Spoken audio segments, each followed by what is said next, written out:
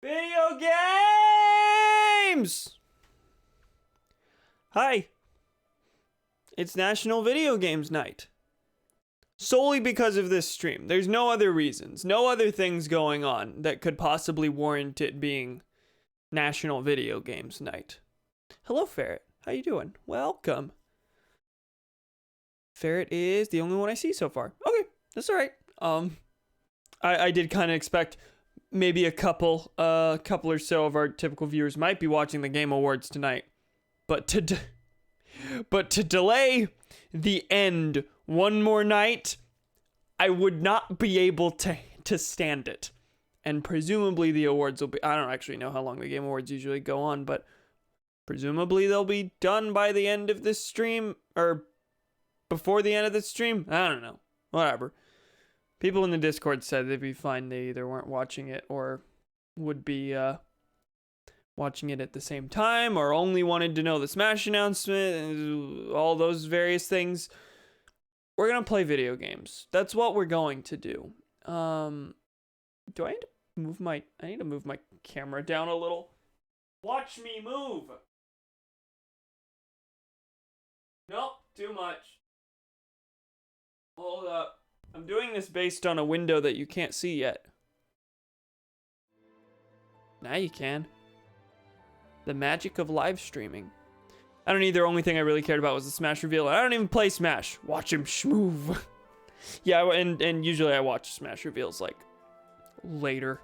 I don't usually find out through the trailer, which, you know, makes me miss out on the hype, but I don't play much of Smash anymore these days, so whatever. Sephiroth's cool, I guess. I haven't played any Final Fantasy, but we got another Final Fantasy VII rep, so that's cool. I'm excited less because, well, I'm not really excited because I have no attachment to the property, but that means that they're obligated to add more Final Fantasy music, presumably, because there's what, 2 songs in the game currently? I don't know. Anyway, we're gonna play some Xenoblade Chronicles. As you can see, Shulk is green now. I did not know this was an armor set in the game, but Shulk is green now and will finish the game green. And that's his character development. Melly is wearing gold now. Why is Shulk green? He decided to change his fashion sense. There was, for each of the characters, there was one unique armor set, unique armor style that we hadn't shown yet. So, I decided I'd throw them on for the finale. This isn't the armor they're actually wearing. I'm using the vanity system, but, you know. Anyway, welcome back to Xenoblade Chronicles. Last time, we wandered a lot and hoped to finish the game, and didn't, because we were trying to wrap up the last couple quests of the game, and we did a good job for the most part. But we didn't quite do it, because these last 2 quests saw a massive difficulty spike. Huge. Beyond reason. I don't know if it's that... I had to grind for 1 extra level off screen. That's what I did. Will it be enough? I don't know. I'm not sure. But mainly, last stream was me running around and failing at a bunch of fights that the game threw at me in all the endgame quests. Far more difficult than the game has been thus far, and the only time that I've had to grind. Because there, I guess, just aren't enough quests for you to get the necessary experience to be ready for these quests by the time you're supposed to do them. Recommended level is 78. We're at 79 now, but by the time that they were the only quests I had left, and the only thing for me to go for, I was level 77. I wasn't even up to the recommended level. And this is the, like, minimum recommended level. This means that this is the level of the enemies you fight. But not even that necessarily, because we did make attempts at both of these quests, and failed, and upon Spectres Till We Cry, the monster's level 80. We're 79 now. I don't know if we're even gonna get there. So... love when the difficulty spikes out of nowhere and one is forced to grind. And like, if that was just the way this game was, and I enjoyed it anyway, that'd be fine. But this is the first time I've had to grind in this game. I've been playing this game for upwards of 100 hours now, and I've never had to grind in it. So that was very frustrating, and that was frustrating not just on the principle of, oh god, I have to grind. Principle? Did I say that whole word fully? I don't know. Not just on the principle of, oh god, I have to grind now, but also because I thought we were going to finish the game last time. So, in terms of events that happened, nothing really happened story-wise. We still need to head for the Fog King. We did find out last time that this is in fact the point of no return. So I have to get all the quests out of the way before we go fight the Fog King. And so in terms of story, nothing happened there. We did a lot of quest things, and so the context behind this fight that we're about to jump in, is that Diabolical Banna here is a Nopon who has been selling drugs to the local Grandel settlement in hopes of making them all lazy fucks who depend on him economically so that he can build an empire. So we have to go stop the would-be Nopon emperor because he empire bad, but not actually because empire bad. I am playing as an empress. His specific brand of empire bad. Apparently. Nopon drug dealer. Yup, that's the plot. Hey, Partly. Welcome. How you doing? We're jumping into the Banna fight again. That's what we're doing. Hoping to God it goes well. Empire only good when we do it. Yep. That's the... Those be the breaks. We're asleep. That's right, you can put all of us to sleep. Then we just vibe for a second until... Oh, and that also discourages everyone in the party. Which is not good. So... Oh, I don't remember specifically what made this fight super hard. I think it was mainly just the fact that it had a billion health. It takes a very long time. The entirety of the Nopon army goes to sleep, but not even. The Nopon army just stands there like, oh, we can't do anything. Pawn Specters don't want to do anything. What's with the Nopons though? What do they do? Do they buff you? Do they have guns? Yeah, they do help out in fights. They kind of just deal minuscule amounts of damage and exist in the background, doing a little bit of healing here and there. Their primary purpose is that chain attacks no longer exist in this game, so you can do an epic special move called a Union Strike, where they do massive amounts of damage to the enemy. That's one of the big gimmicks of this epilogue. Nene! Okay, Nene's good.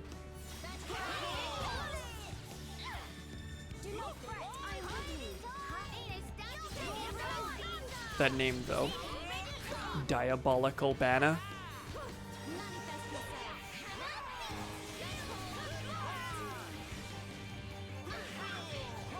I mean, we're doing okay so far. I remember we got very close to defeating it last time.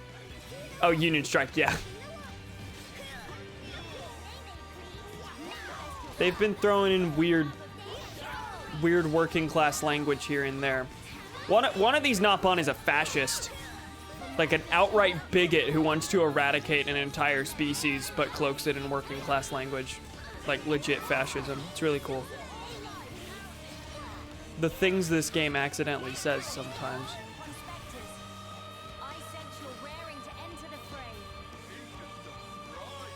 Alright, here's the Union Strike.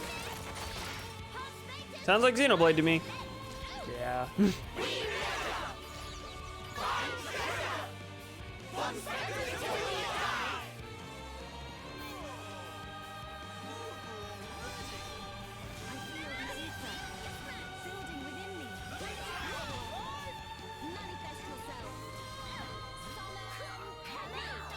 Okay.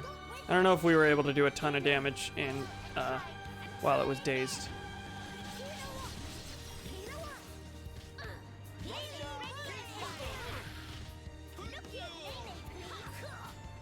I mean, this party doesn't seem to be doing terribly. I figured I would fail virtually instantly and have to just swap out party configurations a bunch of times. That said, if Nene goes down, probably have an issue. Chain attacks are gone for the Union Strike, which is press button, do big damage instead of something you can strategize with. Cool. Yeah, I agree. Yeah, I agree. It's not a great change. Don't love it. The reason is because they simplified a bunch of things for this because it's a much shorter game compared to the main one. So they removed things like affinity, they removed gem crafting, things that make sense, but chain attacks I feel like weren't intrinsically linked to affinity as a concept. With chain attacks you like gained affinity with each one you did, and in some ways its efficacy was based on your affinity level between party members, but I feel like you could just simplify the concept of chain attacks while keeping them basically the same instead of just removing them entirely. It's not, I don't like it. It's unfortunate. Also, we're doing bad now. It's not going well. But if Nene can recover, hopefully we'll be good. Kino, are you gonna do anything? No, Nene's just gonna die. Oh, everyone's gonna die. Are you okay? Oh no, now we're doing bad.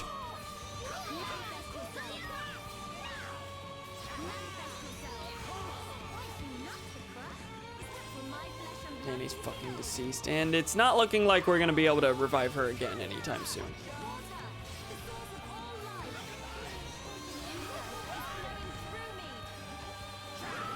Oh god, we're all asleep. Well, we came very close, but yeah, I'm not gonna be able to revive Kino. And I'm dead. Fuck. Well, we got close enough that I feel like we're in, like, legitimate, we can do this territory. That's not where we were last stream. We were just getting creamed every time with basically no signs of victory. The final day, wah, wah, wah, wah, wah, wah, wah. Referring to Xenoblade or referring to your school? Hi, Thomas. How are you? It's Xenoblade. You never know with Xenoblade if it's going to be the end or not. Well, I feel pretty confident this time, but it might go longer than usual. But we literally have 2 quests and then the end game. If it doesn't finish, then we have some problems. And the next stream's gonna be like 20 minutes.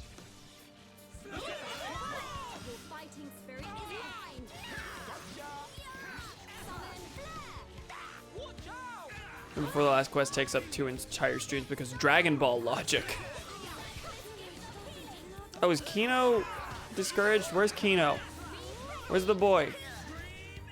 There he is.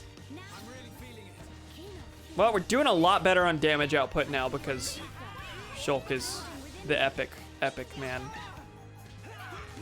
And Kino's doing a pretty decent job of picking up the slack on not having a tank. Like, Shulk's got all the aggro, but he's doing fine.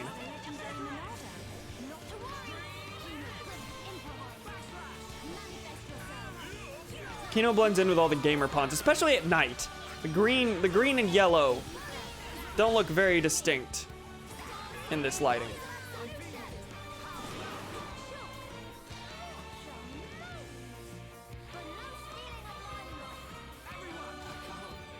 Shulk's dead. Great. I was about to use a Union Strike. It's gonna be cool and epic. It's gonna be gamerific. Now Kino's dead. Okay, we've reached that point. The way every fight in this epilogue goes is that as soon as one person dies and we have to use up the party gauge to help them, we're just gonna be in an unending cycle of people dying over and over. I don't know if you saw the Smash character reveal. I did. It's really fucking good. I like the trailer. I don't have it. We've already mentioned it, so Unless people here care about like that being spoiled. I think I can talk about it. Any objections? Not that I have a lot to say about it. I'm just gonna say I don't have any attachment to the property, but it's very cool.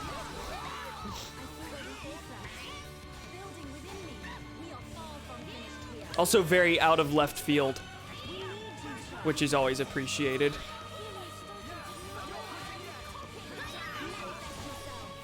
I'm just gonna say it's Sephiroth, which is neat. Have not played. Oh god, I'm dead. Fucking Christ. I have not played Final Fantasy VII, nor any Final Fantasy beyond like the first one for a teensy bit on mobile, which I do not count. Fly into an oven. Oh god, Shulk! Oh my god, okay. And now we don't have enough in the party gauge to revive him, which means that Kino is aggroed, and Kino will die before we regenerate the party gauge, so that's cool. It's fine. And we're asleep. Okay, we're fucked. We're fucked. Thomas, you can't just say Mr. Shit in Home Depot and think we know what you're referring to. Almost out. And yet I do.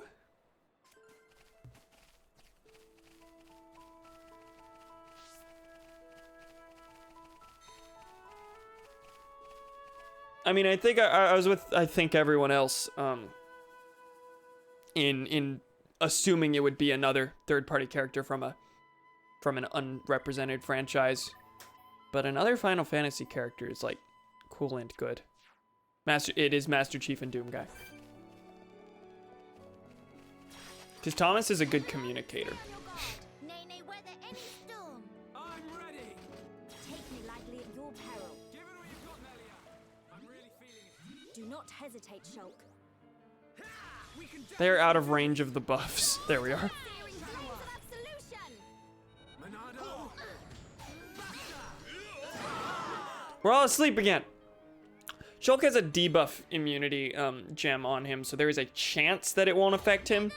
That happened earlier. He was the only one who wasn't affected by the sleep, so you know, that's we should probably keep him in the party for that reason. I might even want to switch to him myself soon. I wanted to lead with Melia because this is the end and she's the protagonist of this epilogue, but you know. Does that mean he's the first non-Echo fighter to be a second representative for a third Shardy? Possibly? Okay, who are the third-party reps? There's Simon and Richter, those are Echoes. Ken and Ryu. Maybe.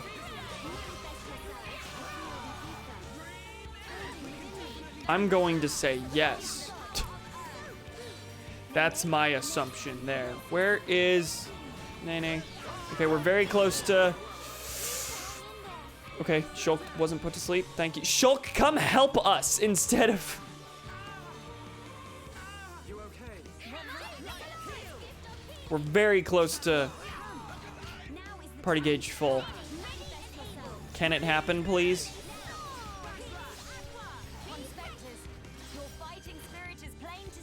All right, let's daze it.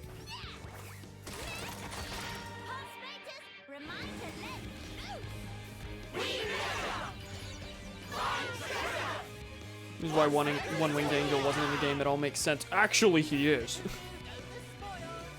Is that in response to first non-Echo fighter? What was I gonna say?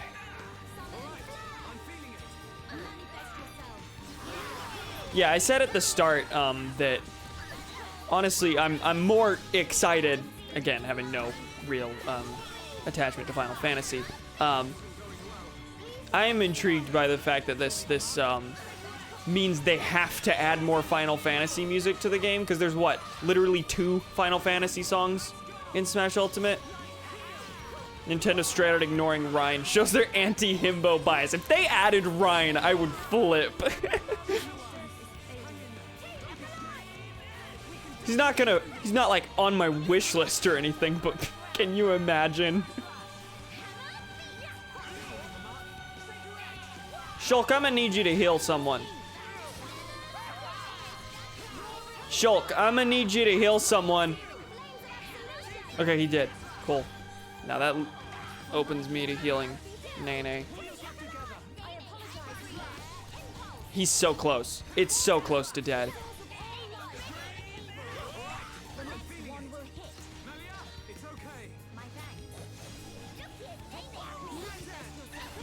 We did it! We did it! We did it! We did it! We did it! We did it.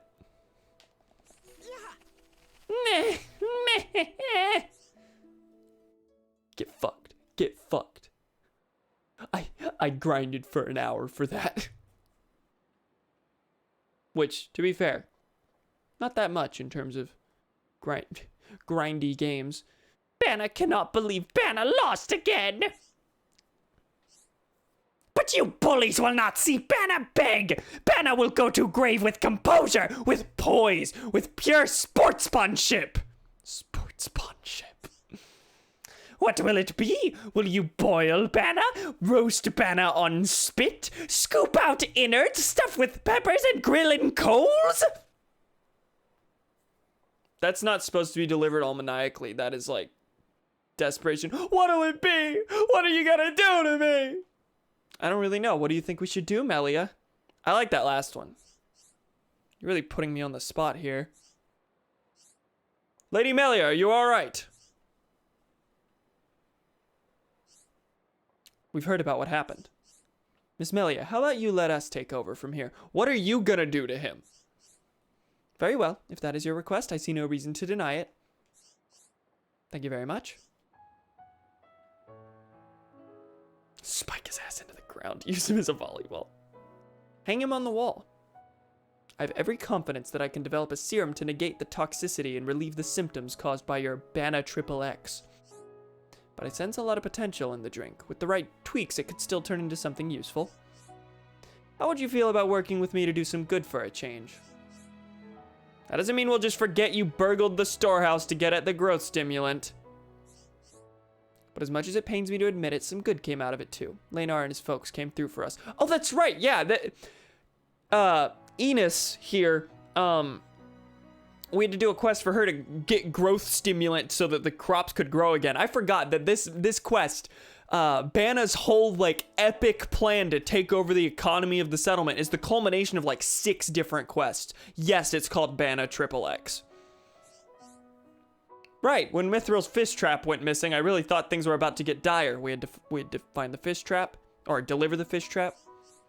But with the help of Retta and Miss Melia and her friends here, we managed to build a new, better one. Individually, we are limited in our capabilities, but when we work together, well, work together with us and you'll see.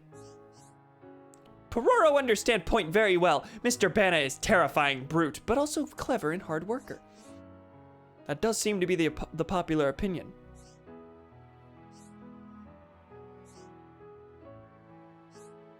Oh, fine. You lot all disgustingly soft, but since you compliment Banna so, Banna will stoop to working with. Great, thanks for understanding. They soft in hearts and in heads. Lord Banna shows scrappy shred of sorry, and they trust Lord Banna immediately. And now that is taken care of, it's time for receive punishment. Meh? Ah, yes, mustn't forget that part. Meh? Indeed, justice must be done.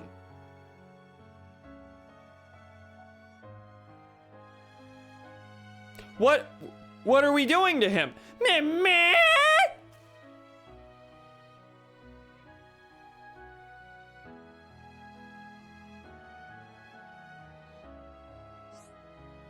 That there one Nopon who never learn.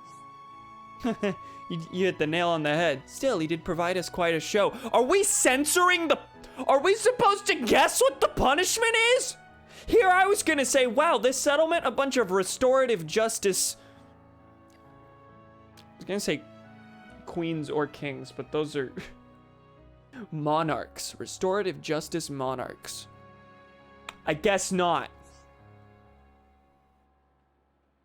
What did we do to him? Shulk, I do believe that this town, that these people will be all right. Yeah, I think so too. Now it's time for us to play our own part, our own special part in this story.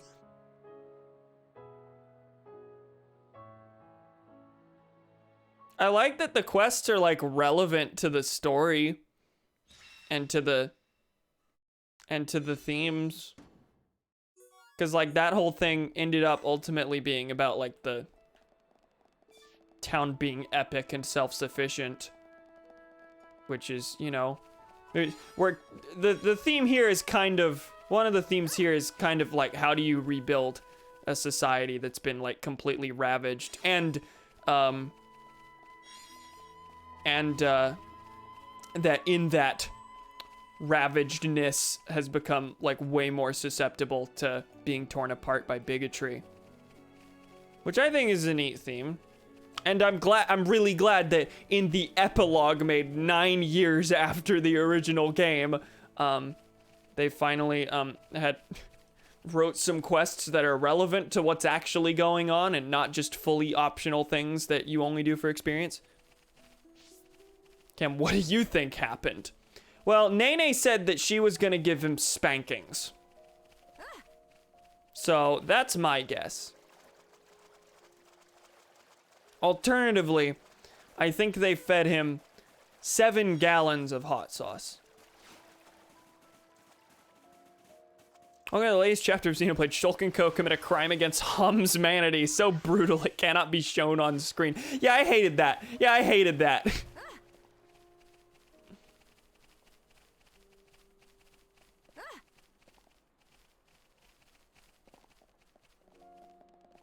I think Nene grabbed her hammer and played baseball with Banna. Anyway, I'm kind of just running around the settlement now, which is not what we need to be doing. That is one of the 2 quests we had to do today. Let's head to Nerthus Necropolis finally and finish up the Pond Spectre quest. This one here is the culmination of collecting these 12 gamers who have been surveying this land for Chief 1-1, searching for an epic treasure. We found said epic treasure, but we're unable to get to it because it was guarded by a level 80 dragon. We're all level 79, so this is a worry. I do have worries about this, but I'm hoping we'll get through it. I'm gonna take Shulk this time, because one of our weaknesses in the last battle was the fact that Shulk wasn't healing when we wanted him to. But shockingly, he did a good job of like being basically the only real healer. Let's go fuck that dragon up. Let's hope. Director Arachno's definitely gonna... Yep. Okay, let's get this out of the way. Gonna try and use this best I can to build up the party gauge a little bit. We've got a third. It's gonna die before we have anything else. Okay. I'm gonna ignore the chests. And here we go. You see it? See it? Prosecutor Davram, I think it is. I called him Miles Edgeworth because that's very funny because he's a prosecutor. Please laugh. Prosecutor Davram. Let's do it. All right, first order of business. Purge that spike off of him. It didn't work. It did not work. Yeah, that spike is gonna be real bad. Wow, I died instantly. Well, this is not a good start whatsoever. Fuck. Purge the spike. It doesn't do it. I can't get rid of his spike. Okay, in that case, what do we do?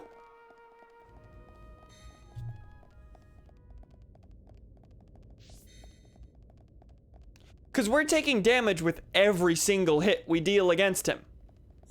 And if we can't get rid of that spike, we are fucked.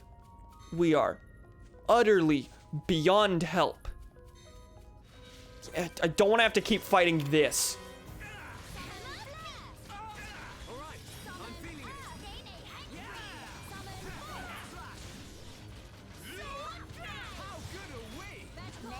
You brute force, obviously, the video game strategy. I did a bunch of brute forcing last time that didn't work.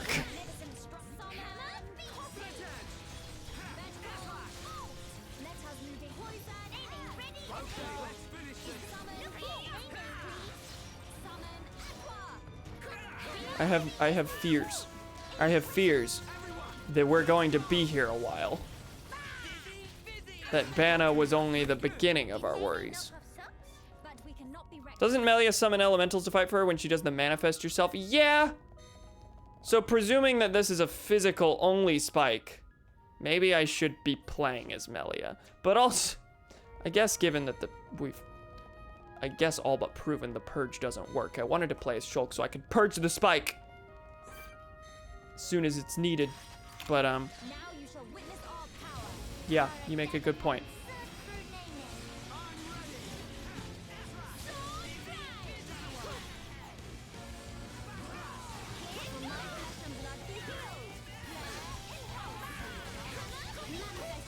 I also read that Melia's AI is notoriously bad. I haven't really noticed ever because she's never she's exclusively useful for damage dealing for the most part. Like, I'm never dependent on her to topple an enemy or to heal everyone else or anything like that. So as long as she is in fact dealing damage, I haven't really had an issue with her AI. That said, we need to get Kino in here because we are not doing well. Fuck, okay, we're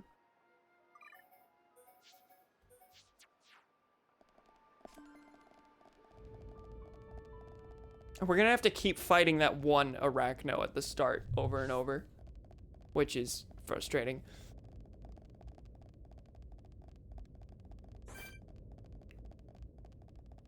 Well, we are actually remarkably close to level 80. So maybe it would be worth it to do like a couple minutes of grinding. I do have one enemy that I've been grinding on over and over between streams. There's a big Lexos, big flying boy in Alchemoth that is level 75 and seems to be the highest level standard enemy I can find. That's another thing that I mentioned a couple times in the last stream, is that grinding is kind of difficult because the enemies seem to max out at 75. We need 80. We need 5 more levels out of that. So we're not grinding on enemies that are like equivalent to us or just a little bit below us. We're grinding on ones that are way below us that aren't giving us all that much in the way of experience. Maybe I need to use expert mode for a bit. Go grind on the Lexos over and over while having manually lowered myself to level 75, because the way experience is granted in this game is actually dependent on your level. So if you're fighting a level that you're 10 levels ahead, fighting an enemy that you're 10 levels ahead of, you will not get as much experience as you will otherwise, as you will when fighting it at an equivalent level. If you vastly outlevel something, then you are not gonna get that much experience from it.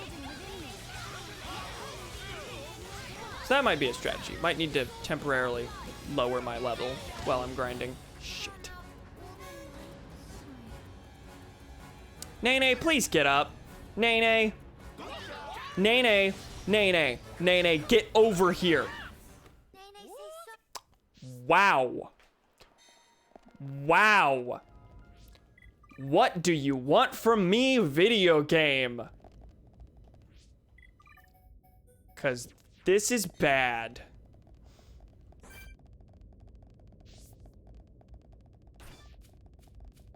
gonna go one more time. I don't remember the purge just not working. You know, I probably had an epic anger whenever I realized that on last stream that you can point to and be like, yeah, you, how do you not remember that? I mean, haha.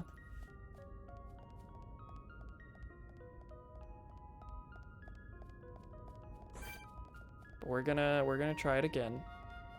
It's not going to work. We can't lose. I expect nothing short of our very best. They meet their match with Kino. Hey, you did the sneak around the big arachno boy. I did.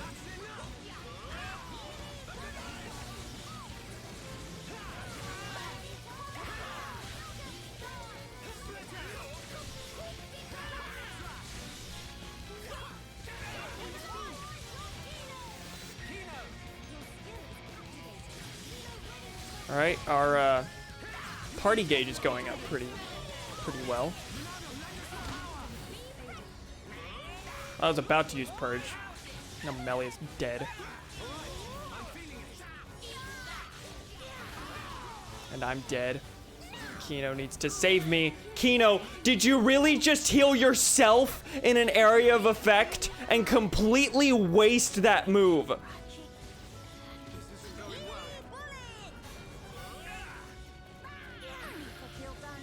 Truly fine. Kino, save me. I'm just getting completely clobbered. And there's still seemingly no way around this. Okay. We're going to Alchemoth. For a completely different reason than I was hoping to.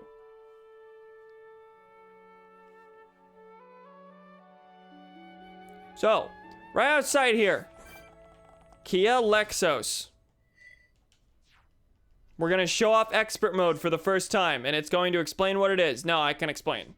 I can explain. You are able to manually level down. It will save that experience as reserve experience, so you can redeem it again anytime. The reason I'm doing this is because you earn more experience the lower level you are when you defeat an enemy.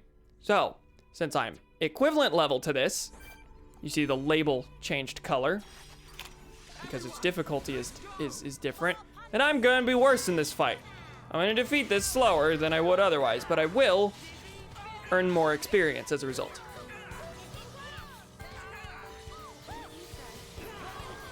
That's super weird. I like it a lot. I've been playing with it in as I go through New Game Plus, and it prevents me from being like super overpowered. I can just manually level myself to wherever I'm supposed to be at that point in the game. But if I like encounter a big epic unique monster that's level 80, I can then level myself back up to that point, which is neat.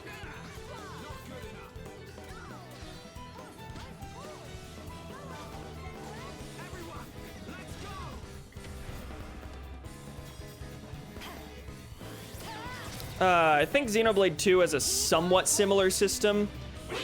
Its in-system saves bonus experience, which is just all experience other than that earned in combat. Quest experience, all those things. And, oh, what am I trying to say? So you can go to the inns and redeem that experience if you're having trouble, but otherwise it'll keep you from being, over-leveled if you go for like 100% in quests. Because that's a problem a lot of people had with this game, was if you go for a 100% playthrough, you will be far too over-leveled for anything in the main game to... anything in the main quest to give you any trouble.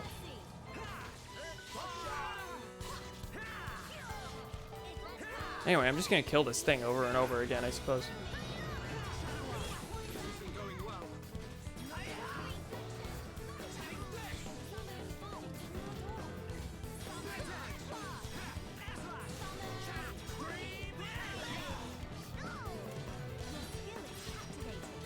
I can't use Buster? Oh, I wasn't close enough.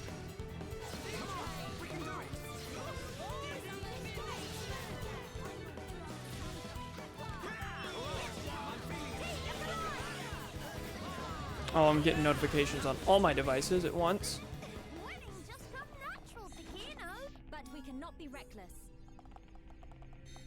Now, one problem I have with the expert mode is that you can't, like,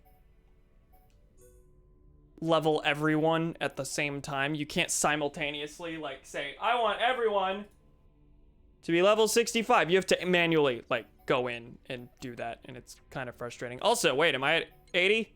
Oh, I did it. That was really quick. Yeah, everyone's 80 now. Except Kino, he's 79. But, like, that's fine. I'm okay with that. We'll go ahead and kill this thing one more time without expert mode on. Everyone, let's go! Display no mercy. Switch should go down a lot quicker, but then I'll go for the dragon and see if it works. I'm wondering if maybe the purge, how effective purge is on spikes might be related to the enemy's level. Like maybe if the enemy out levels you, you cannot get rid of the spike or something like that. I don't know. Yeah, that was very quick. I will say it is a little weird how the experience works.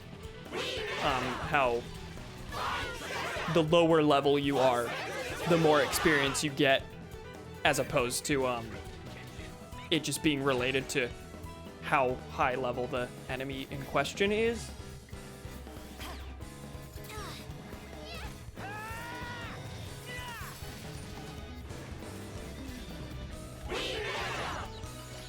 I'm curious how the experience scales, because typically how it works is, you know, the amounts of experience you need to level up go up. But, Union Strike! It's like the way it works is, if say I were to go back to Colony 9 at level 80 and kill the level 5 enemies, I would literally get no experience points for it. Or maybe 1 experience point. But I would think that with the way experience points usually scale in games, like, maybe it gives me 100, which was a lot when I was back at Colony 9, but is no longer a lot anymore. I don't see the point in, like, scaling down how many experience points you get. I don't know. Anyway, we're going to Nerthus Necropolis again, and we're gonna give it another solid try. See how this goes.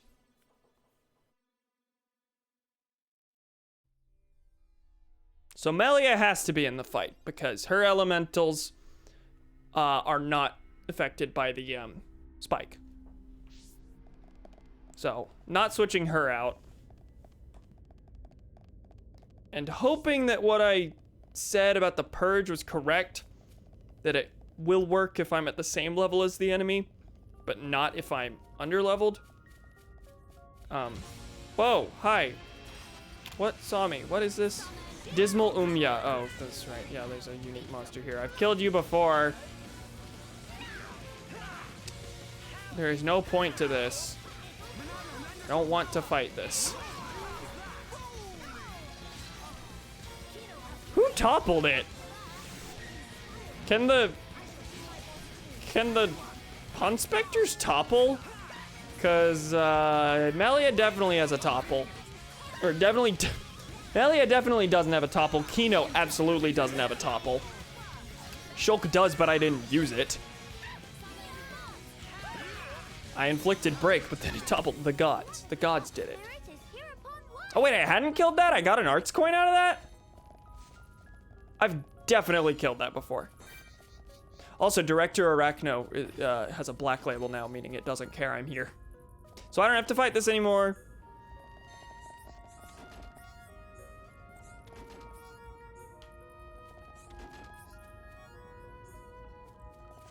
Game says you didn't, apparently.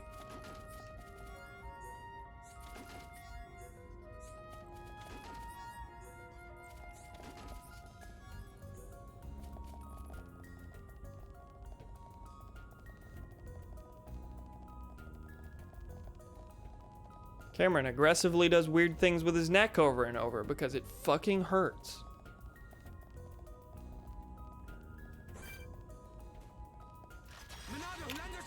Purge, do it. It didn't work still.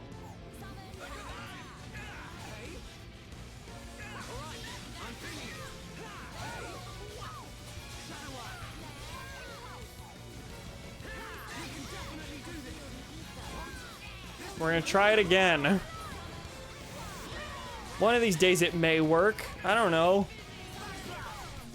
It at least inflicts an art seal, I'm pretty sure. Which means that if I use Purge on it, it won't be able to use its special attacks for a certain amount of time, at least. And those are the ones that, like, kill all of us. Case in point, dear God. Okay, I just need to use Purge over and over because the art seal is apparently extremely important here. God, okay.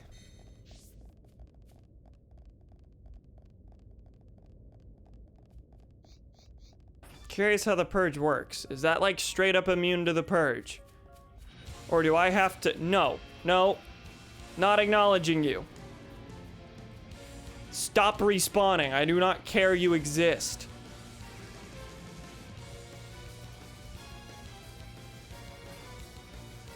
Okay, I can't just run past it. It'll be annoying to do every time, but, you know. Let's do this. They meet their match with Kino. I expect nothing short of our very best.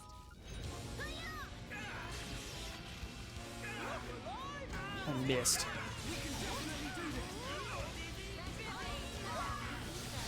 Oh, that worked. Oh, that worked. Okay, maybe if you're equivalent level to it, like, there is like a 50% chance or something.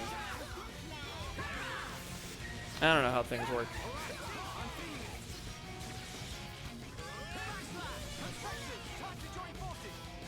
Daze it.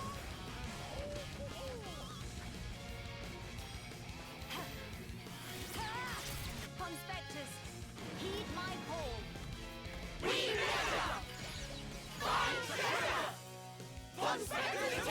Now, will it daze successfully? Yes, but it doesn't get rid of the spike? That's unusual.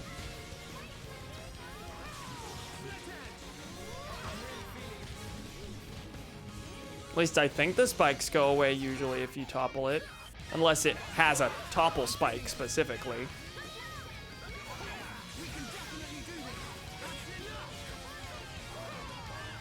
It's working. Okay. Okay. We have a shot this time.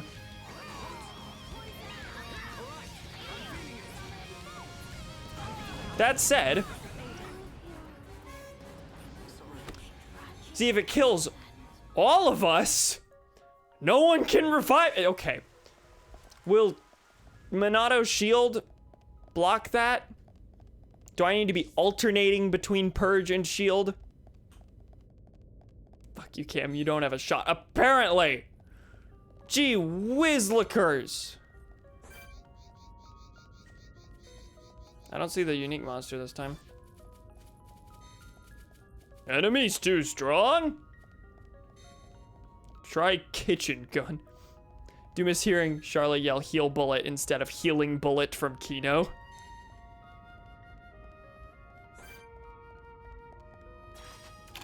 Right. Let's do this. They meet their match with Kino. I expect nothing short of our very best. This is the Monada's power. Alright, purge it, please. It works sometimes. Maybe it has a higher chance of working if it's from the back. I don't know. That's a good start. Back up on feet. Heal where I fear I approach my limit. Not to worry.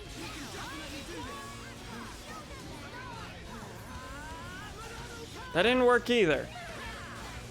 Tell me what's affecting this. Does it just have like really high resistance or something? Building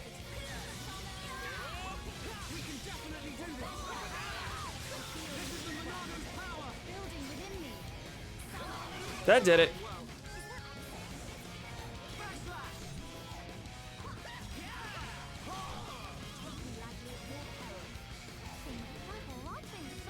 All right.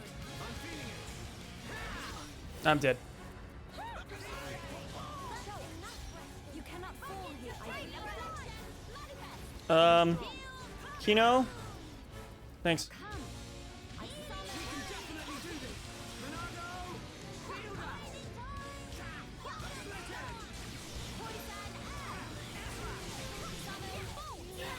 Kino, no!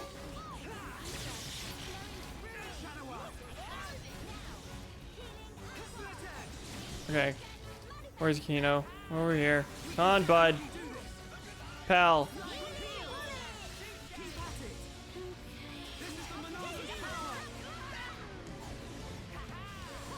That worked. But then it used Ignis Breath, which will kill us all. Sorry, it'll kill everyone but Shulk.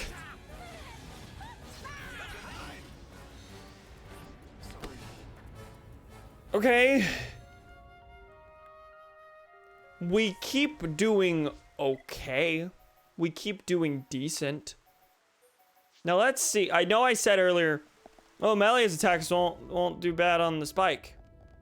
Melia's attacks will get through the spike. I'm curious if adding Nene will do anything. It'll kill us all, except it doesn't.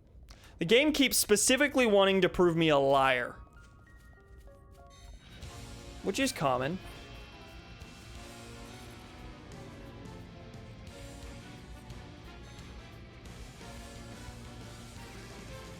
Is that a moth? The return of the moth for the finale. Been a while. Hey, pal. I basically have to play as Shulk, though. That's the thing. Because the AI's not gonna purge every 4 seconds.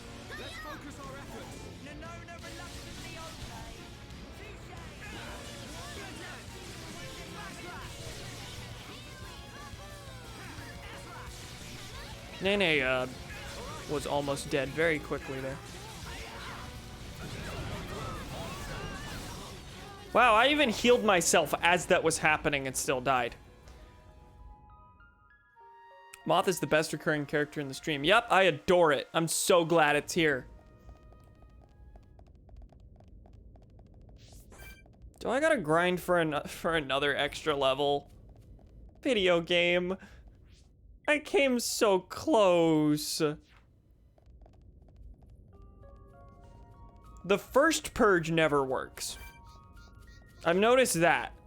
I can never purge. I think maybe once I purged it from the beginning.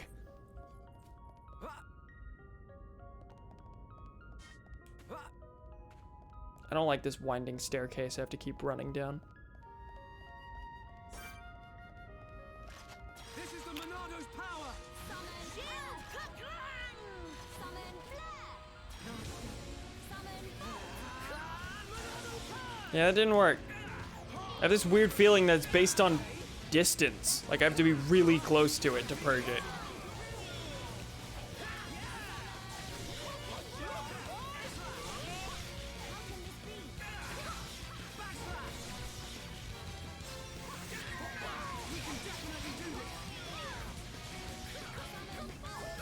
See, that purge worked. But then it's gonna use Ignis Breath and we're all gonna fucking die. What do I do about that? What fixes that? Does Monado shield block it? I still haven't been able to tell, but also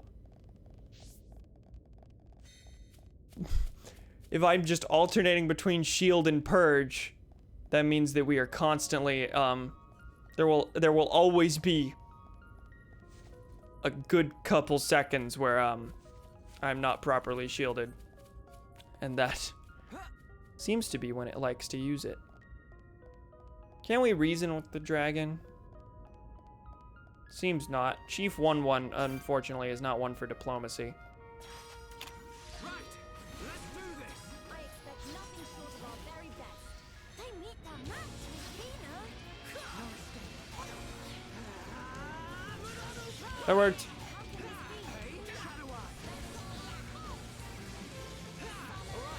I'm feeling it.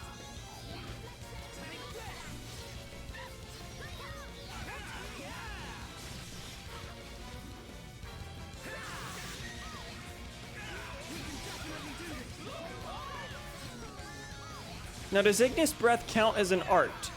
Like, is that a... Not to worry. Apparently that tail move doesn't.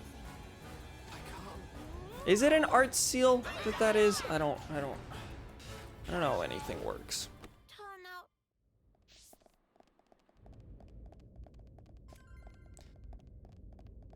I'm gonna try once more, and then the move should probably be to lower my level to 73 and then just kill everything in this room.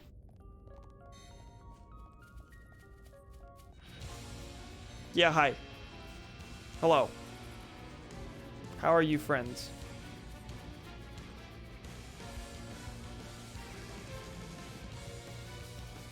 Oh, also, hold on. Expert mode. Okay, we don't have any reserve experience, but keeping it on means that you get, that some of your experience isn't automatically awarded to you. That it is saved as reserve experience, which is not what I want. We can't lose. They need their match with Kino. I expect nothing short of our very best. This is the Monado's power. That purge didn't work. I do unironically think it is based on distance. Maybe confirmation bias, I don't know, but it sure seems like when I'm far away, it doesn't work.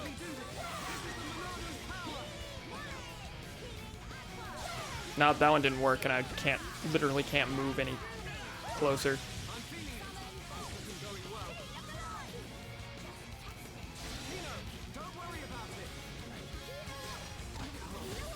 I'm dead. Kino. Kino, please. Kino, where are you? Kino!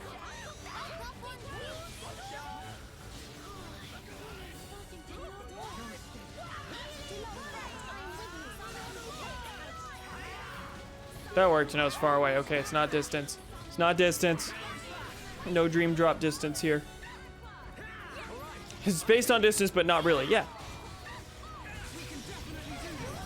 Ignis breath, we're all dead. I'm glad that several enemies in this DLC have just had insta-kill moves.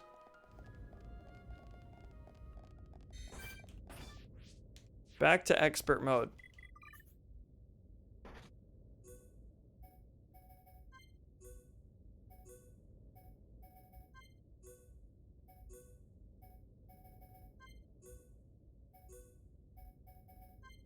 Cool. We're all 73 now. Now let's murder things that are now suddenly challenges. Potentially.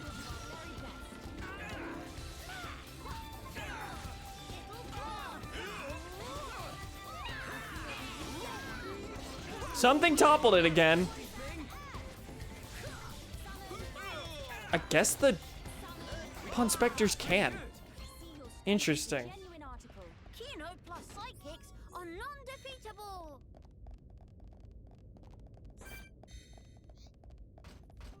Stream edge. Let's focus our efforts.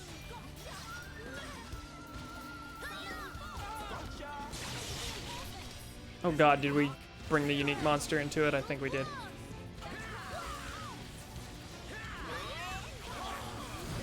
Yep, that might be a little scary. Remember, these things are now strong.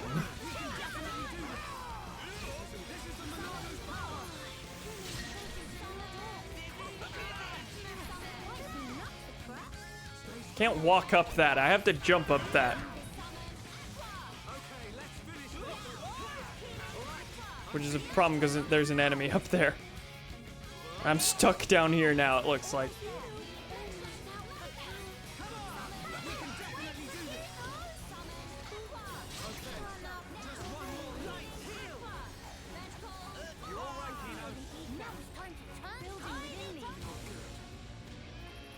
Yeah, and I'm fucked. I died and we didn't have anything in the party gauge to revive me. Thank you, unique monster. Appreciate you showing up, making your voice heard. We can't lose. Display no mercy.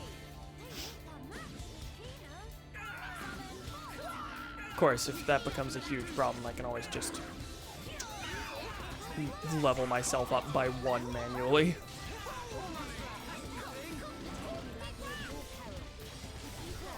Going through me. Starvey. Day without sweet wasabi is day too long. I don't think we'll find any around here. You're feeling so depressed. Okay, where is the unique monster? I think it's in that area to the far left.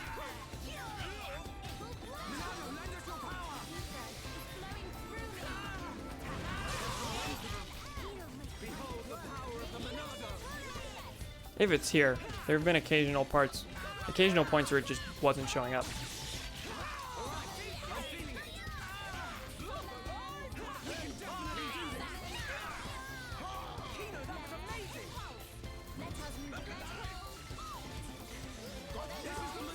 Okay, Purge inflicts Aura Seal. Okay, can I inflict an Art Seal? No. No, that's not a thing. I mean, that makes sense.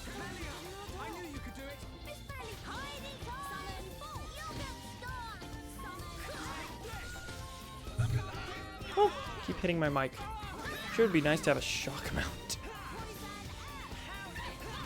But the Blue Yeti's a wacky size, so it doesn't fit most. There aren't a lot of shock mounts for it.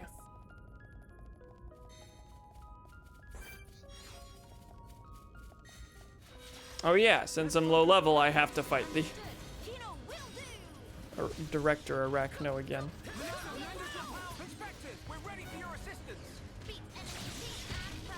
We'll get through this fight and then I'll see if I got enough bonus experience that we'll be fine.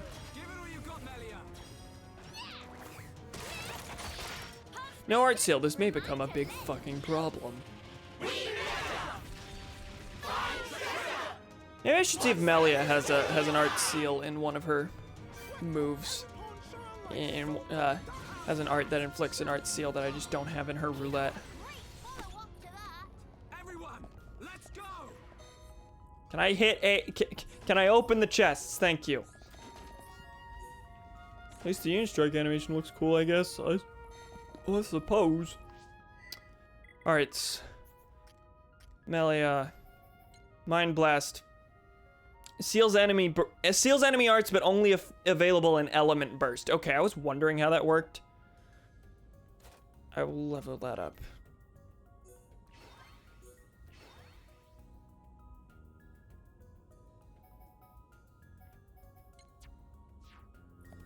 So, Melia can do it.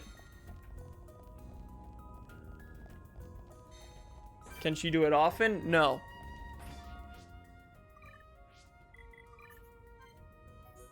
Still level 80. We're gonna try anyway.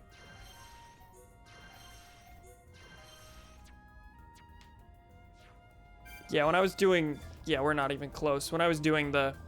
When I did the expert mode earlier, we were already close to level 80. So it wasn't a big deal.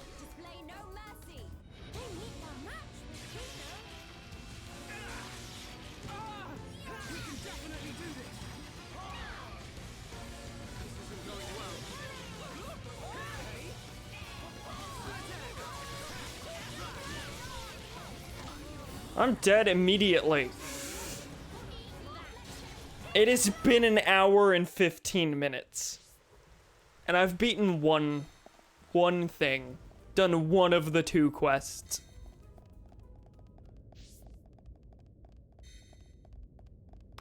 Not a fan of this difficulty, Spike.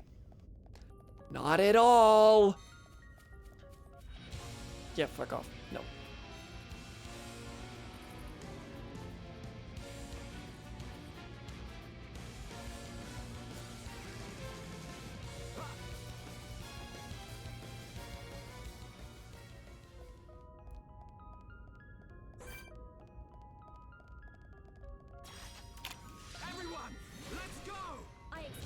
And then once, I said it before, once we're into the actual end game, it's gonna be super easy. There's no way this is gonna be level 80.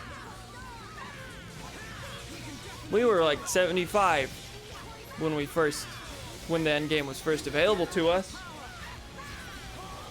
Only got to level 80 by necessity of these quests. Not even because I wanted to be, I had to grind to be here.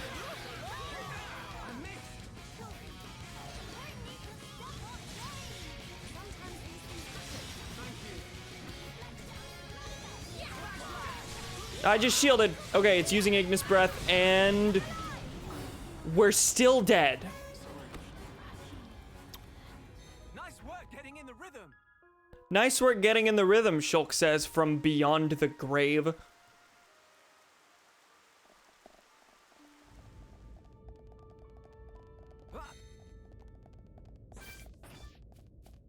I mean, honestly, we're doing... Difficulty spikes are fun, yep. Honestly, we're doing well enough that if we could get through that Ignis Breath, we'd be golden. Maybe I need to be using, like, Monato's speed to make sure that one of us can dodge it successfully. There's Monato armor, which I've barely given any mind to. Paid any mind to the point that I'm not exactly sure how it works. But it is different from shield. So maybe that's something I should try. We can definitely do this. I did not mean to use shield. I definitely meant to use purge. This isn't going well.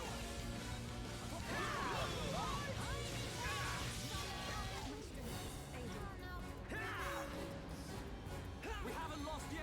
Sorry to Melia is not who I should have killed there. Very bad idea. This is the Monado's power. Monato armor. Monado? Monato armor. It just reduces total damage. Okay. Doesn't specifically, like, protect against arts. Okay. Roll back to life at least.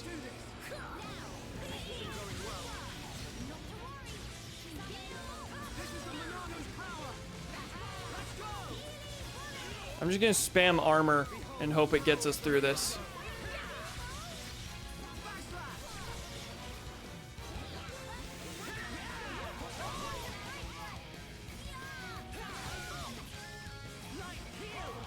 Because honestly, the spike isn't doing too much. I'm not dying because of the spike generally. Until it knocks me like to super low health and one slash will kill me. I'm all right, thank you. This is the Monado's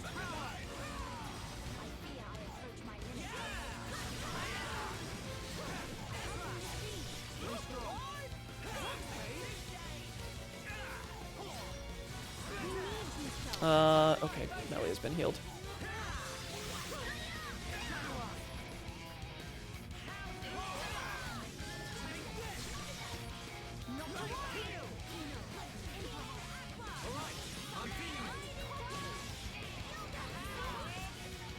Oh god, me and Melia are having problems. Okay, just Melia.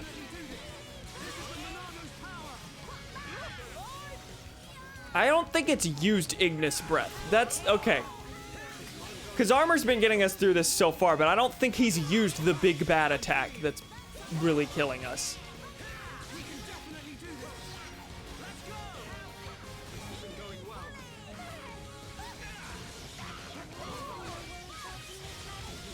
I'm toppled. Someone help me.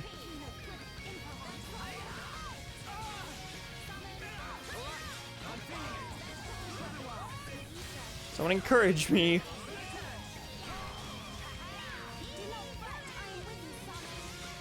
I'm shocked we're getting through this time. I do think it's pure luck. I don't think it's used the problem one. Ignis Breath, here we go. We're all armored. How will this do? Okay, a lot better. Melia's the only one that died there. Now, if we can recover from that cripple is a different question. Especially since it just used Ignis Breath again. Back to back. Well, that's fucked. Cool. But armor is effective. We have found a winning strategy.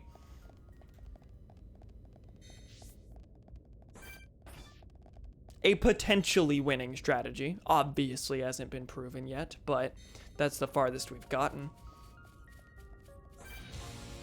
I don't like that I have to play as Shulk here, basically. Like, there's nothing I can do switching to Melia to to help us. My strategy here is entirely dependent on Monado arts.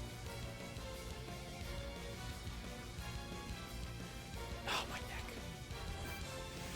Are you still following us? Okay.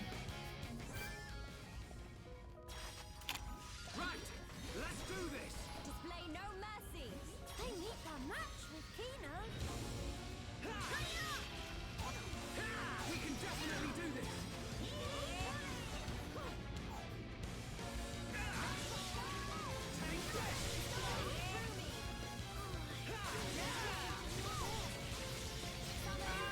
At least the music's hype. The music is always hype.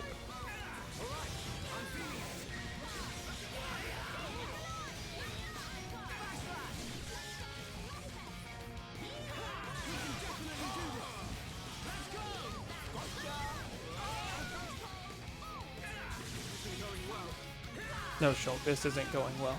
What gave you that idea?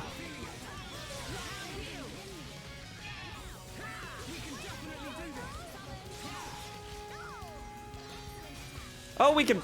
Okay. Let's daze it.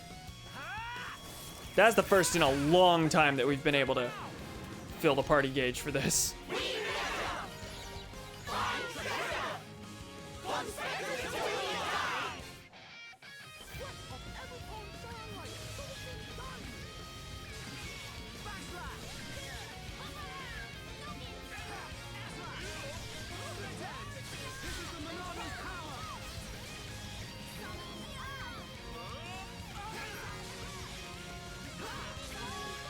I missed you, Union Strike. Ignis Breath.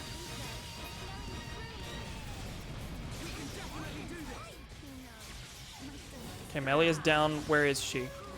Where is she? Okay. I like how I managed to keep missing the massive beam of light.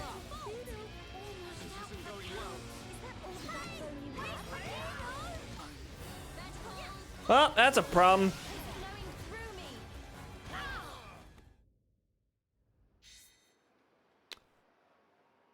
I don't like this fight very much. See, the thing is, I'm sure it would be a fine fight if they gave you enough quests that you would naturally be level 81 by the time you get here. No, it wouldn't be a fine fight. There's still what is basically an insta-kill move.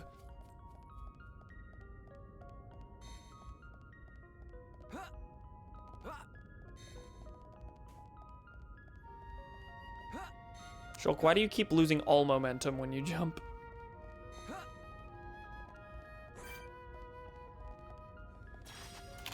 We can't lose.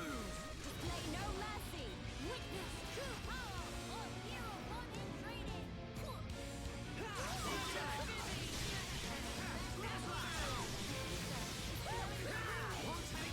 Shulk doesn't know the basics of momentum conservation.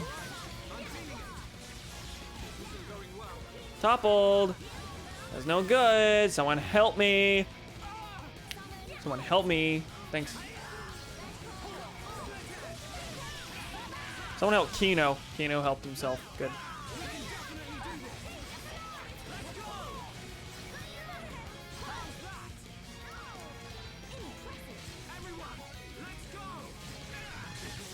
I don't like that the only way I'm getting through this is just by spamming a defense buff.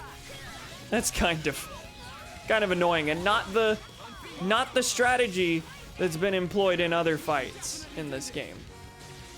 This game has generally demanded a lot more than that. Not that this isn't a demanding fight.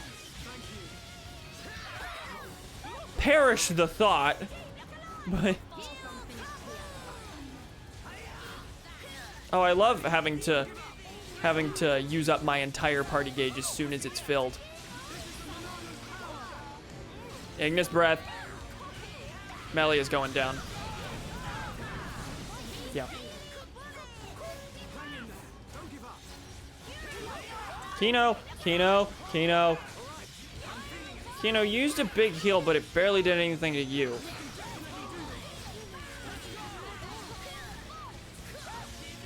Okay, can we recover from that?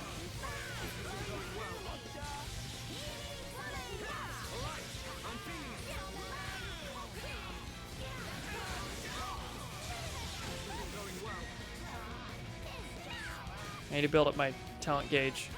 Build up my Minato arts so I can armor again.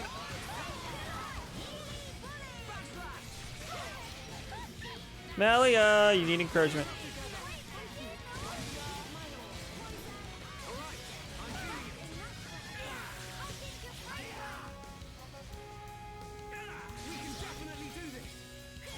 I'm dead. Someone help. Thanks. I can still do it.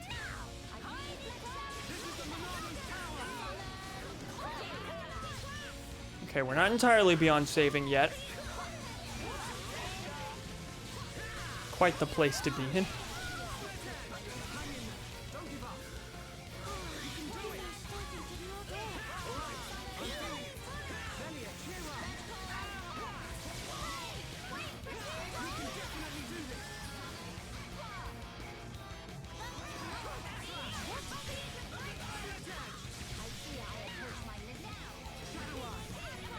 Melia needs healing. Okay.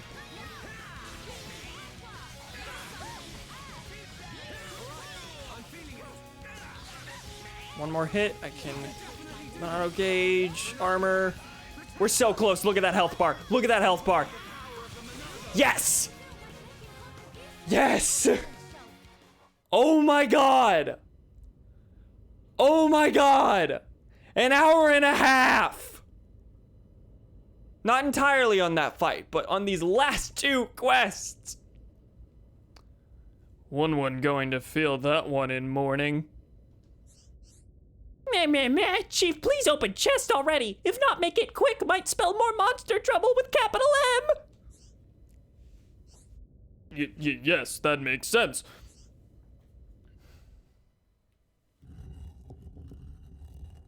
This wasn't the voice I was giving him. This is the voice I was giving him.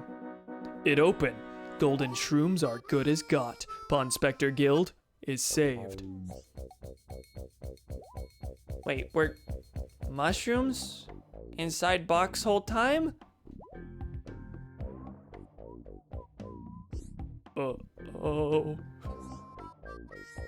Something wrong? Maybe mushrooms shrivel up like face of Granny Pond. Oh God. That entirely correct. Shocker. Why are they so dry? Asks Dry. Was that the joke? Was that the joke?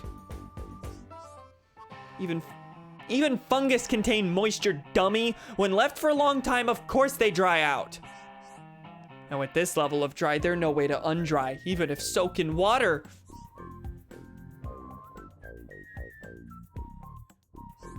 What? No. This impossible. Golden shrooms of one's dreams. What Chief wanted to do with mushrooms after Get anyway? It's not normal to be such grumpy trousers. Memos say that golden shroom have flavor profile unlike any foodstuff that anyone ever eat. Unparalleled delicious. We did all that so you could eat the fucking mushrooms. Shocker, shocker, shocker. Ultimate conclusion to the story of the Napon. If could cultivate golden mushrooms we found, then could start selling and never hurt for monies again in life. But with mushrooms so dry, plan is ruined. What Chief need money for anyway? Meh. Well, here is the thing. Right now, Archaeology Center is on verge of go bankrupt. When one become chief, old chief tell all about financial situation. Long story short, it bad. Deep bad. Dire bad. To reduce running cost, one reduce pond specting hours and change tack to focus on fundraise. Change tactic? Change tack. Thank you. When decide on new slogan, also want to choose one that inspire pond specters to have pride and raise morale. One spent days and nights looking for a way out of dead-end circumstance. Then, one day, stumble on fateful memo. That give one glimmer of hope for save center from get repossessed. Set had no idea. I had no idea. This one thing one would not forget to say. Rather, could not bring self to say and make co-workers feel unease. Chief, we pawn specters, not just subordinates. We all colleagues, friends. If had said, everyone put noggins to work. Tend to. He's a shitty boss. His whole characterization is that he's a shitty boss. Why are we being sympathetic to him? We not let you give up so easily. Meh? Chief did not search chest thorough like. FIFA rummage properly, corners and all. What's in there? Chief, quick to cast peepers this away. Underneath dusty layer of dry golden shrooms.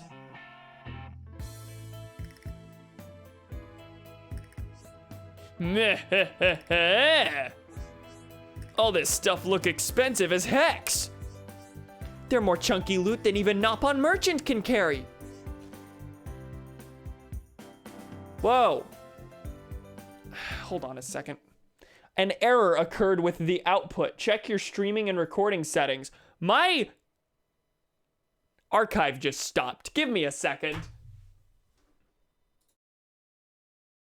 I mean, that's not terrible. That means... Oh, I'm out of hard drive space. That's no good.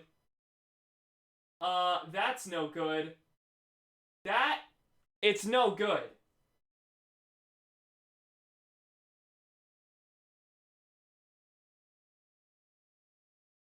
Hold on. I can fix this in like 2 seconds.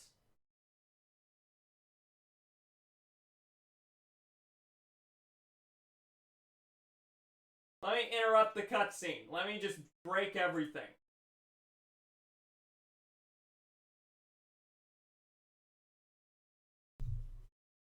You know what's good? Moving files while on stream. That's cool.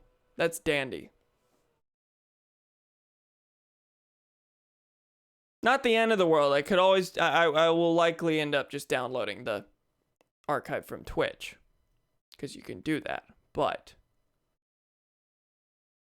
I'd like to nip this in the bud real quick. This is a wake-up call that I need to start uploading archives so I can delete the old ones. Because I'm sorry, I don't have the space to keep all these. I'd like them to exist somewhere, but...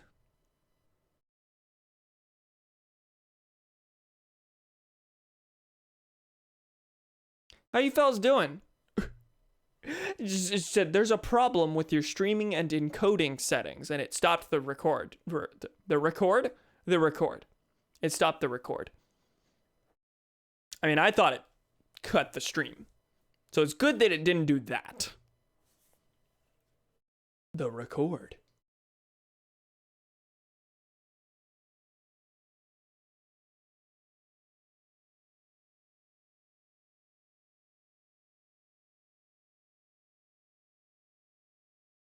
Yeah, there's a lot of awkward dead space where I'm just gonna sit here. So if I do end up just downloading the Twitch recording, then sorry fellas.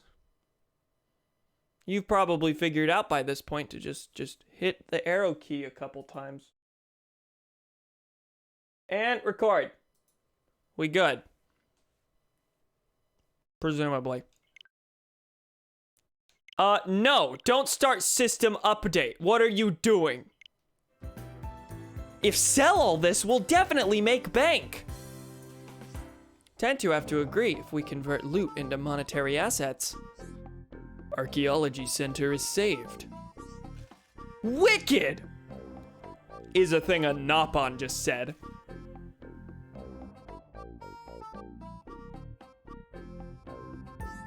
Pawn specters could never have discovered fabled treasure without friends. Golden shrooms all dry and gnarly, but other stuff here have economic value. Future of Archaeology Center, look bright. One also find this in treasure chest. As promised, we'll give to friends. In truthness, is hardly enough to repay all favors that friends do for 1 and other pawn specters. To sweeten deal, Pawn Specters will hang around friends until friends ready to go home. How sound?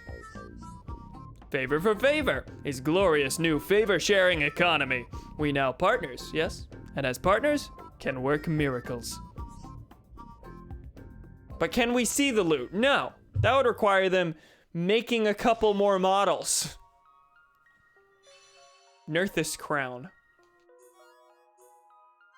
The prized Nerthus Crown that the Pawn Specters have given you is a headpiece specially for Melia. Wear it in battle and you're sure to feel the Pawn Specter spirit surging through you. Ah! That's kind of cute. A close. I guess I'll screenshot that. You probably can't see that again.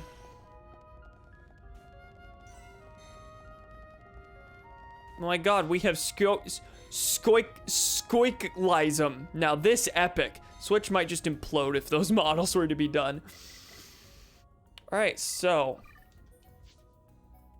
I'm going to do some swapping around. Headpiece for Melia, Nerthus Crown. Which is over double her current, increases Pawn Specter tension, also. Over double her current, defense. Do I have an Ether up gem I can give her?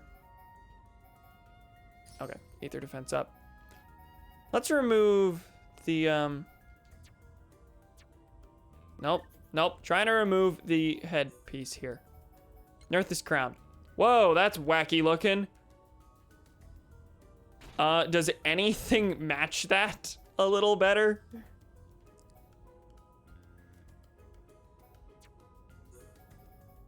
Here, we're gonna give you a really extravagant headpiece that looks terrible with anything else. No. I keep hitting B too many times. I keep hitting B!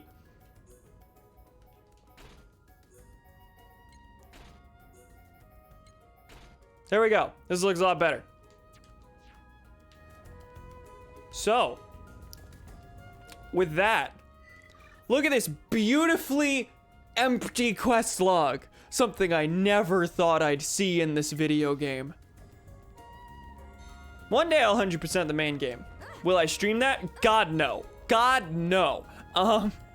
Actually working on it right now as I go through New Game Plus. But with all that, that finishes the quests. Let's zoom out to Alchemoth. Wherever we need to be. Is it just right here?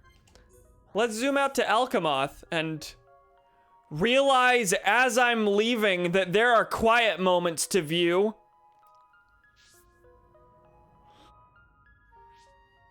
That I completely forgot about.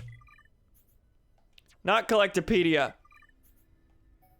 Oh my god. Can view. 3 cutscenes to watch. Okay, I guess the rest of this is just me watching cutscenes. I forgot. Ah! I don't have to, but I'm doing it.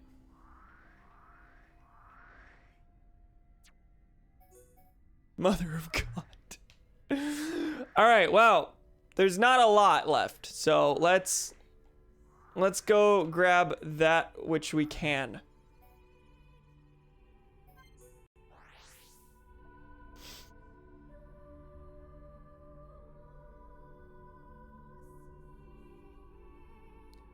The ride never ends. Every step of the way. When you think you can finally move on, no. What could have possibly given you that impression?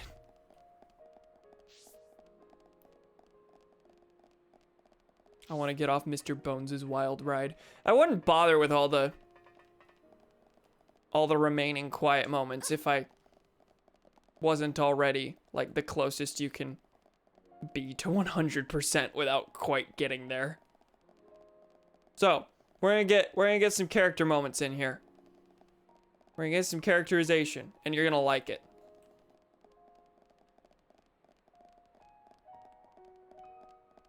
Whoops, I fell asleep. Did you beat the boss yet? No, I did this epic thing where I was building up to the fact that we were about to go for the boss, and then remembered that we have remaining quiet moments to get to. You haven't viewed the necessary quiet moments. That's right. There are quiet moments that involve Melia and Tyrea, and I have no idea how we're gonna get to that point. That one's a Tyrea quiet moment. That one's a Tyrea quiet moment. So I don't know if she like actually joins the party at the end of a bunch of these quiet moments for some reason. Like doing all the quiet moments unlocks Tyrea. If that's the case, then like I absolutely have to do all of these. But I really don't know. I really don't know. What's this one out here? Afternoon, clear weather. Nene and Kino.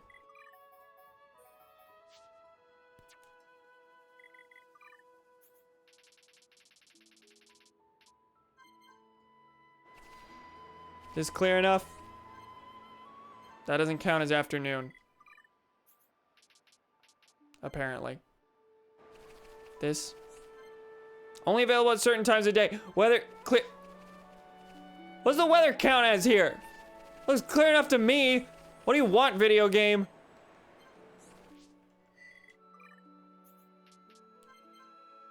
This is nighttime, not afternoon.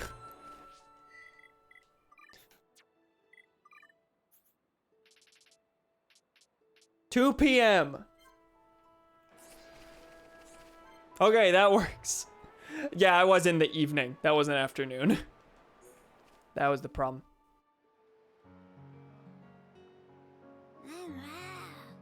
Uh-huh.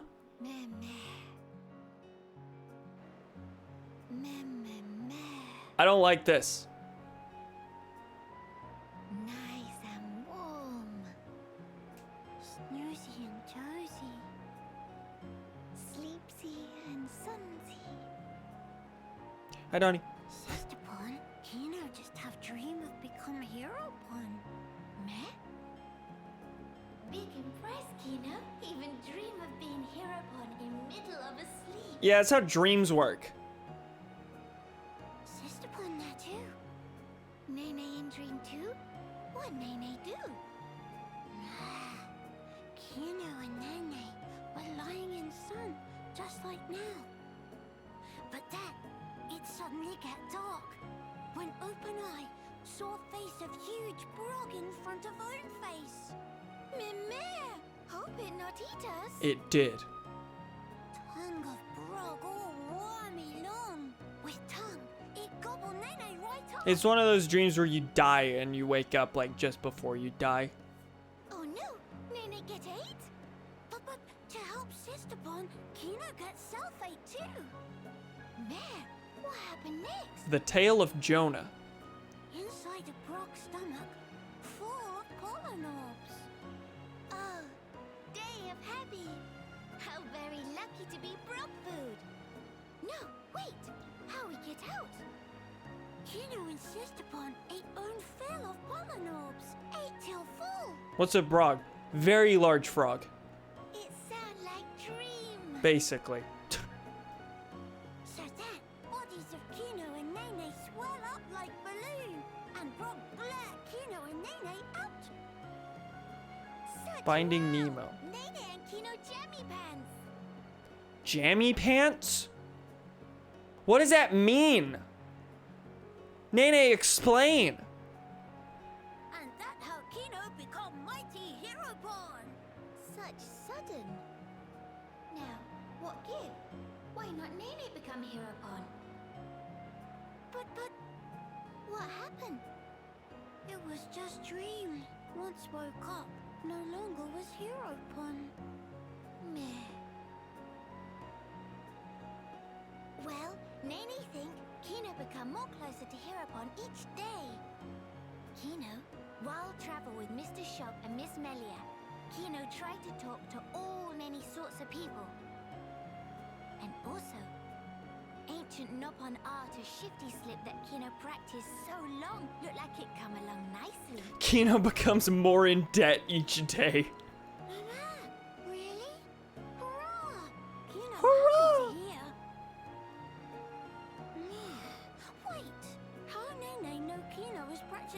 shifty slip technique. Meh, please not to sweat teensy details. Shifty also. Anyway, Kino working really hard to become What is hero shifty pod. slip technique? Is that like Which mean, thievery? How do you know I've been stealing from you? one day soon, become Heropon in life, not just dream. Mr. Shulk and Miss Melly are such amazing. Always give everything for others. They like real-life Heropon. But what about Kino defeat King of Fog? Could even do more by lonesome. Absolutely. Charla. Meh. Kino sure? Kino, sure, you have all of Charla's arts, not Mr. Rhines. Kino sure. But there's no need for Kino to fight by lonesome. Everyone defeat Fog King together. If fight alone, it's always chance to slip up and make mistake. But when all together, help one another to succeed. Nene make sure everyone stay safe. And Kino make sure everyone stay healthy. Mama, Kino convinced? After beat King of Fog, Kino be Heropon? No. Sure, get big pat on back from bird people friends.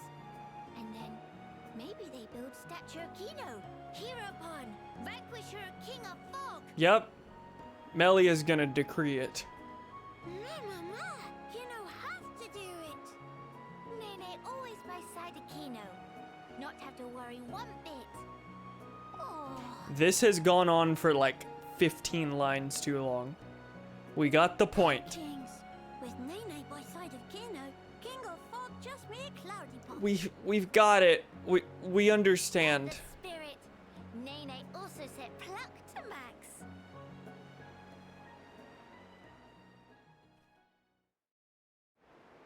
Oh, that's done. What's next? Bionis Shoulder, Nene and Melia.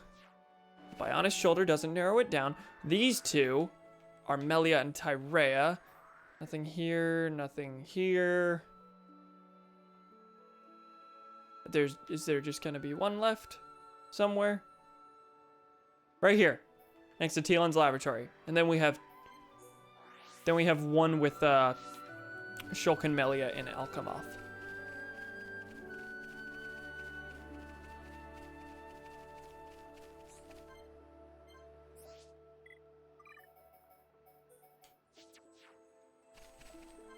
Family relations. Are we gonna get some epic gossip about? Miss Tyrea seem like difficult sort of person to deal with. I want epic gossip about Ricky. Also, what are you wearing, Nene?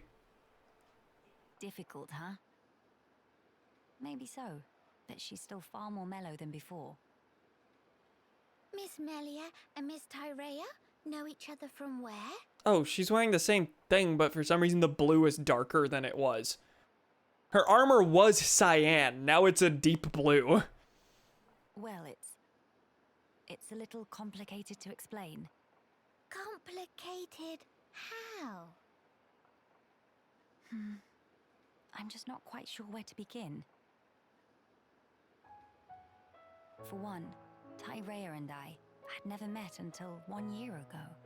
Houses too far apart, or Yep, that's it. Nene dressing like she going to work for Target. I was not allowed to venture outside. Moreover, I never even knew of her existence. She, on the other hand, seemed to know about me. We never met because work had been busy. But how Miss Melia never know her? If sisters, then of course should know. That's true. How can I explain this? So Nene, there's this thing called racism. Tyrea and I have separate parents. Different fathers and different mothers, both. Meh. In same boat as Nene and Kino then. Just like you and Kino, Tyrea and I are not related by blood. But we had a half-brother with whom we shared a parent each. Half brother? No parents in common, but a brother we are both related to. Therefore, Tyrea and I are not exactly complete strangers. Meh. Brain of Nene's starting to melt. I'm sorry. I did say it's complicated. Ricky got cucked? No, Kino's just adopted. Kino's adopted. Nene does not understand. If both have same brother, why cannot be one family together? Our parents being different, I and Tyrea have led very different lives. We never even met, let alone behaved as a family. Neither knows how to relate to the other, and so we struggle on. It sounds like Miss Melia and Miss Tyrea both feeling more like Kino. How do you mean? Kino also not taught to anyone at first. Very hidey shy. I don't think I'd call myself or Tyrea shy, exactly. If want to become good friends, but not know how to put in action, then it's exactly same. But as can see for self, now Nene and Kino super best of friends. Do tell, how did you two achieve that? Would you teach me the way, please? Answer is clear as day. Nene prescribed lots of play. Yep. Play. You just need to, like, grab a deck of Uno cards, walk up to Tyrea. Draw 4, bitch. Also, That's the joke. sharing of yummy snacks Laugh at and least sleep once. together in same bed. If do that, become family in wink of eye. Yep, that's exactly what they'll do. I'm not sure I can do that with Tyrea. Seems like a lot. Meh, Nene patience is exhaust. Miss Melia want to be sisters with Miss Tyrea or not? Yes. I would really like that, I think. So, now is best and only chance. No time for hemmings and whorings. Best and only. Perhaps you're right. You don't get a single letter H followed by the letter A. Only H.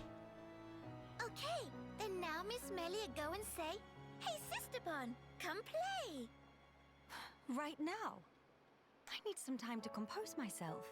Oh, if Miss Melia must, but have to promise to ask soon. Yes, I will. One day very soon. Starting to see why we needed a series of quiet moments before we could access those other ones with Tyrea.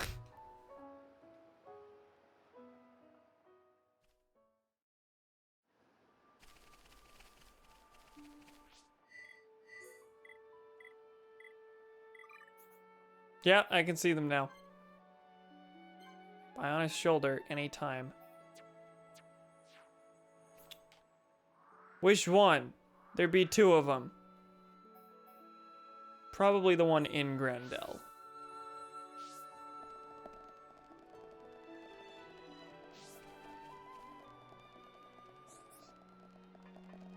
Okay. It's not a waste of time grabbing these. Like, we're gonna get legit, development on Melia that we wouldn't have gotten otherwise. And that, I'll say again, I do appreciate, because a lot of the optional things in the main game were optional to the point that, like, you only really wanted to go for them if you are a completionist specifically who just wants to finish everything for the sake of finishing everything, not even necessarily for the sake of seeing what's there. Because a lot of it just wasn't relevant. Go get 1 billion dance apples. That's it. Haven't viewed the... It's the one down there! So will she just be, like, waiting on the shore? Is that what's happening here?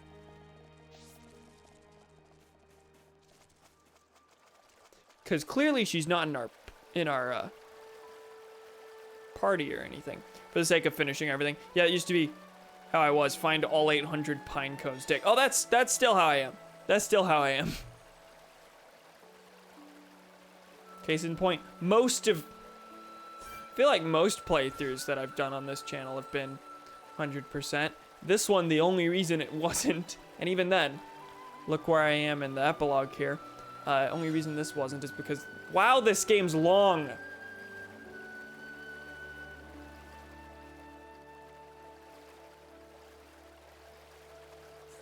Tyrea's uncertainty.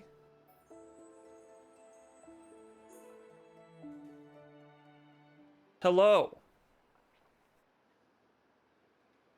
It's a fateful thing that you and I should see each other again here, like this.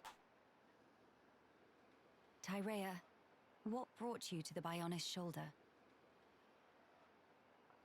A good question. Honestly, I had no motive. No, I mean, was it a train? Was it a plane? Ha! I wandered without aim, the Bionis no more. Before long, I found myself here. That's all. So it is but a work of chance. Is that right? Exactly. Though I certainly didn't expect that chance would bring me back to Alchemoth. The rest is just as I told you. I helped Elam with his research and surveilled the city, waiting for the right opportunity. So then, you're saying you remained here in order to win back the capital, yes? If I'm honest, I have to admit, I did consider it. At least until the Fog King appeared. And then?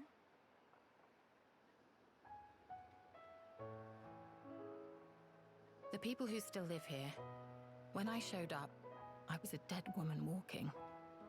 But they took me in without question. People like that, falling victim to that accursed monster. It doesn't bear thinking about. That's why.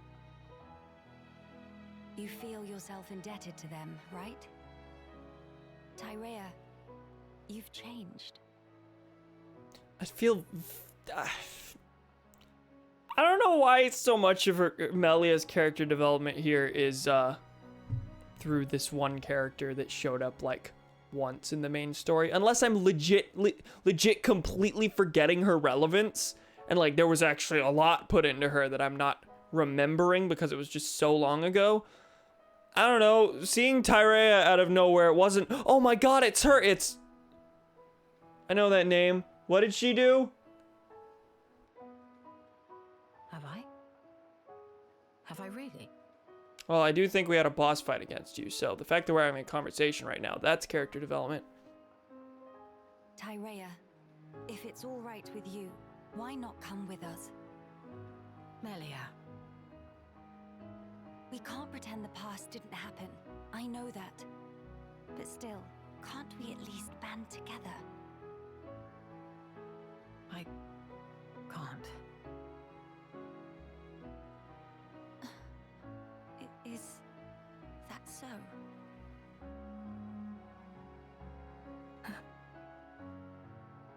Forgive me, Tyrea. It was thoughtless not to consider your feelings. You must see me as your mother's killer. Is she Lorothea's daughter? You misapprehend. That's not at issue here. I mean, that's been my assumption this whole time. Me asking that out loud isn't like just a sudden, oh my god, wait, really? No, I've been thinking that, I just don't think I've vocalized it. She's Lorothea's daughter, right? I just don't understand. What do you mean? What don't you understand? I simply... Since the day Yumea drew her final breath, I've lost sight of the path I should walk. Yumea? Wait, Still is that her now. her mother? I don't know what's going on. What can I focus on? Where should I go? What will bring meaning to my existence? Even my staying here, when it comes down to it, I'm just resigning myself to the winds of chance. Tyrea, that's wrong. Melia, you continue to misjudge me. I have not changed. I've never known anything, not even my own desires. I can tell you feel lost, Tyrea. I've never had anything remotely resembling your brilliance. Everyone, and I mean everyone, feels doubt. We lost sight of the right path in the Great War. We all did, not just you. I did as well. Nay, I still do now. If I said all my doubts were behind me, it would be a heinous lie. Heinous. When your heart is lost at sea and drifting, it takes time to find answers within. And when you've lost someone important to you, it takes more time still. Hear me. You are strong enough. In time, you will find your answers. My skills were once widely recognized, though I may have used them to try and end your life. Is that still something you wish to do? If that were the case, you would have gone sailing over the edge of the Bionis shoulder a long time ago. I believe so too. When in reality, I'm standing here talking with you. Do you spy the character development yet? Melia's giving her the same basic talk that Shulk gave her at the beginning of this. That Shulk gave Melia. So then, I think that leaves us some room for friendship. Doesn't it? You speak just like those Homs you traveled with. I take that as a compliment, actually. But it's as you say. It's yet another thing I've learned from them. Why are you so damn persistent? Is that your crown princess duty? Or do you simply pity the weakling I've become? Enough. I'll hear no more of this self-loathing. My heart tells me it's the right thing to do. That is all. That is my reason, and the only answer you'll get. Melia. What's more, Tyrea? You're all the family I have left.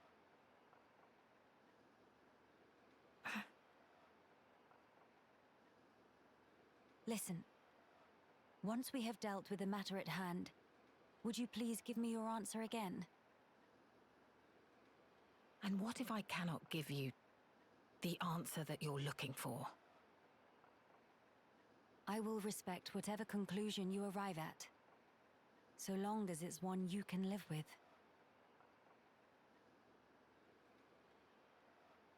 Don't get your hopes up. Fine. That will suffice for now. I'll be waiting, Tyrea.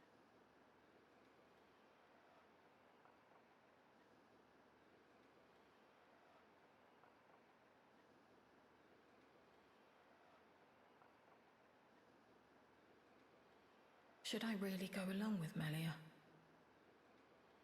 Am I worthy? After all the years spent in shadows, all the blood.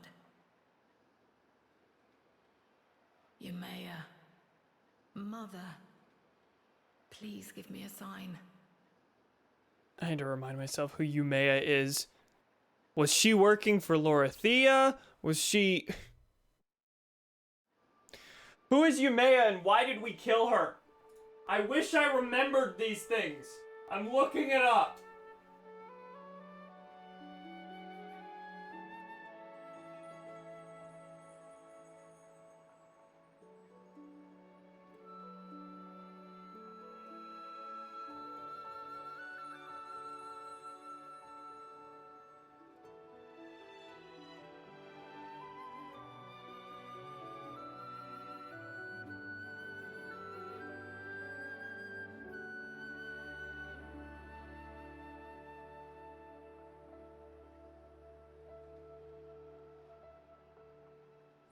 Is this a side quest? Or is this part of the main quest and I straight up just don't remember it? There's a... Okay, so there's a part where Tyrea leaves Alcamoth and we have to go find her. And we find a Telethia in Magna Forest and we kill it. And that was Yumea in Telethia form.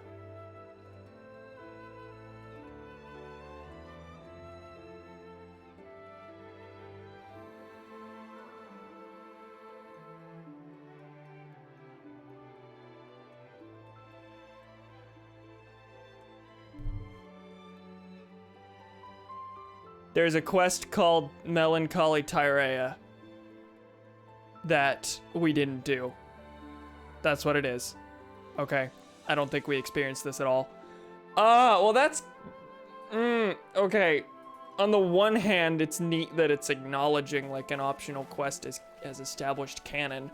But on the other hand, wow, you hinged a huge part of this epilogue on a quest that I didn't do. Which I'm a little unhappy with. Oh well. We got one more quiet moment. Well, one more quiet moment here. That seems to be, I think, also between... Well, let me make sure we can view it. Okay. Also Melia and Tyrea. And where is it? It's down there. Let's just fall. Yep, we did it. Only available certain times of day, afternoon. Can't believe the next update of Smash contains a fully playable version of Fortnite Battle Royale. I saw some speculation that there will be another Smash announcement at some point later in the Game Awards.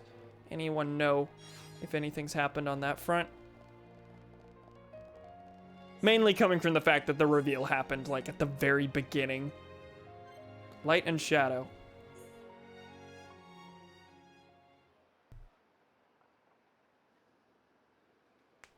Tyrea, do you perchance remember the day that we two first met? I don't. They're over? Oh, the awards are just over? Okay. I mean, that makes sense. It's been 3 hours. I was wondering what you'd come out with. You finally decided to settle some past grudges, have you? Not at all. I just found it quite moving. Though we crossed blades, contended for our very lives, here we are standing shoulder to shoulder, gazing out at our shared ancestral home. Quite. Getting over all that was a minor miracle. If someone told me a year ago that we'd be doing this, I'd have carved out their spleen for suggesting it. Uh-huh. Tyrea, about what I said to you before. My computer fans are yelling all of a sudden. Yes? Are your doubts allayed? Perhaps. Not all of them. However, my answer to the question you posed is more or less ready. Tell me then. Melia, you are the last High Emptier of Imperial blood. Well, yes, that is true. Although, are you not also? Quiet. You must continue the line. You and none other. You are the light, Melia. You must lead us. Gather our people under your banner. I don't think I ought to be there for that. Oh, I hit the mic. Why, Tyrea? What leads you to say such a thing? The fact is, I was an Inquisitor of the Bionite Order, my very existence prescribed by law. You know what role the Order played in the Imperial family's history. I hardly need to remind you. Please do. Tyrea, Understand, I regret none of the deeds I did for you, Maya. But even so, all that I have done in that life lingers on inside me, a burden I can't escape. All I do is cast a deep shadow on your radiance. As the Imperial line rises to greet a new age, I would contribute nothing. I'd be a hindrance. How can you hate your own self that much? Let me tell you something.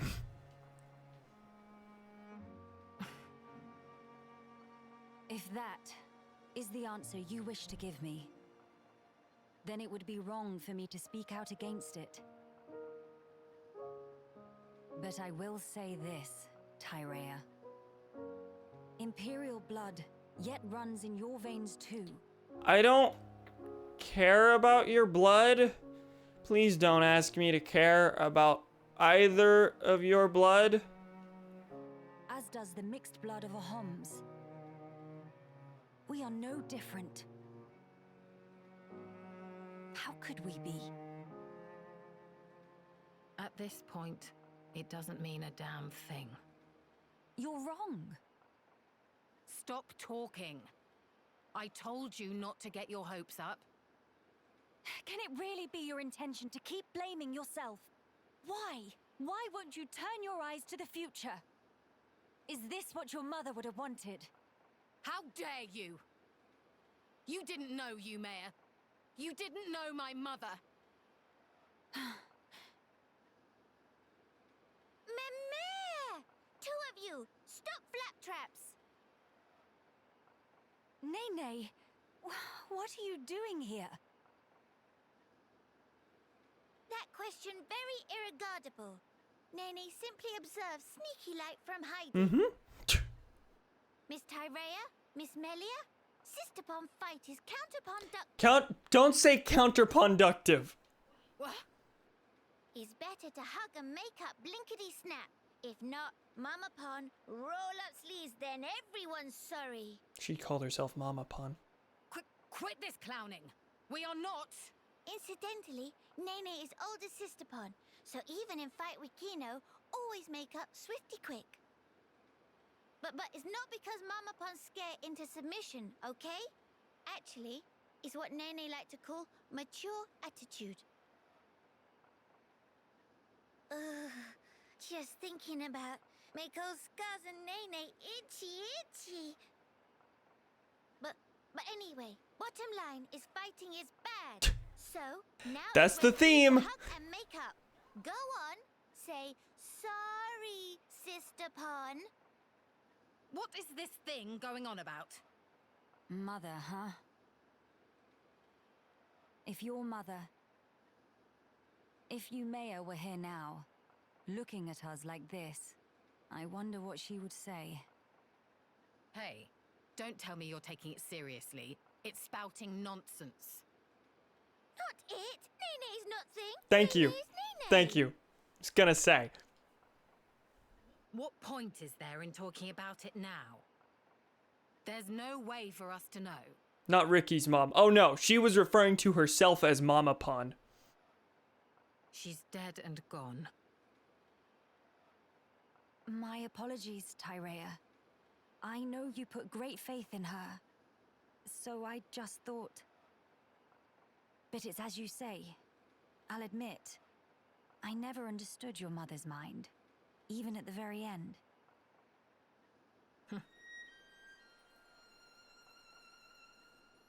Yumea's devotion to the Bionite Order was how she honored the Imperial line. And also, how she channeled her woe over our ultimate fate. Her spirit contained no falsehood. I see. Due to the loftiness of her faith, Yumea could be very severe towards both me and herself. Am I right to remember / guess that the Bionite Order was like specifically dedicated to preserving like the bloodline of the Hyentia? sure. Was if it she the could see me eugenics now- order?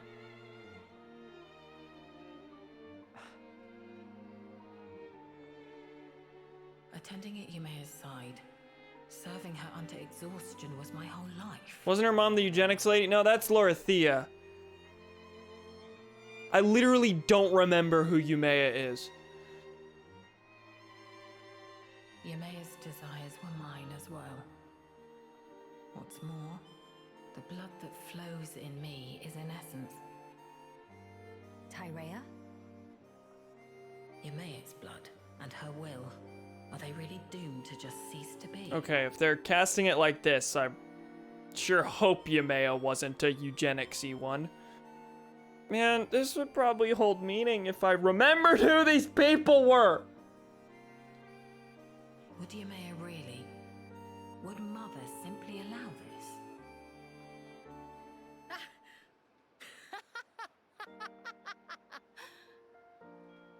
Hey, whatever has got into you?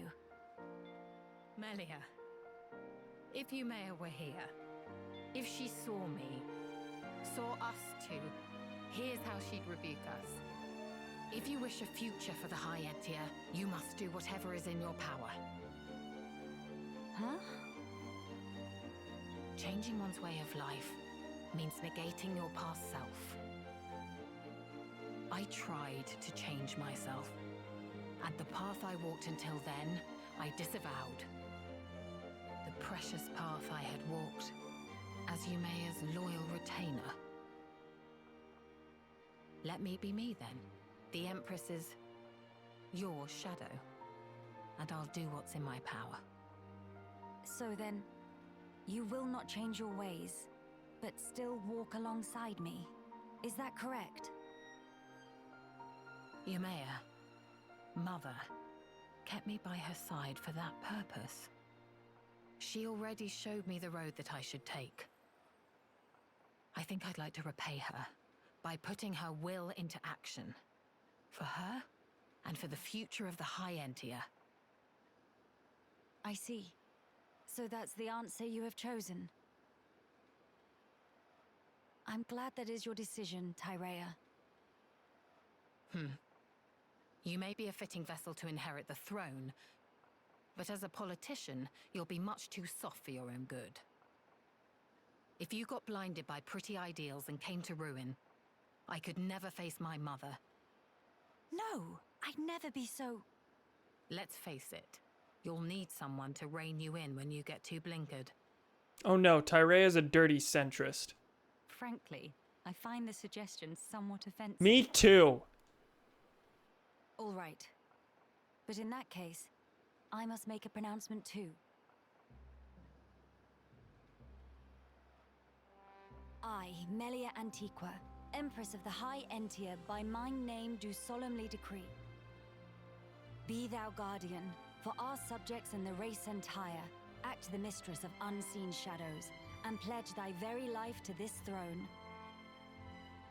Swear your might, to my bidding, Tyrea. I accept. I will honor this commission, Your Majesty.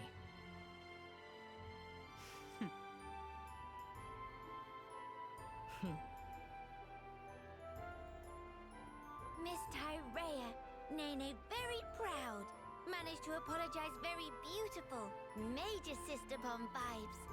Who are you calling sisters? And I'll have you know, I've nothing to apologize for. Meh? But Miss Tyrea just did proper big bow to Miss Melia, no? You Nene said Are you vibes. actively trying to insult me? Meh?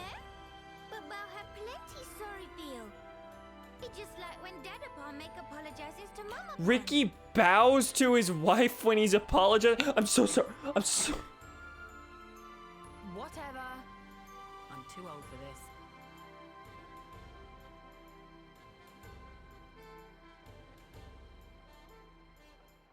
The future is within our grasp, sister mine.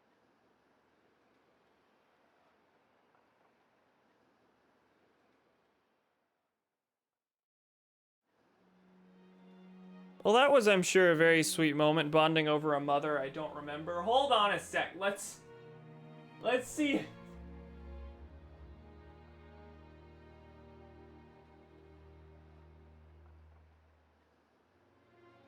What's the Bionite order again? Ah!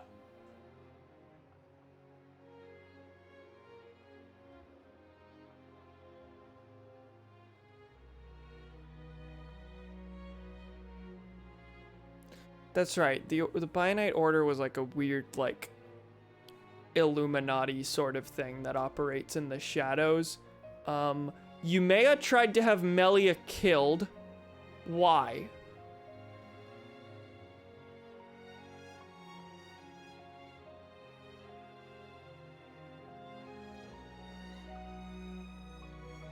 Order is not encountered at any point in Xenoblade Chronicles after this. Yeah, I remember thinking this seems like a very important thing, and then it never showed up again. They attacked us like a couple times. We had a couple fights, and then it was no longer important.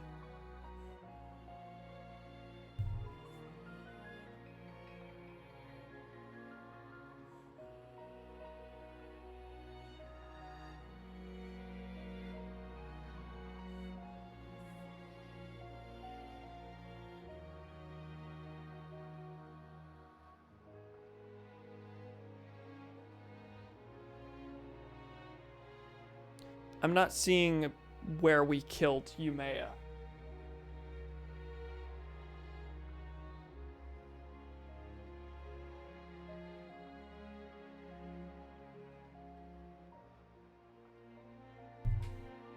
Is she eugenicsy? Because apparently she was like very angry that Melia was chosen as the successor and not Callian.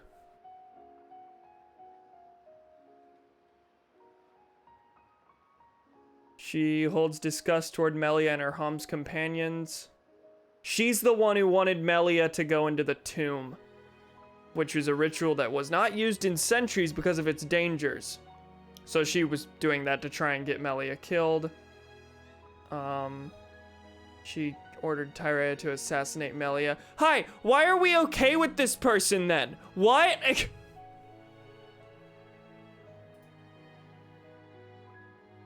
That was okay, that kind of throws that in a very new light, because I knew they didn't exactly have a great history, and I knew Tyrea did try to kill us, but like, Tyrea's development there was largely, I will do the spirit of what my mother wanted.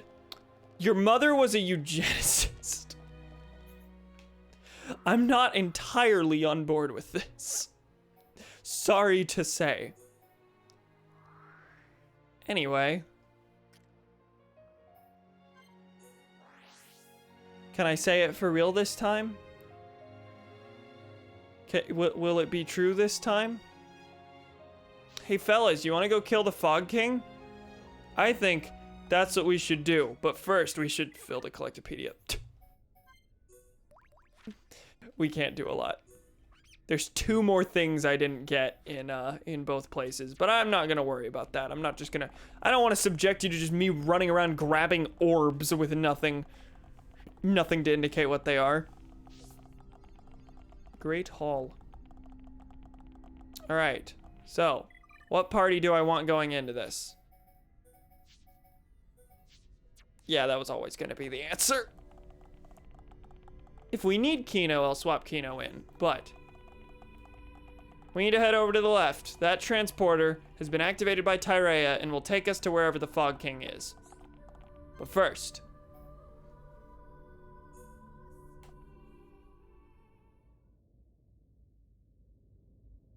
Not long now, father, brother. With these 2 hands of mine, I will reclaim Alchemoth. Hey, Melia, are you nervous? Do not worry, Shulk. I'm just a little heightened. Trembling with excitement, as Dumban might say. That's good to hear. I suppose it's no great wonder, though. How about yourself? You've been given a big role to play. Nah, I'm just vibing. Shulk's kind of just been vibing this whole time. Taking it in your stride as usual. Well, I've been remembering our time on the Bionis shoulder. It hasn't been easy, but we found the refugees here. Got to know Teelan and so on. Oh. I'm glad we came. I see. If we can retake the capital, and then get ourselves back to Colony 9, that'll be us sorted. Sorted, huh? That's right. We're just about there now. We've got this, you know. I'm sure. She sounds very sure. What's wrong? Say, Shulk. Tell me, what are your thoughts on the rift? Right. Considering everything we've seen so far, we don't really know all that much about it. Yeah, I expected the end of this to kind of, or at least the lead up to the end of this to kind of explain the nature of the rift. Seems like if that will be explained at all, it will be in the very end here. I've never seen anything like it. The Fog King, I mean. It's alien to the Bionis and Mechonis. Indeed. The rift is a complete and utter enigma to us. All we know for certain is that its existence poses danger. It's symbolic of the future because it's symbolic of the future of this new universe. Completely unlike the Bionis and Mechonis, you know, the two things that died with the old universe. It's a symbol for the fact that we don't know what the fuck is coming in the new universe Shulk made, which in turn is just symbolic for, did you know the future's uncertain and dangerous, but that we should make the most of it anyway? Theming. It's gonna say something that completely throws a wrench into that. A wholly new threat for a wholly new world. Or it's gonna say it in exactly no uncertain terms. She's gonna scream it directly in my face right after I go literature analysis on it. Sounds ominous. Are my fears unfounded? To be fair, there's a lot about this world that's different. Frankly, it's anyone's guess right now. Does it bother you? The rift, I mean. I have an ill premonition. Oh? Disaster. Complete ruin. Inescapably looming over our future. I know not why, but that is the vague dread that I feel when I consider the rift. Hey now. I'm sorry. I know we have a big task ahead. I'll try to keep my chin up. It's okay. Your misgivings may just be a weird hunch. Or for all we know, they might come true tomorrow. But there's plenty more we don't know. The future. No one knows it for certain. Still, that doesn't mean we're entirely helpless. Our actions, they're what shapes the future. We've proven that countless times already. You know how I went English teacher a second ago? Apparently if I missed out on this quiet moment, I would have missed out on the game directly telling me what the themes are. So I think we'll get through this. If we stand together, no power in the world can stand against us. Not that I expected subtlety. The ending of the main game did the same thing. Shulk.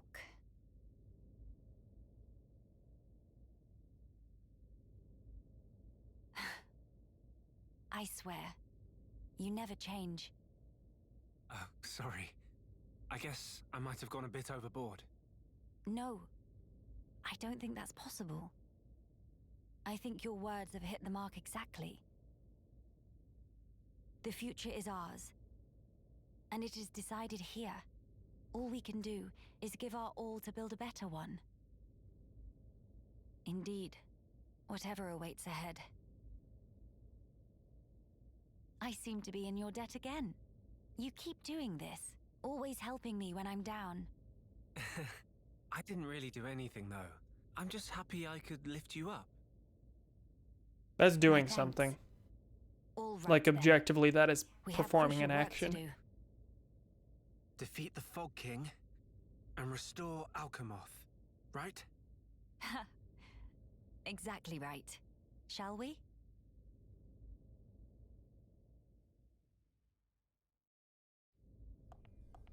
Let's do it! You ready, gamers? We're 2.5 hours in. I don't know how long this end game is gonna take. But we're gonna finish tonight. And I hope to God that it doesn't completely exhaust you, pals. Because, this is it. Past this point, you will not be able to go back or save the game. Falling in battle will return you to the title screen. I suppose I should save first. I will do that. No. Ah, menus. Holy Tomb where Ryan had the himbo switch moment. Yeah. Tyrea is indeed a bionicle. And with those words,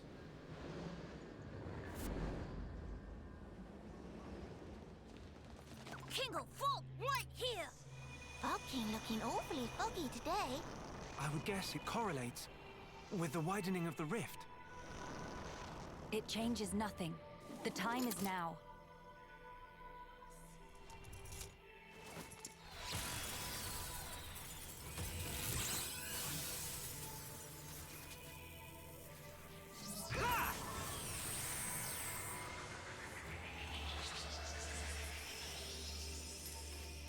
are we gonna go into this with a bunch of buffs? What was that? It's Zanza's theme. Fuck yeah.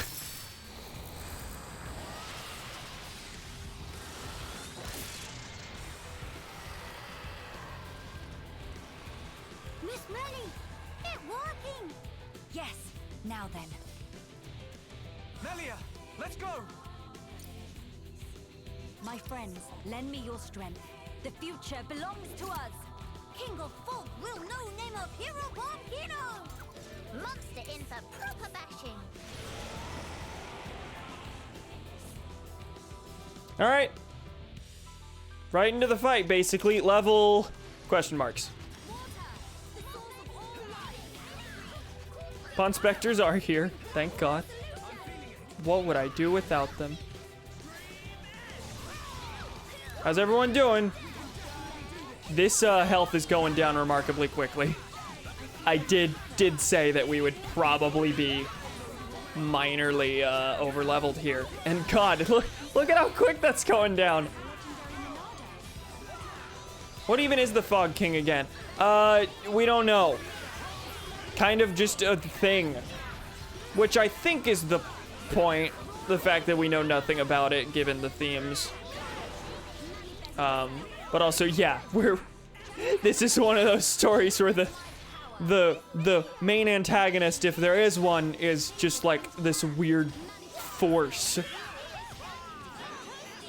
to be overcome, as opposed to an actual villain. Symbolic personification of Smoker's Lung. King of Fog, fight dust! Yeah, that was remarkably fast. And kindly never to come back. Zan's had a smoking addiction. I am thinking it's probably like a result of the creation of the new universe. What's wrong? The sky.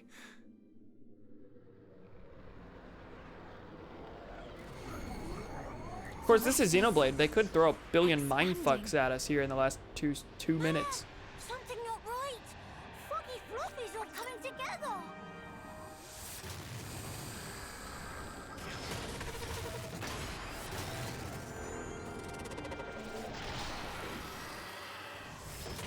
Foggy, not take no for answer. What is the meaning of this? It must be drawing its strength from the rift. And now it's even bigger.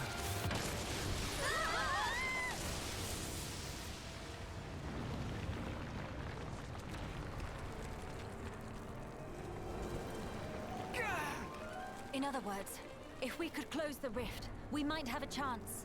It's possible. But first, let's do all that we can here. You're right. This is all over Kino's hat.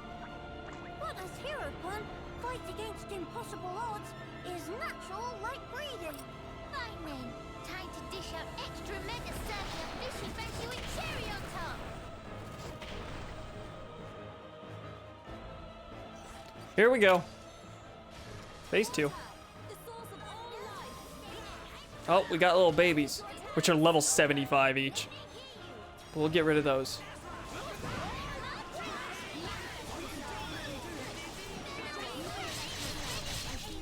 Kind of mimicking the structure of the Zanza fight here. Final boss with such insurmountable strength that it can't even quantify it. Even though it's like actually level 80 or something under that. And then spawning a billion little babies. Ruin the mood of the fight immediately with a Pawn Spectre bashed.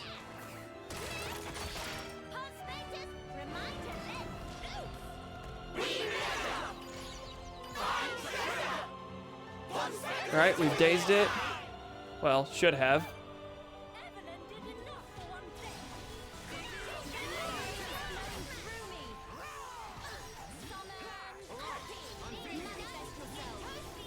Alright. It's definitely going down a lot slower this time. But we haven't had any troubles so far. Oh no! Nene, come help. Thanks.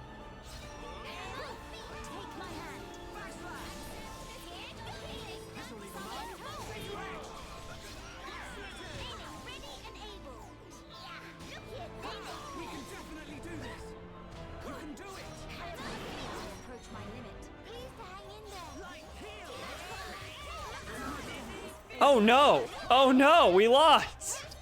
I died and we didn't have anything to party gauge. That's a rip. That's unfortunate. Now will I be changing any strategy? No. We jumping right back in. Oh! Oh, that's right! They said it, if you die, it kicks you to the title screen. Oh, we gotta do this all in one shot. Cool. Not even the main game did that. Okay, we skipping a billion cutscenes. That's what's happening here.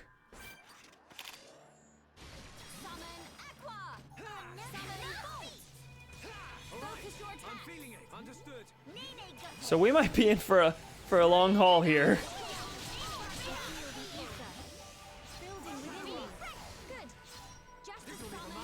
In the first phase, I didn't see the... Did he even spawn the Fog Knights?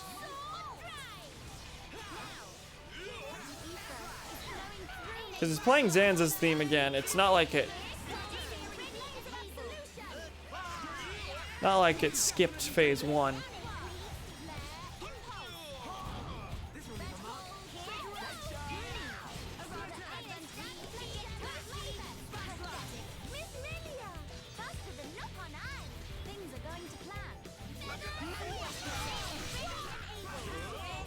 Debating how much I like the fact that the final boss and ultimate antagonist is just like this nebulous force. Because you know, on the one hand, that's inherently not a very interesting villain, but on the other hand, like, that's really good as an ultimate expression of the theme, especially in the wake of the fact that a new universe has been created. Like, that comes with funny uncertainty, and this is just symbolic funny uncertainty. Alright, we're leading off with a Union Strike. Let's hope that that can get rid of the Fog Knights, or at least do some good damage to them. Got a Kool-Aid ad. Kool-Aid man, why did you go straight from the shower to bursting into a small child's room? I don't like that.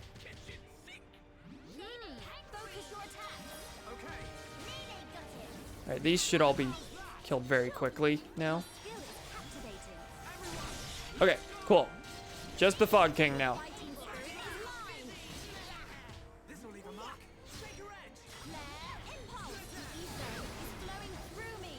Fellas, please get up, please get up, please get up.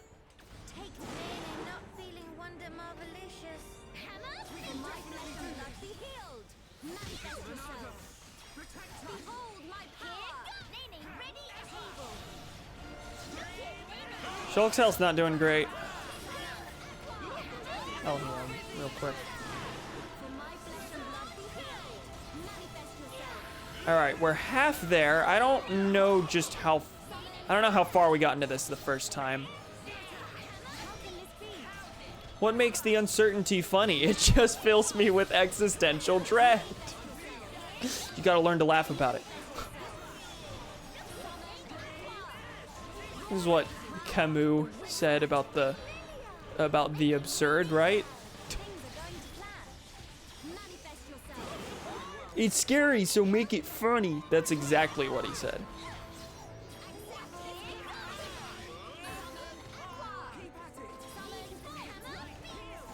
Okay, Shulk needs encouragement, but also everyone needs up.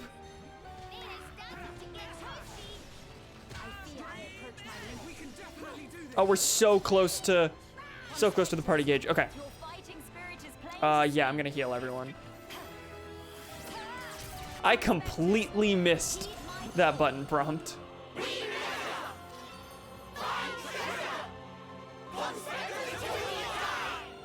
Alright, how did that do on healing us? Okay, we're good.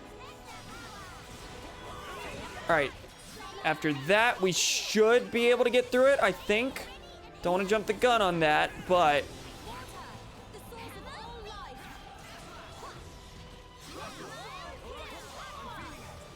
There we go. No use! It keep happening!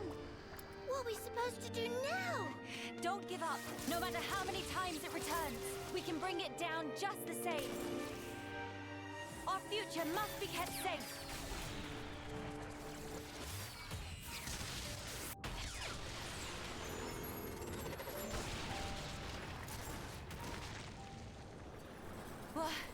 What? Telethia? Why? What? What on Bionis? Bionis doesn't exist anymore, Melia. Melia, for whatever reason, those explosions seem to be distorting and destabilizing the rift. Incredible. They saved us. We're just doing a greatest hits of all the good songs now, aren't we? Fine. Time to finish this. Please, buy me some time.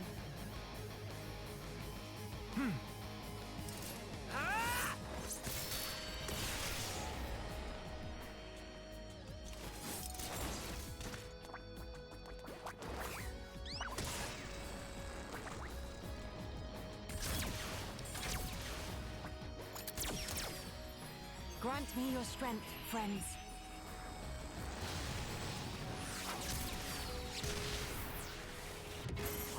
Oh! What am I looking at here? Oh, Nene jumped in front. Okay.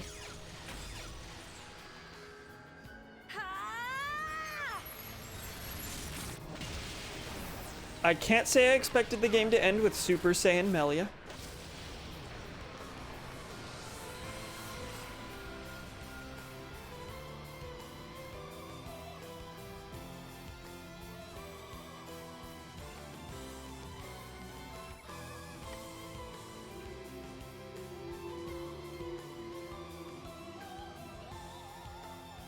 King of Fog is dethroned!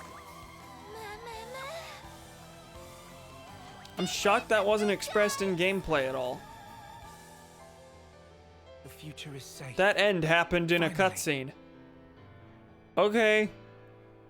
Would have been neat to have like a little moment where we had a super buffed Melia at the end. In a final phase.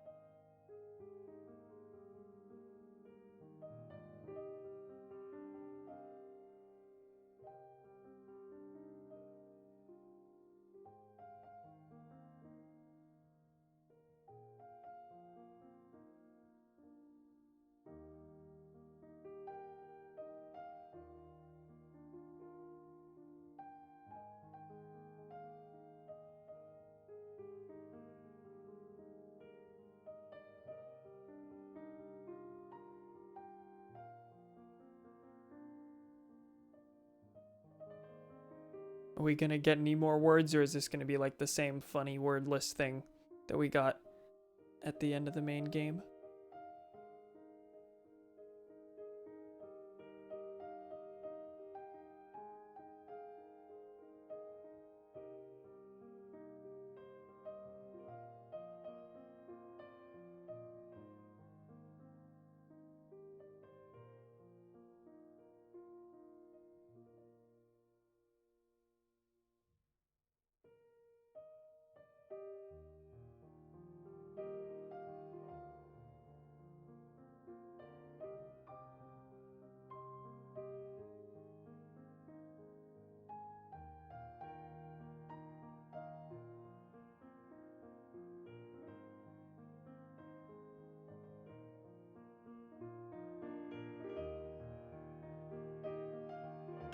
Okay, that's that.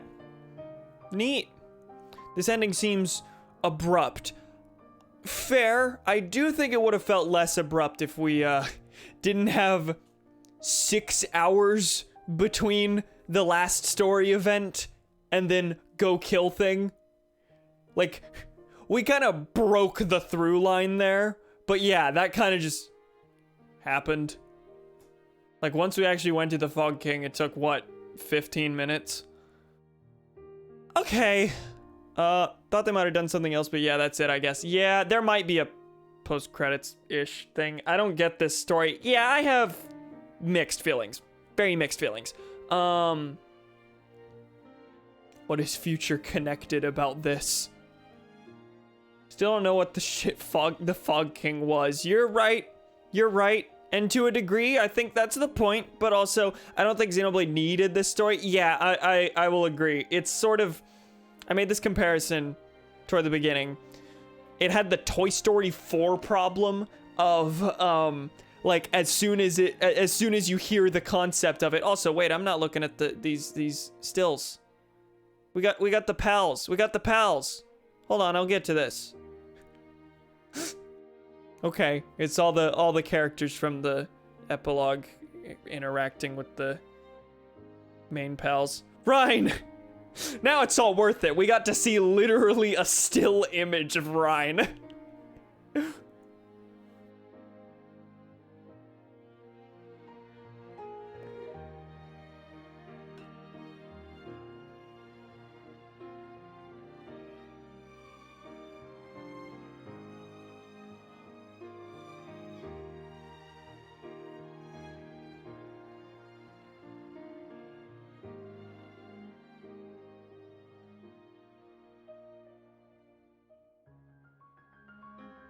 Oh.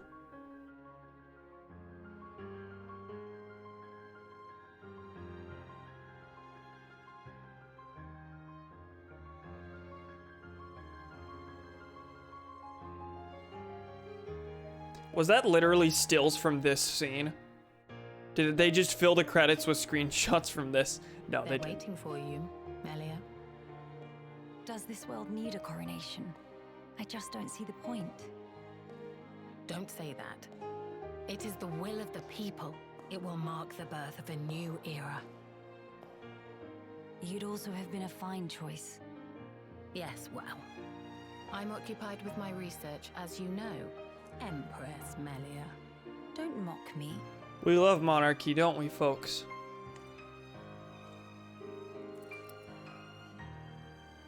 Here we go. Yes.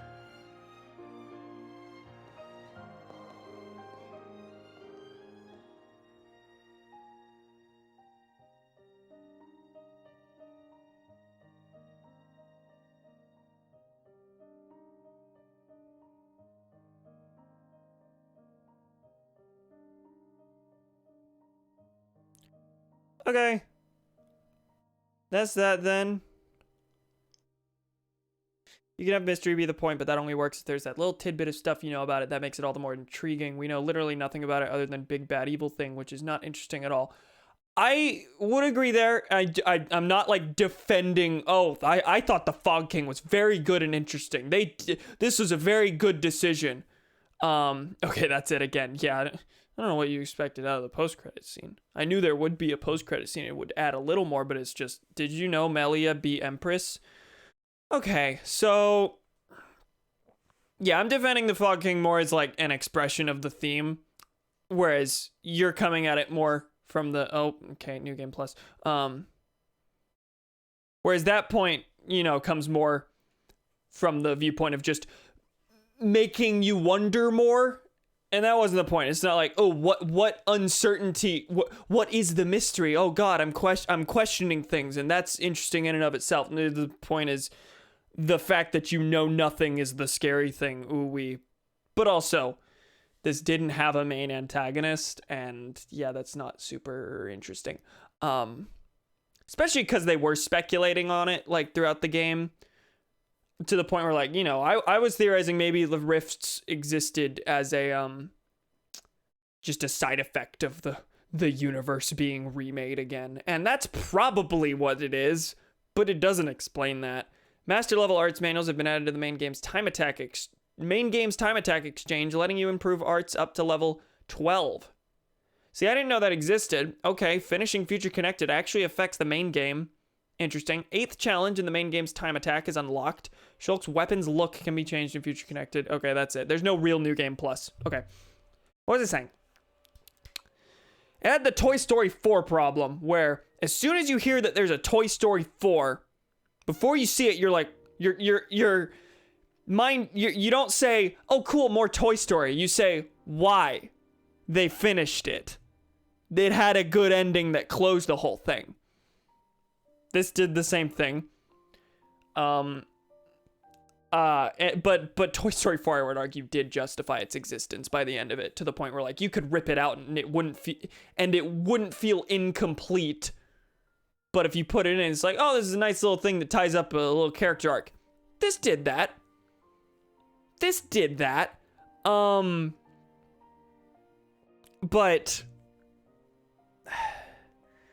I'm trying to figure out how to organize my thoughts here. So, I did appreciate that Melia was the protagonist here. It made it feel different enough from the main game, and didn't focus on Shulk, who was a character whose arc was finished by the end. The reason this exists, beyond let's add more stuff for our remake, and let's use the Bionis shoulder, the reason this exists is because, out of all the main characters, the only one that I think you could feasibly argue had an incomplete arc that was going through an arc was Melia, because her arc in the main game took her from Crown Empress of epic High Antia society to, oh no, High Antia society is in shambles. But then Shulk remade the universe, which restored the possibility of a High Antia empire, which then brings her back to square one, which is, I'm a character who's about to be the monarch, and I'm not ready for this, oh god. So then you have to take her through a coming of age story for that. So that did, like,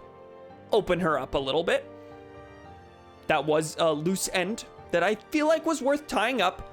That said, I will always have various misgivings with any story that is entirely framed within monarchy is okay, and this is the framework within which our character will grow. So that led to a couple yikes moments, including but not limited to, what do you think a true empire is founded on? A true empire is not founded on such selfish motivations. Like, Jesus Christ, that's gonna stick in my brain forever. And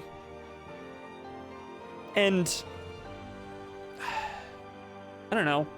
Didn't feel, and a lot of the gameplay changes weren't good either. I do applaud the attempts to make the framework of Xenoblade work within a much shorter story, but I don't think removing chain attacks was a good move. And while thematically appropriate and relevant to the narrative, removing visions did kind of hurt the battle system in a lot of ways. Chiefly that enemies still had like big insta-kill attacks that now you can't prevent. Not just monarchy is okay, but accept your expected social role and don't complain. Yeah. It was very weird that Tyrea's arc ended on, I'm going to fulfill my eugenicist mother's wishes by serving under you as empress. Main game of Xenoblade feels like The Last Jedi on crack. Future Connected seems like a drunken, bizarre version of Solo, a Star Wars story. Should have been more like Plague of Shadows or the other Shovel Knight expansions. Yeah, I just feel like I don't know what else they could have told. It's like, I don't know. I do, there are a couple things I do applaud it on. I do like, like I said, I like the focus on Melia, because shifting the focus to a new protagonist just like inherently like adds a little more to the story, instead of just like extending the story of a character whose arc is finished. Appreciate that.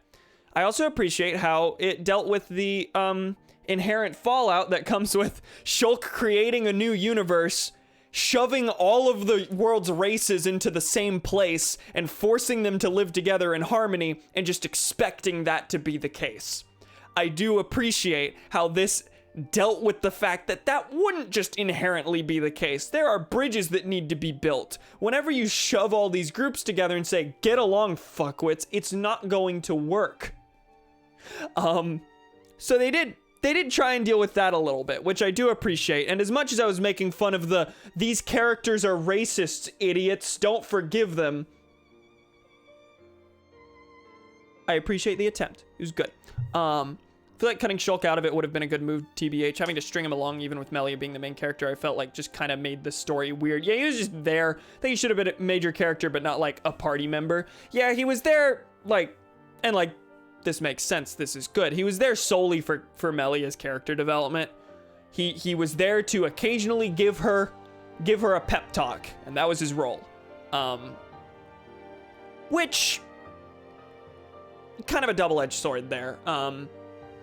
Makes him feel kind of superfluous, but also means that like his character, the purpose of his character here is specifically that he already went through an arc and can use the wisdom of what he has learned to like pass it on to Melia. So it did feel kind of awkward. I don't think it was a bad move, but yeah, it felt a little awkward. We haven't even brought up Ricky's children, who did not feel necessary for the overall narrative that the game was trying to tell. Kino did kind of go through an arc. Nene, I was thinking about this during the final battle, but didn't bring it up. Did Nene go through an arc? Did Nene have a development? I don't know that she did. I think she was just there. She was there for Kino's arc. Ricky bows to his wife. You need to acknowledge that more. Ricky's kids were largely there to give extra characterization to Ricky, which they could have done by having Ricky here. I mean, it is neat to see that through his kids. Like, that's not inherently a bad move, but when you have 4 party members, one of which is the main protagonist going through the arc, and the other is the supporting character to help her through that arc, and the others are there almost solely to characterize a character we don't see, they feel kind of superfluous. By the game end, she did the... Would have killed to have had Ricky and Ryan present. And, like, I understand why they weren't there. I understand bringing in new characters because, like, all those characters' stories have been told. Melia is really the only one who still had an open end because they still had to deal with all the monarchy bullshit they packed into her character. And I do, again, applaud that they thought to go back and do that. But as a result, a lot of it felt superfluous. It could have been...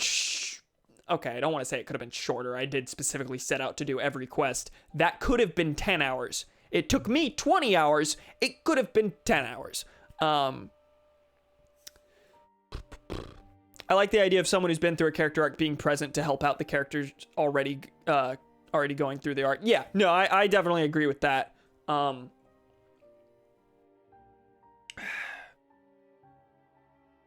Not to immediately switch to The Last Jedi, but that reminds me of, like, one time we were talking about The Last Jedi, and I know Thomas thinks, like, Finn should have died, because that would have been the perfect end to his arc there, to, like, sacrifice himself for the Resistance, whereas I'm on the side of Finn could have been, like, a Shulk-ish in the last one, where, like, the whole point of him being there is that he's already been through his arc, so we can see like the fruits of that arc.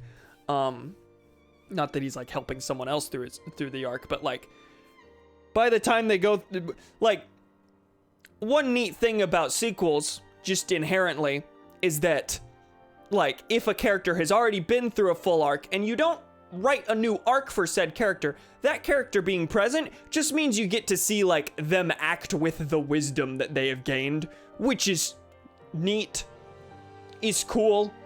Obviously, you gotta write in arcs for other characters so that the story can be about them, but do you mean Finn should have killed God and recreated the galaxy far, far away? Yeah, absolutely.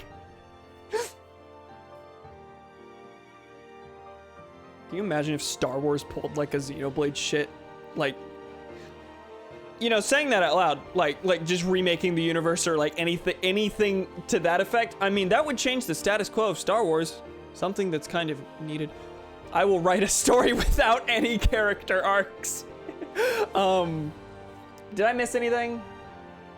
Rey is Palpatine. Don't think Xenoblade needed this story. Yeah, it's not entirely without merits. There were reasons for it to exist. Like, I'm not gonna say this didn't need to be here. Why did they do this? But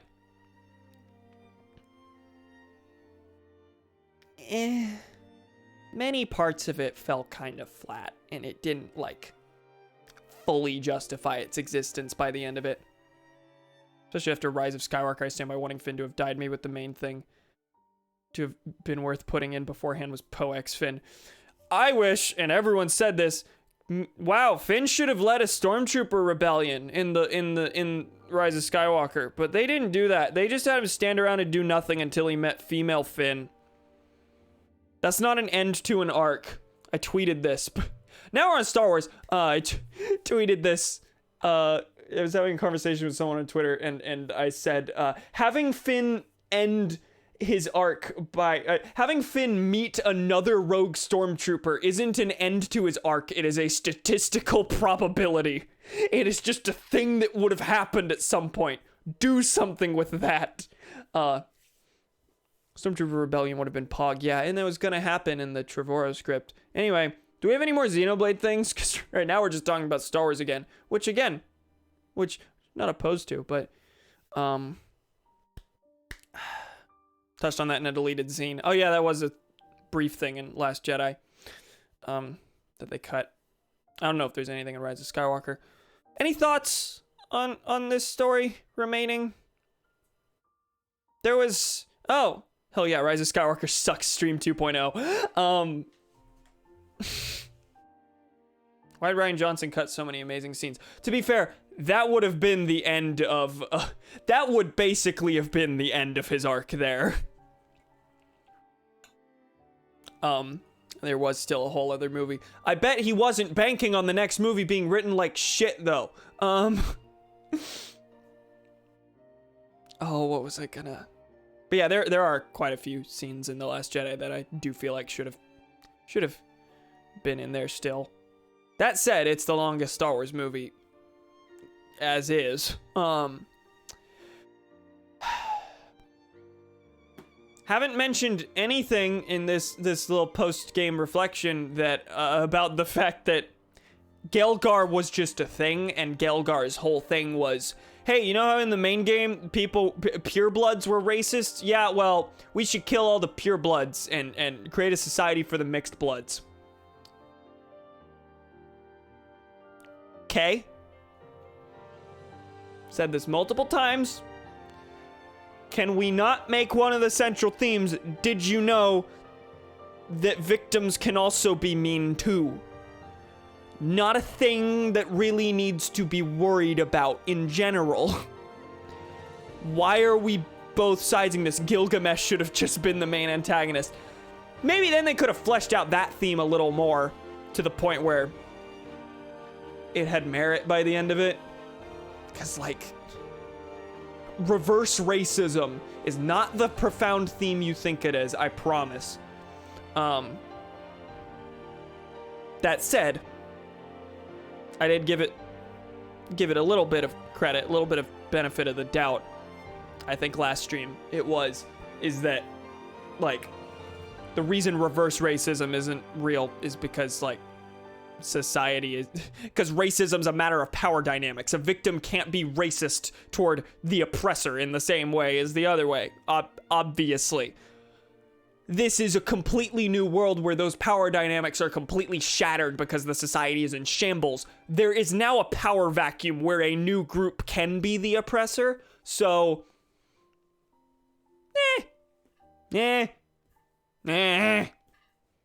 Still a little iffy on it, but... On another unrelated note, as much as I love the New Order, it's the same problem with both sides being victims of genocide and shit. Oh, good. Love that. Yeah, I was very shocked Galgar didn't end up being the main antagonist, because that was pretty clearly set up, and then his story was resolved in an optional quest. I don't know whether to praise the game or not for hiding so much of its, like, legit developments and theming in the quests as opposed to the main quest as opposed to the main quest. As opposed to the main story, because if I were to just rush through it without doing all the quiet moments, without bothering with the Gelgar quest, without bothering with anything with Tyrea, it really would have just been, we crash, we unify the two settlements, then we kill the Fog King. That would have cut Tyrea's character development. That would have cut everything after Gelgar's first death. And on the one hand, that gives meat to the optional content. That makes you want to do it, as opposed to just skipping over it. On the other hand, that means if you miss it, you have missed how much of the main developments of the game? Oh.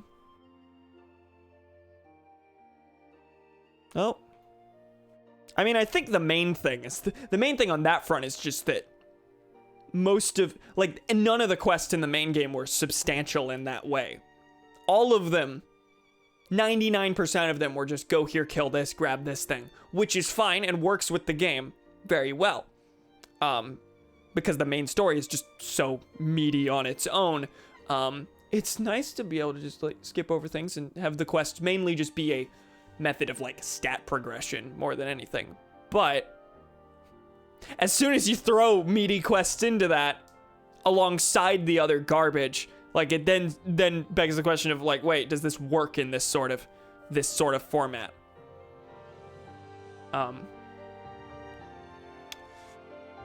There are ideas that because Jews and Russians were subject to horrific genocide, so much worse than OTL since it's a Nazi victory timeline, that there are certain extremist groups, like a Jewish group wanting to kill 6 million Germans. Great. What a thing to be worried about. Then on the other hand, they have a bizarre redemption arc, and I quote, a literal officer of the SS. They certainly aren't pro-Nazi, but, like, their message was really not presented in a good way. The epilogues just seemed like an aggressively okay standalone game more than a AAA RPG. Yeah. First of all, yeah, that sounds like it could definitely venture into some yikes territory. This one ventured into some yikes territory a little bit more than I expected.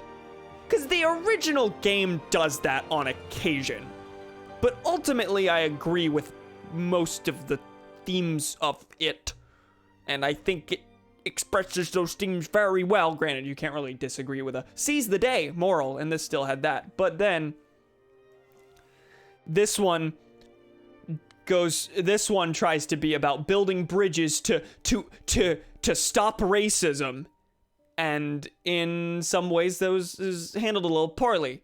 For example, I think I said this. They both sized it a little bit in that every time they talked about the conflict between the settlements, they just said, "Oh, they're fighting." They're just fighting.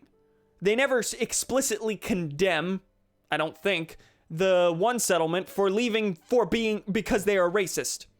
Again, two settlements here. Started as one, and this one left because they hated that there were Machina there that is racist. They left out of racism. And they also, like, one of the big points that they were trying to make was they didn't try to drive them out. They just left. That means they're not really racist. What?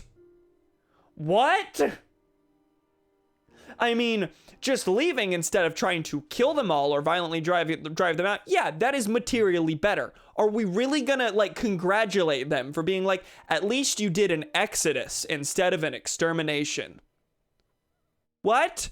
No, Thing can just be bad. Let Thing just be bad. Why are we, like, softening it? At least it's not as bad as the other thing. Like, it's still a thing you did out of racist malice. Hold on.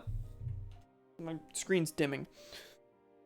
I should add that same SS officer follows that Burgundian system ideology, which is basically Nazis, except if they're somehow 50 times as cartoonishly evil as they already are. God, I want to stream the New Order so I can both gush about it and scream about how bad it is. Like you do with Xenoblade. I would be very interested in that. I mean, I know you plan on it, but Xenoblade focuses way too much on the individual message rather than like societal messages as a whole, despite setting it up for such a message to be very much possible, if that makes sense. Yeah. It does the individual character development very well for the most part. There's very little that I will like say, oh, that's a real bad character move. Why'd you do that? But whenever you look at it on like a wide, like, when you look at it on a societal basis, it's like, okay, but also monarchy's bad. Can we at least acknowledge that?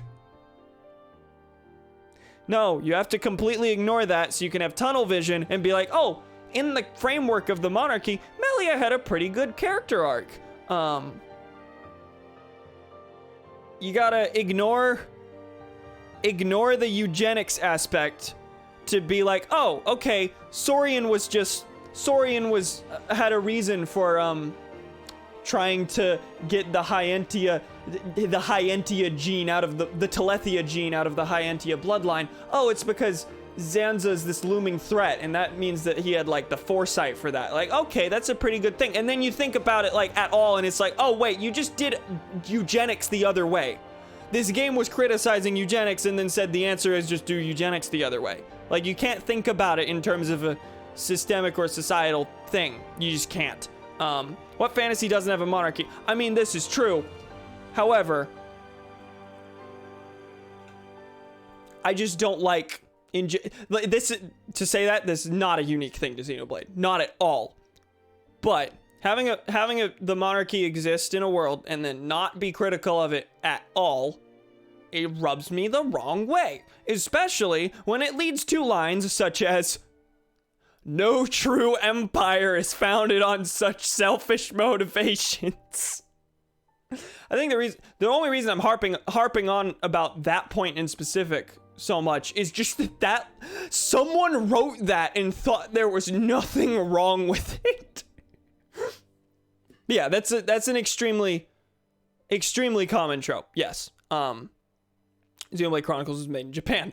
90% sure they weren't paying attention to the fact that the Hyentia were an empire and just decided to use empire for the fantasy aesthetic. Yeah.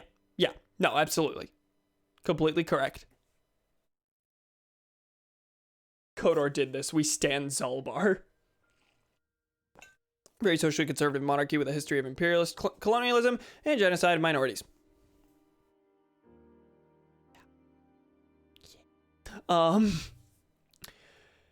Oh, there's something else. I completely lost it. It is gone. It is gone. Oh, friend sent me a sweet thing.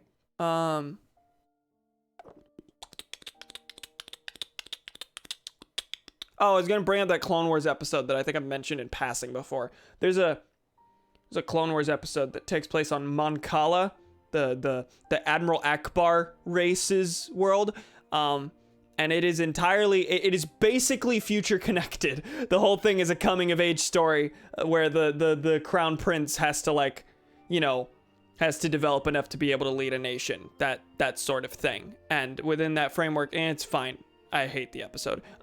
But at the very beginning, it's talking about that said episode, like, talks about the circumstances through which the prince became the prince. And I think it's just normal birthright things, like that kind of garbage. And so he becomes the new king or something, or it's one of those that I think uses prince to mean like the leader, even though there's no king. Then he blows up a shark. But at the very beginning of the episode, it shows that the people are unhappy with this new leader. They do not want him to be the new leader. And so it shows like groups of Mon Calamari like protesting him. And one of them, there's this sizable faction that just says down with the monarchy, no birthright leadership, that kind of thing. And so for the first like 6 minutes of the episode, I'm like, oh, this'll be cool. This'll have like this'll depict monarchal this will depict a planet in the Star Wars universe that is run by monarchy, and then it'll criticize that monarchy. And then it just casts those critics as just like they're only unhappy with him because he's not developed enough to be the real king, that he'd be a weak leader. So it completely immediately shoves aside the whole down with the monarchy thing to serve this coming of age thing. Like, why do you bring up the idea of down with the monarchy in your story? A good idea, an almost objectively good idea. Hey, no birthright leaders. Why do you bring that up if your story is ultimately just gonna be about the prince coming of age to be a good prince? Like, that one's just egregious to me because it acknowledges the possibility of an alternative and shoves it aside within minutes to be Xenoblade Chronicles Future Connected instead. Whole thing felt like filler. Oh yeah, all the things I'm saying, first 6 minutes of the first episode, final 6 minutes of like the fourth episode. It's a terrible arc, goes on way too long. The best part of the arc was unironically when like, what?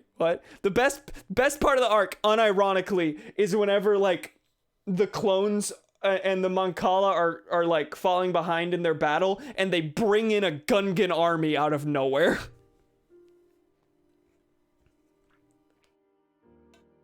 I also don't like how they just portray a monarchy on Mandalore as an alright thing as long as they don't murder other planets. Yeah. Monarchies historically rule with the grace of the local religion, but you killed God. That's true. That's true. And the Bionite Order, like, the whole point of the Bionite Order is that they apparently, like, worship the Bionis or something. And I guess that's supposed to be, like, the basis of their rules somehow. Like, they're the ones blessed by the Bionis. I don't know. I will say, in the main game, that was something that I don't think was developed near enough. Or at least, it's been so long that I don't remember it, and it didn't leave any impression on me. But the Bionite Order was, like, this Illuminati-ish group working in the shadows and were eugenicists, and then we just stop. You fight like 2 groups of them and then they're gone. Doesn't matter. Okay. I did write a list of notes about that I was going to try and bring up naturally throughout the what right to rule are the High Entia claiming? Good idea. Good question. Fuck, what? What good question? I don't know. Their blood is better than yours. There is no God. Oh, and that's another thing. Miss potential with this story. They literally, society is back to square one for the High Entia, which was a really good opportunity for Melia to say, hey, maybe they shouldn't bother living up to this thing. Maybe the monarchy is bad and led to a bunch of the problems we had to deal with. No more. No more. Because she clearly didn't want that pressure, clearly thought of herself as just a normal High Entia. It would be a great conclusion to that arc for her to instead of like growing to be the epic leader, for her to just say, it's okay for me to be normal. This feeling, it's not a bad thing that you have to grow out of. It is just the state of being for people. Gonna head to bed. Good night, Cam. Okay, good night, Gremlin. Thank you for joining us. Thank you for being here till the end.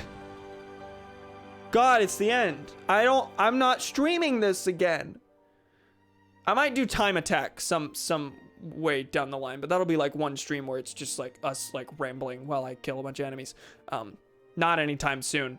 But yeah, there's a time attack mode in this game where you just do challenges. I didn't engage with that at all beyond accidentally walking in the portal. Anyway, yeah, it's just life has to be movie. You have to be big, strong, no complaint, grr.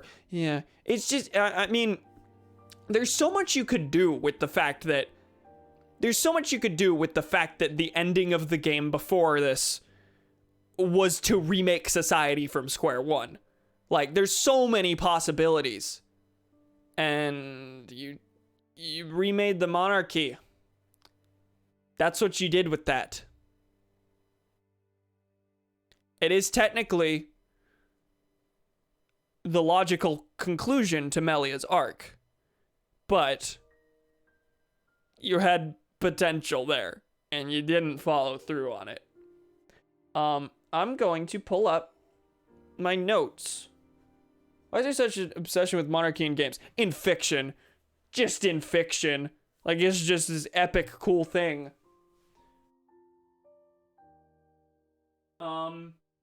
Western society. That's how it be. Not specific. This was made in Japan.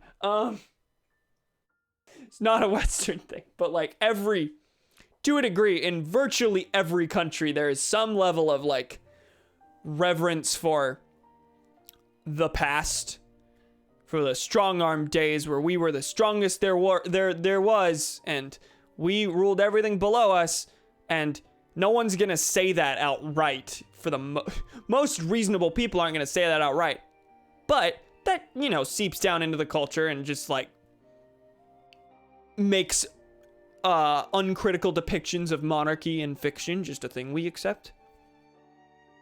It's not bad to like stories featuring monarchies, obviously. Like, that's just unfortunately how things are written largely.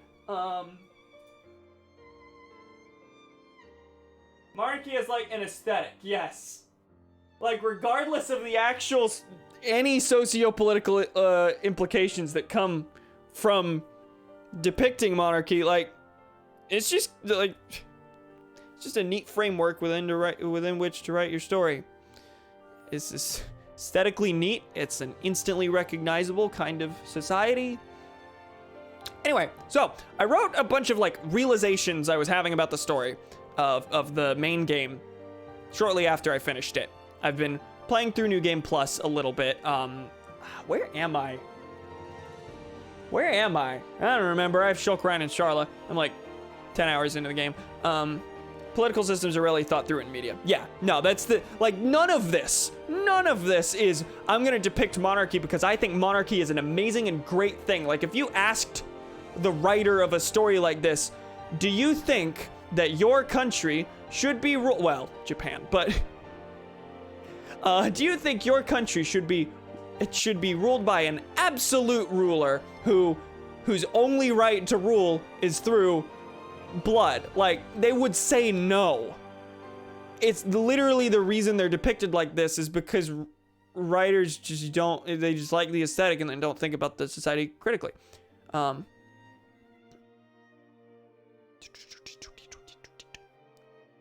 the Hyantia stay ruling? You gotta think that through to have a functional monarchy. That's fair. Like, it just we get there and they just kind of exist. Another thing is that since the past was comprised entirely of monarchical societies, people making fantasy games tend to research the past and see there being a monarchy and go, yeah, it's medieval times or whatever. Yeah, it's like, it's a very clear, like, indicator of the time that you're trying to emulate.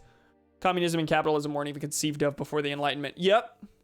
Okay, so I was writing a bunch of notes, bunch of realizations I was having, or just things I read later, about like various events or just little details throughout the game that became clear, that were supposed to become clear later, with new information. So I'm gonna tell you funny things. So Xenoblade Chronicles ultimately was about killing God and claiming your destiny for yourself. No gods, no masters, the future is ours.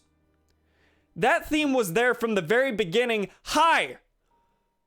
The game takes place on the corpses of gods! Like, the society that exists in Xenoblade is built on dead gods. The implication there being, we already seized our destiny. Woo-ha. Like, how I somehow didn't put that together. Like,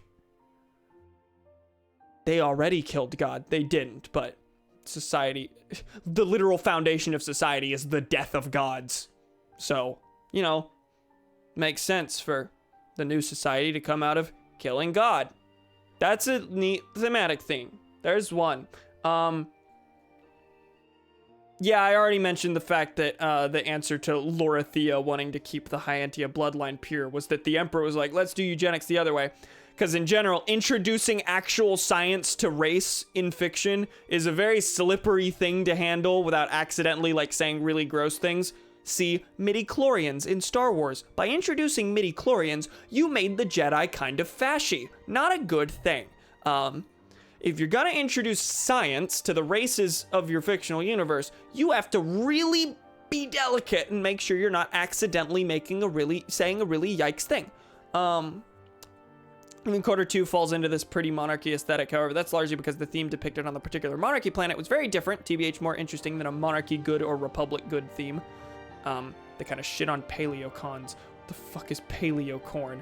Yeah, that's paleoconservatives. Like, absolute monarchies only stood through influence and brutality. The ones that still survive today have taken the pragmatic approach and are functionally republicans. Yeah. Like, yeah, no, even if I said, well, Japan earlier. No, if you asked, I imagine, a random person in Japan, like, they would be like, well, that's not how our system works. Like, oh, do you want your country to be absolute rule by a single monarch whose only power is through bloodline? They'd be like, no, that we do elect people. We have a prime minister. That's not what we want.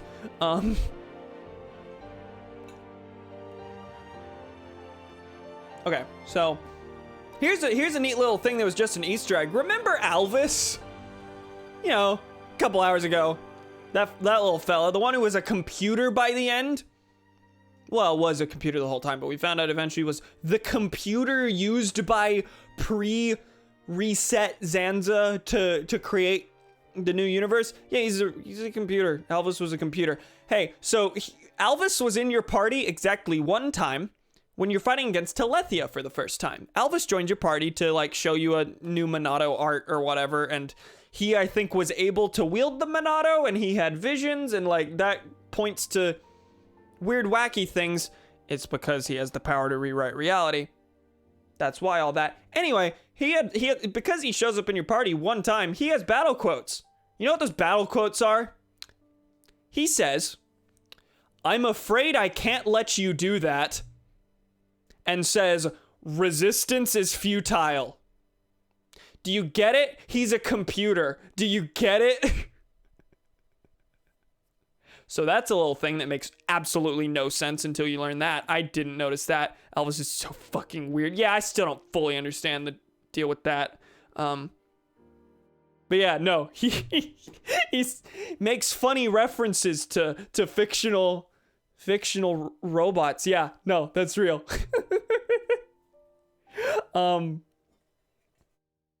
For spoiler's sake, I'll shut up about Onderon now. Okay, fair. God's laptop. Yeah, he was God's laptop. So you said Onderon, and I read it as Atharon. What did he say in Japanese? Good question. I have no idea. So another thing. There's a scene, I think, at the start of chapter 2 of the game, where we see a bunch of dead homs in a cave surrounding the Monado, and a little boy lying on the ground, like, clearly terrified. That boy being Shulk, that being the cave that the Monado was found in, that being where Zanza was sealed into the sword. Dixon walks in, and he goes, "No!" when he sees all the dead homs. He doesn't care that all the homs were killed, like is implied the first time you watch that. He's saying no because he's seeing that Zanza didn't take a form. All these dead homs means that Zanza's not in any of them. So then he finds Shulk, and then he does, like, a weird evil chuckle. Which, you know, makes him sus from the beginning. I don't know why I didn't think anything of it at the time. Dixon finds Shulk lying on the ground alive, and he goes, That's because Zanza's in there. Zanza's in there, the plan worked. But yeah, when he walks in, he goes, no! And he does not care about the dead people. Not at all. So the game never really dealt with the fact that Dunban was the only other one who could use the Monado but Shulk. Shulk could use the Monado because Zanza was in him. The Monado was Zanza, Shulk was Zanza. Whoa, the soul split up, wee wah. So that's why Shulk could use it. Dunban could use the Monado. At least my interpretation is because he already embodied the game's themes. Like he was basically to the peak of his character development. In the very first cutscene of the game, he goes, "We must seize our destiny." Dunban's entire character is like, the future is ours to decide. The world is nothing if we don't seize it for ourselves. He is the game's moral statement. That's why he can use the Monado. That's why he can use the Monado. It was killing him because he's not Zanza, but that's why he could use it and why he was the only one who could use it. So that's neat. That's really cool. This is a game that's definitely, like, on New Game Plus, Dunban could have been the main character. Shulk's journey is kind of becoming Dunban, honestly. Dunban is to Shulk in Xenoblade Chronicles 1 as Shulk is to Melia in Future Connected. Yes. Yes. It's crippled, so shut the... Thomas! That's a big brain analysis. Yeah, I was kind of afraid that whenever I replayed the game, that I would realize, like, it really was just, like, they throw plot points at you, and it's like, oh, okay, this is the reality now. Oh, this is the reality now. No, it is thought through. It is definitely thought through. And for that reason, it's a game that's, like, despite being 80 hours, once you reach the end, it is worth replaying because your reality's been rewritten so many times by all the plot twists that, you know, it's one of those that you get to go, oh, whenever you see things that you've already seen. Like not most of the cutscenes, but a lot of the cutscenes, like, take on a whole new meaning once you watch them again. There's also just the fact that Dixon was the one who basically assigned Shulk to researching the Monado. It's because he wanted to see if Shulk could wield it, and if he was really the guy. Shulk has to do the Monado to the full extent to be able to become Zanza. It was not, oh, you should research this because it's worth researching. It's literally priming him to become Zanza. That's not like an analysis thing. That's how it be. So yeah, Shulk was the one who, Dixon was the one who told Shulk to research the Monado at Colony 9 and basically made him devote his entire life to that. Oh, also. Oh. Why did the Monado rebel on Shulk that one time? Which time?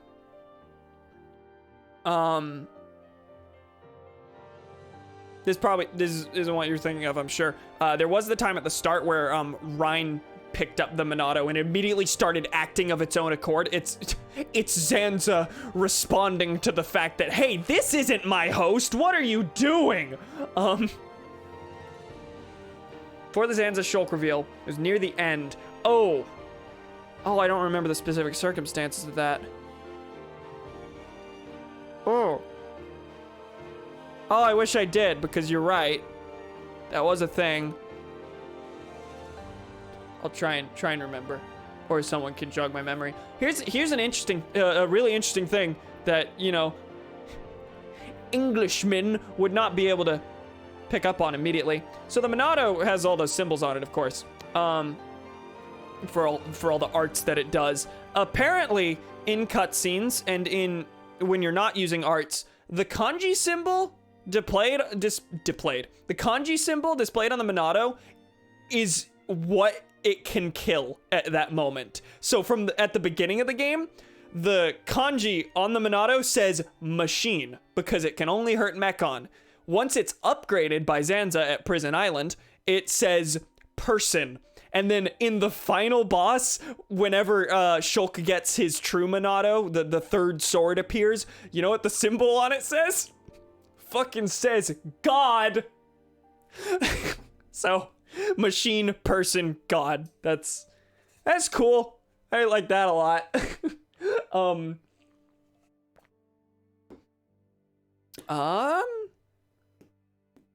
Okay, that's it. I had some like unrelated musings that I don't even agree with anymore.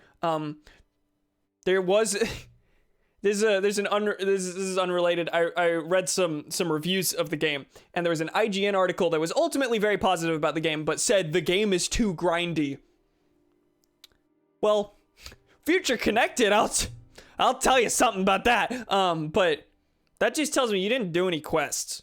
That tells me you tried to rush through the main story, because at no point did I have to grind at all. Unless, of course, you consider the go here and kill these things quests to be grinding.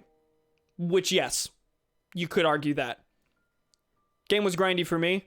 Oh yeah, you did warn me, like, pretty early on. There's a couple spots where you need to grind. It never happened to me.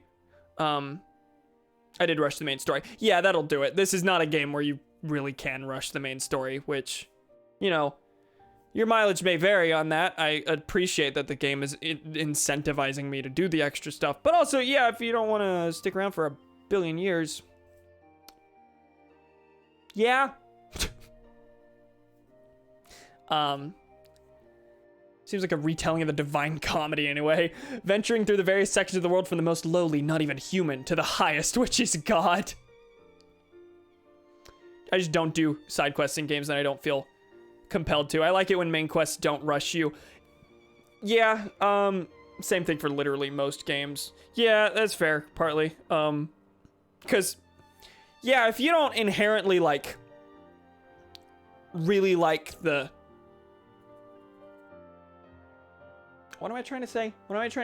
These quests don't exactly invite you in to do them for any reason other than there is a quest here to do, and doing said quest will give you experience points.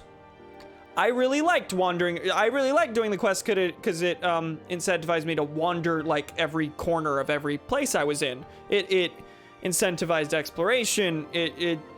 They were generally handled very well, but the quests themselves, the actual meat of the quest is like nothing. They are MMO quests. So, you might not want to do them. You might want to get on with the interesting stuff in terms of world building and story. You could call that a weakness of this game, and I would not totally disagree with you. I like it when main quests don't rush you. Like, there are several points in Morrowind's main story when characters will tell you to fuck off and do other quests to enhance your abilities. Yeah, it's definitely like a your mileage may vary thing. Like, I would like the game to make me want to do the other things.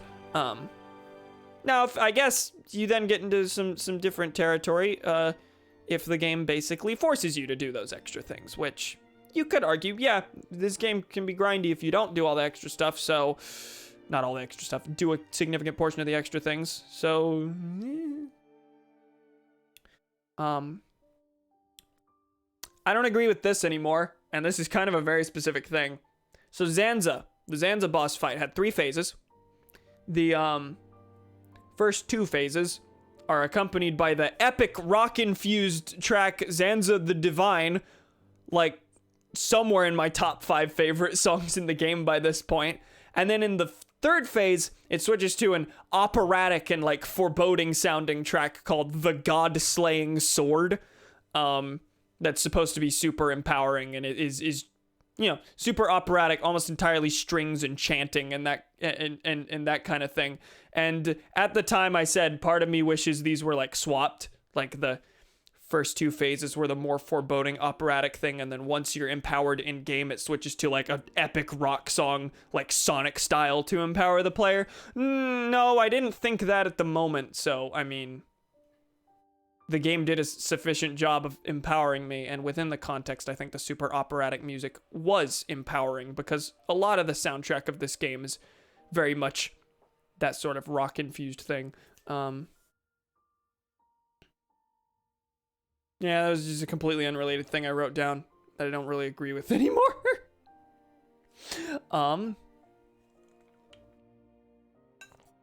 Anyone got anything else? We're at the 3 hour and 40 minute mark, but this is the end here.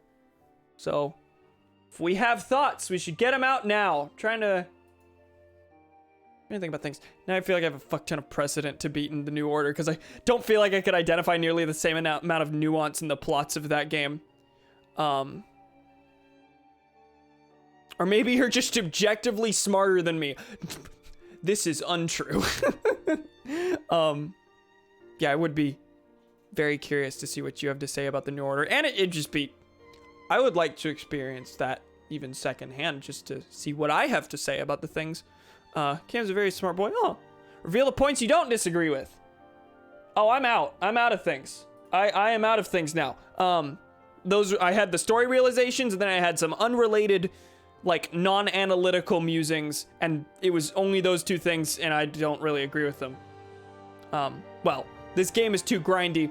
I disagree with that. But I can see it being grindy if you rush the main story. No, I mean, reveal the points you didn't tell us on my notes. I think I told you all of them. Pretty sure. I didn't have a lot. I had some, like, minor realizations, and I shared those. Then I had 2 things. One thing mentioned in the IGN article, and then the Zanza thing. That's it. Now I've told you everything here. Oh, yeah, sorry. What was I gonna say? I feel like I had something else. I feel like there is more to say that I haven't. It's not striking me at the moment. I wish I was farther in New Game Plus by this point, because I'm sure I'll come to... I think partly meant the things you didn't agree with. Oh, it was literally... You mentioned that. Oh, no, it was literally the... It wasn't like thematic things I didn't agree with. When I said I wrote down things I didn't agree with, sorry, I was unclear. I meant things that I wrote as my opinion that I no longer agree with. An opinion I no longer hold. Literally, that was just the... Oh, the music should have been swapped like this. No, I probably shouldn't have. I didn't feel that way in the moment. Did it fine. I mean, you spent like 100 hours on this thing. I understand you feeling like there should be more to say on it. Yeah, no. And I feel like I probably got most of it out. Both like after the real finale, the finale to the main game, and just like as random musings throughout the series. But yeah, I don't feel like there should be something. Why is rock floating? Hoverstone. They made up a thing called Hoverstone and said, oh, the giants used this in the past. And I guess that made the Bionis shoulder go into the sky or something. Yeah, they didn't explain that very well. That was brought up like offhandedly in one quiet moment. And yeah, at the very beginning, I was asking, wait, if the Bionis dead, why the shoulder up here? What's going on here? Well, it's dead. The limbs are just everywhere. That still begs the question, why is the shoulder here? But the shoulder being here doesn't mean the Bionis is still alive and is still the thing we live on. This is making me curious about Xenoblade 2, which is a, for the most part, standalone story, but like with references here and there that obviously indications that the world isn't quite the same. I knew Xenoblade 2 was a standalone story, and watching like teensy bits of Xenoblade 2, I was like, wow, this world seems completely different. And this was before I finished Xenoblade 1. This world's completely different. How is this in the same canon as the first one? Somehow that didn't lead me to question, wait, are they literally gonna welcome New Galaxy us at the end of this game? They did. They sure did. Well, the reason the shoulder's used is because this was unused in the original game. Well, yes. There's the game development reason for it.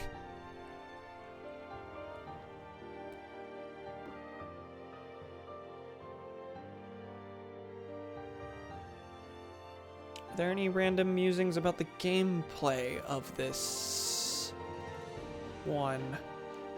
I don't know if I like the pun specters all that much. There was very much a focus here on like the Nopon being the funny little creatures here, and I don't know that I loved that. Like, Nopon aren't inherently funny. The joke can get old. Please don't make me sit through many minutes of dialogue for 12 separate Nopon, all of whom are saying the same basic things in the same bad grammar. Like, I don't know, not that interesting. So the pun specters as a concept, they were kind of neat in gameplay, but even then they were replacements for the chain attack, and I prefer the chain attack. You should have just had the chain attack. Don't like that one of the Nopon was a fascist. Let me reiterate. One of the Nopon was rambling about being being part of the oppressed working class, and we had to go kill the oppressive race of the Turken because they were being a nuisance. Like, they used working class language to justify the genocide. Did they intend that? No! They weren't like, what if we made this character a fascist? That's not really how writing works generally. But you accidentally did a fascism. You accidentally had the character be a racist, and you do it with working class terminology. Why do you think the Nazis were called National Socialists? It's not because they're left-wing. It's because they were racist and cloaked it in left-wing terminology. What's up with Xenoblade and genocide? Yeah, I don't know. And then not, like, ultimately saying much about the concept of genocide. Kinda odd. Well, no, the first game was about, like, the cycle of violence. Genocide done to one. Hey, that begets vengeance. Which I guess is a more... There's so much genocide.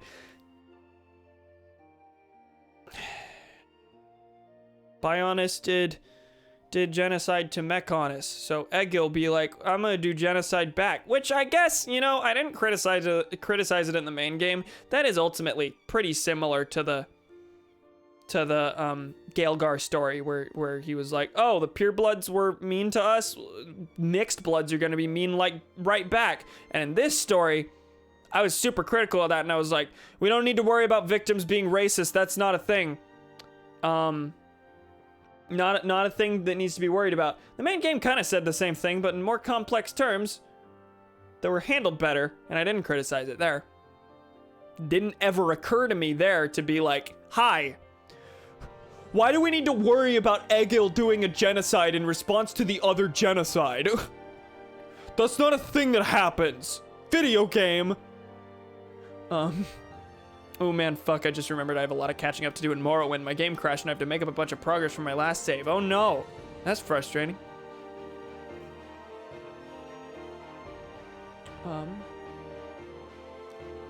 Anything else? I guess not. This didn't have a cool new title screen like the first game did whenever it was finished. Like, see, I'm gonna go back to main game. Morrowind is a very good story and amazing lore, but it can be a slog to get through gameplay-wise. Yeah, it's a couple games like that. And a lot of people would hear that and say, oh, well, then it's a bad game. Nah, for me, a story can absolutely carry the game. Very possible. This got a new cutscene. This got a new title screen. Future Connected didn't. Is that the junks in the distance on that dock? Yeah. There's the dead, like, horn or arm or something of the Bionis. It's a good shot. I like this new title screen. It's a huge fucking spoiler. You cannot show this to anyone who hasn't finished the game. Time Magazine nominated Joe Biden and Kamala Harris the Persons of the Year. Gave them the title? Cock of the Bionis. They gave them the title because I knew they were nominated. The nominees were like Joe Biden, Donald Trump, frontline healthcare workers, and the movement against racism. Please tell me they didn't give it to Joe Biden. Because most of the time it's just gave them it. Really? Are you really? Most influential thing of the... Because, like, Person of the Year isn't like everyone says this when they discuss it. It's not like best person. It's most influential person. I would not give that to Joe Biden out of that list. I'm shocked that we're in the midst of a pandemic and they nominated healthcare workers and didn't give it to healthcare workers. Joe Biden and Kamala. Okay. Like, we are in the middle of COVID-19. They're like, Joe Biden or the people actively working against the pandemic. Yep. Joe Biden's the good one. Time is weird. They did do a Hitler. They did. Yes. Hitler did, in fact, get Person of the Year. It's whack. And to be fair, yeah, probably the most influential that year. Fuck the BLM movement, I guess. Yeah, no, it's so, like, that just seems, like, insulting to, like, do those 4 nominations. 2 of them are your milquetoast, ooh, relevant politician, current president, or soon-to-be current president. Versus, like, the 2 things that actually define this year. What are you doing? BLM was fucking big, and we're in the middle of a pandemic. Those 2 things would be better than either of the other 2 things. That said, if we're talking most influential person, Trump was more influential than Biden. Biden won an election. Trump fucked us over in this pandemic. Trump is like 90% of the reason that we're in this situation right now. What does Joe Biden represent? Return to normalcy. Wow. Yep, that's the most influential thing you could possibly... Fuck off. Fuck off. Gave Hitler the nomination in the same year he annexed both Austria and the Sudetenland. I don't actually... How do you say that? Fuck. Trump's trying to overturn the election results. We only talk about Joe because he wasn't Trump. Like, Joe Biden is only defined as the otherness of Trump. Joe Biden only exists if Trump exists. Yeah, no, who cares about Joe? Like, most people didn't vote for Joe because they like Joe. Gee willikers.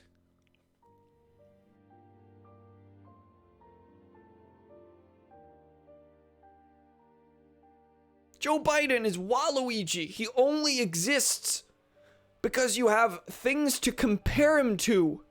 Joe Biden's a figment of our imagination. Like, if it weren't for the existence of Donald Trump, would Joe Biden have won the nomination? Fuck no. Worst possible winner against Trump. So glad liberalism's still a thing in 2020. I like how this is the point we're at. I should do that. We're not barely talking Xenoblade anymore. Suedetenland. Okay, that seems plausible.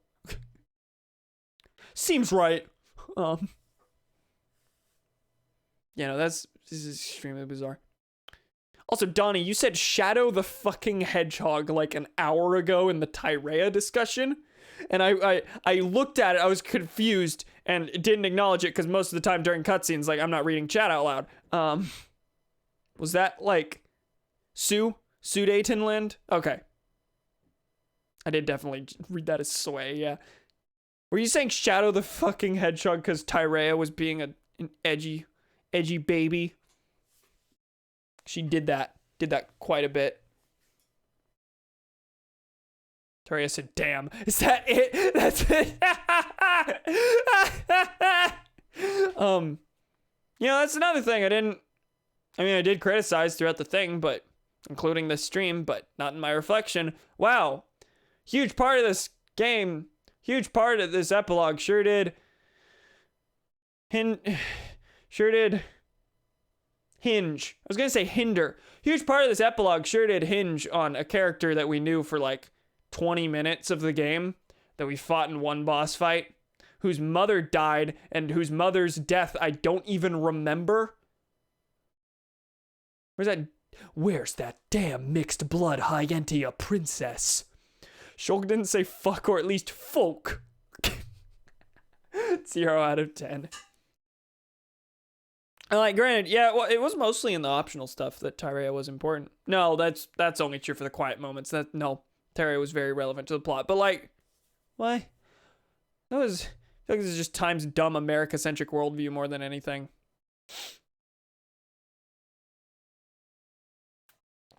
Because I'm looking at other Time Awards, which exist, that I never hear about. Clinton got it in 92. Oh yeah, presidents almost always get it. There were like 2 who didn't get it in the past 80, 60, I don't know how many years. And it was like Gerald Ford and one other. Bush got it in 2000 and 2004. Obama got it in 2008 and 2012. Yeah, no, it is not unusual for Joe Biden to get it. But out of that list, given the moment we're living in, Joe Biden is a fucking footnote. What's the notable thing about Joe Biden? He won the election. That's it. He was influential in that he symbolizes the defeat of the progressive movement, the defeat of the thing that could get us out of this. But I love Time choke on my dick. Time just seems to cuck to the president for favor. I don't know. Yeah, I don't know. Years made me world weary. Shocker. Can't relate. Best year of my life.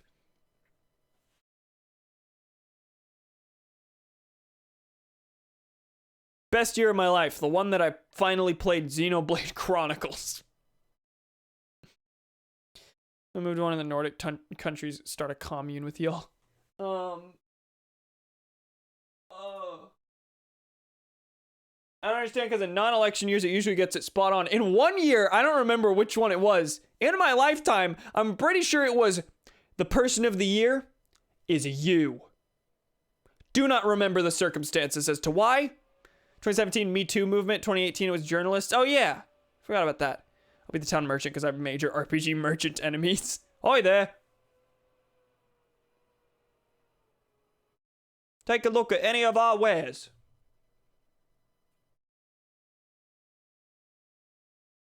Nope, you're not high enough level for that one. Nope. Put it back. They did A Moment Again by nominating Greta Thunberg in 2019. Enemies? Talk about a Freudian slip. Wait, what? Talk about a Freudian slip. No food or movies. I'm out of here. Did I say enemies about something? Did you say enemies about something? I don't even know what you're referring to.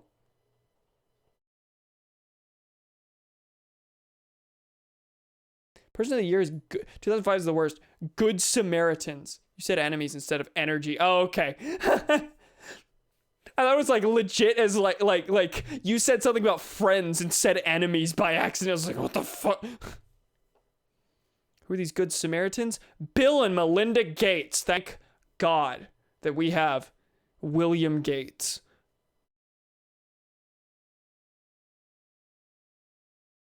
Ah, video games. Gee, Will's liquors. Will has several liquors. We don't discuss them.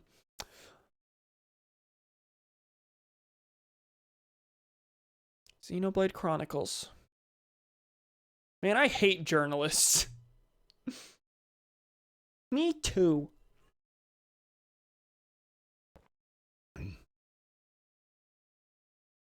In a pro-Trump town, they never stopped saying Merry Christmas. When was that written? It was like a New York Times piece in like 2017 or something. Yeah, that was worth writing. Yeah, there were reasons for that. That had to exist. Oh, I shouldered this.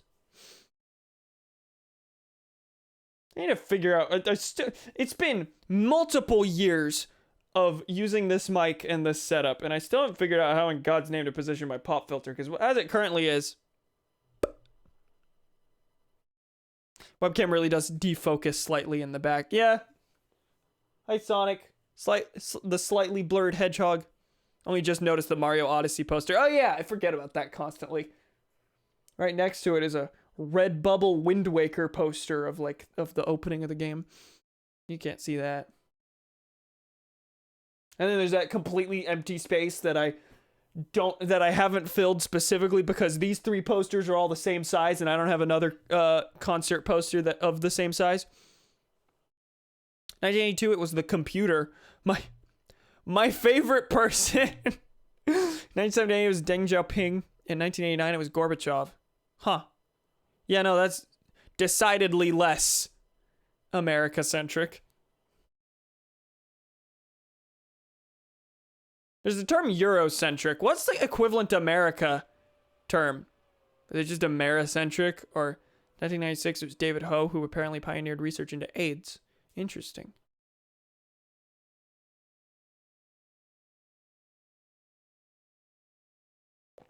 H82 being the computer makes sense. Oh yeah, no, I'm not disputing the sense of it. It's just funny. It's my favorite man. Literally the start of the home computer revolution, yeah.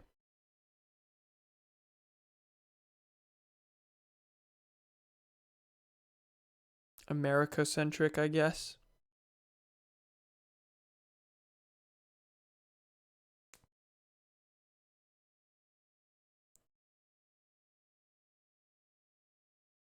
Someone tells me time was just in general a lot better in the past than the current era, and in general, the liberal media apparatus isn't prepared for the age of disinformation and disillusionment we live in now. Absolutely not. Given that, like, one of the biggest problems with the media is that it platforms that disinformation. Like, here's our climate change panel. Here is John saying climate change is real. Here is Greg saying climate change isn't real. These are equivalent viewpoints that need to be given equal airtime for the purpose of balance.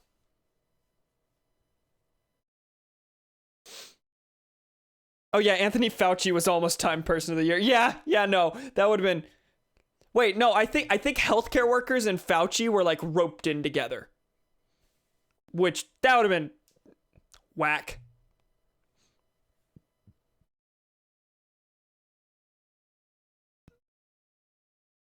Yeah, I'm very shocked Joe got it. Because, like, people were saying it partially jokingly, partially not. Mostly not. People were saying that the Person of the Year would be something like the essential worker. I'm like, yeah, that would... Yeah. They're saying that in response to the fact that I think Trump was, like, mad that it was looking like he wasn't going to get it or something, because that's a thing that you got to be proud of. Fauci and healthcare workers, which is weird because the BLM movement used George Floyd's portrait but didn't name him. Nancy Pelosi was a runner-up in 2019. That's awful. I hate that. Absolutely no love for that. Who the hell was Patty Jenkins? Oh, I know the name. Who is that? Patty Jenkins is she directed Wonder Woman. Are you kidding me? Are you fucking kidding me?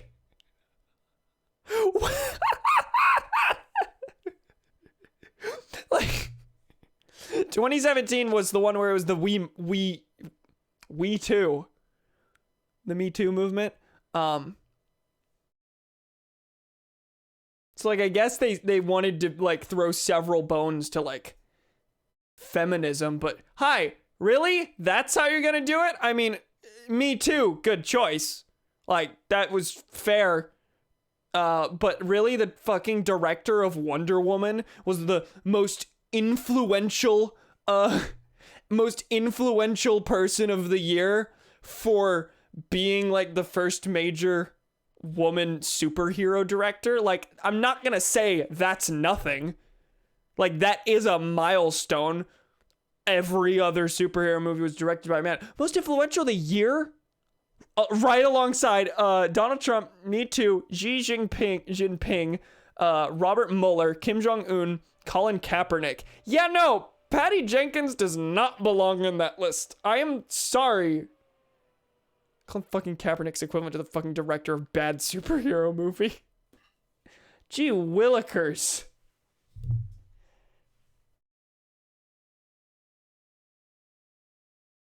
As of 4 hours ago, she's also gonna be the first woman to direct a Star Wars film. Apparently, I looked up her name. She's directing Star Wars Rogue Squadron. Cool. They announced so much fucking Star Wars stuff today. It's overwhelming. I don't want it. Like, legit, I love Star Wars. I'm not gonna jump for joy when I see 4 Star Wars TV shows announced at the same time. No, that's just so many things I have to get through that will probably be bad. At least partially. Disney just blew a fat load on my news feed. Like, was there any Marvel news?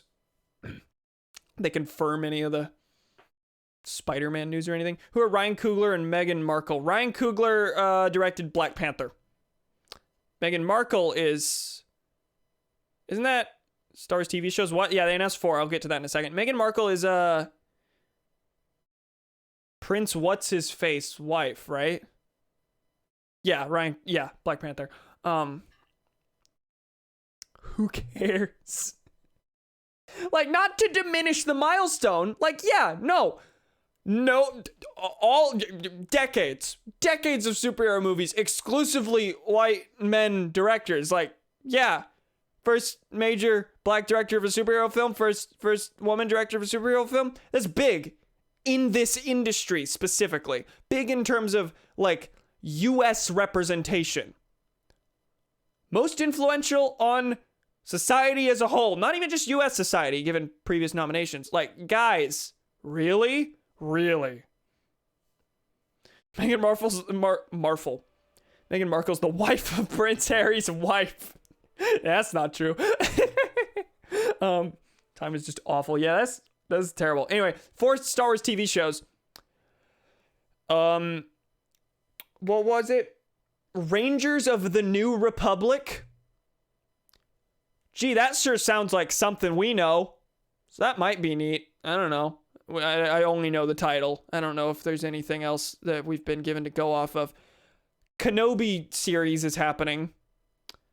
Ahsoka series is happening. And a Clone Wars sequel series about the Bad Batch is happening. I don't know anything about that first one, but wow, those all sound like things I don't need in my life. Rangers of the New Republic sounds like it's gonna be bad. Yeah,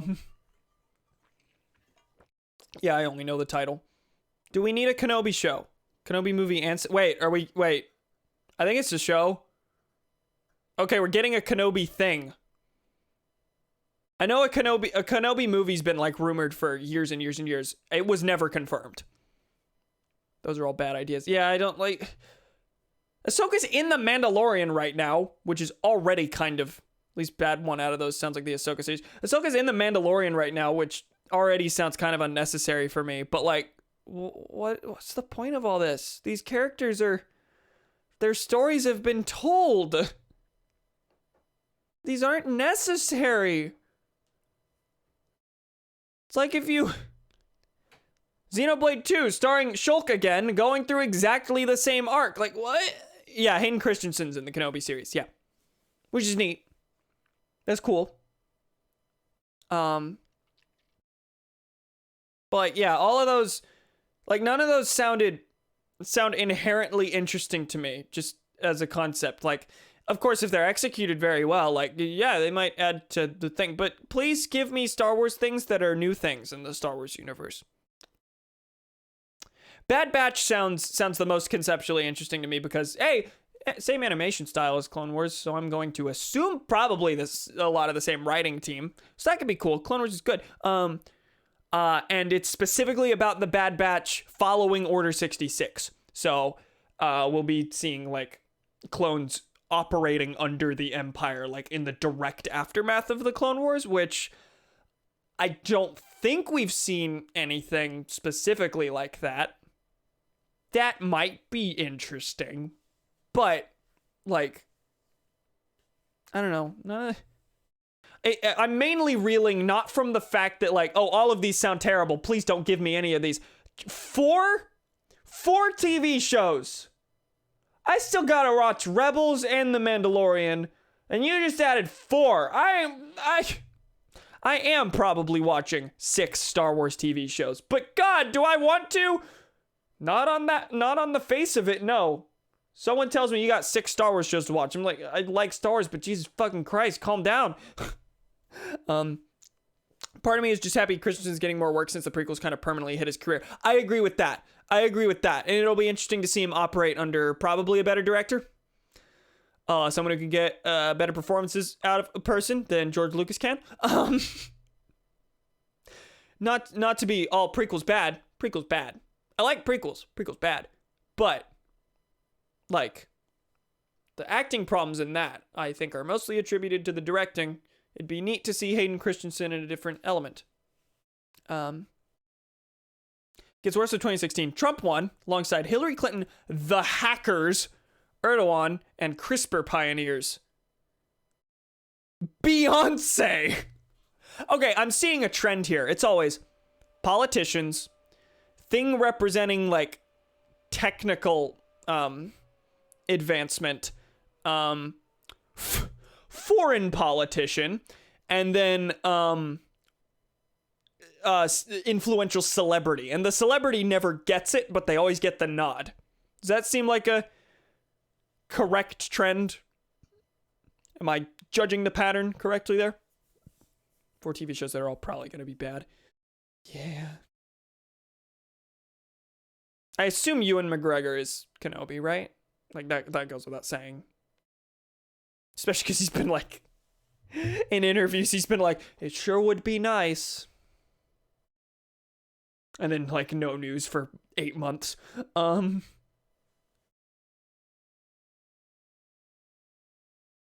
I didn't see any other Disney news. I'm sure it happened, but the only thing that entered my feed was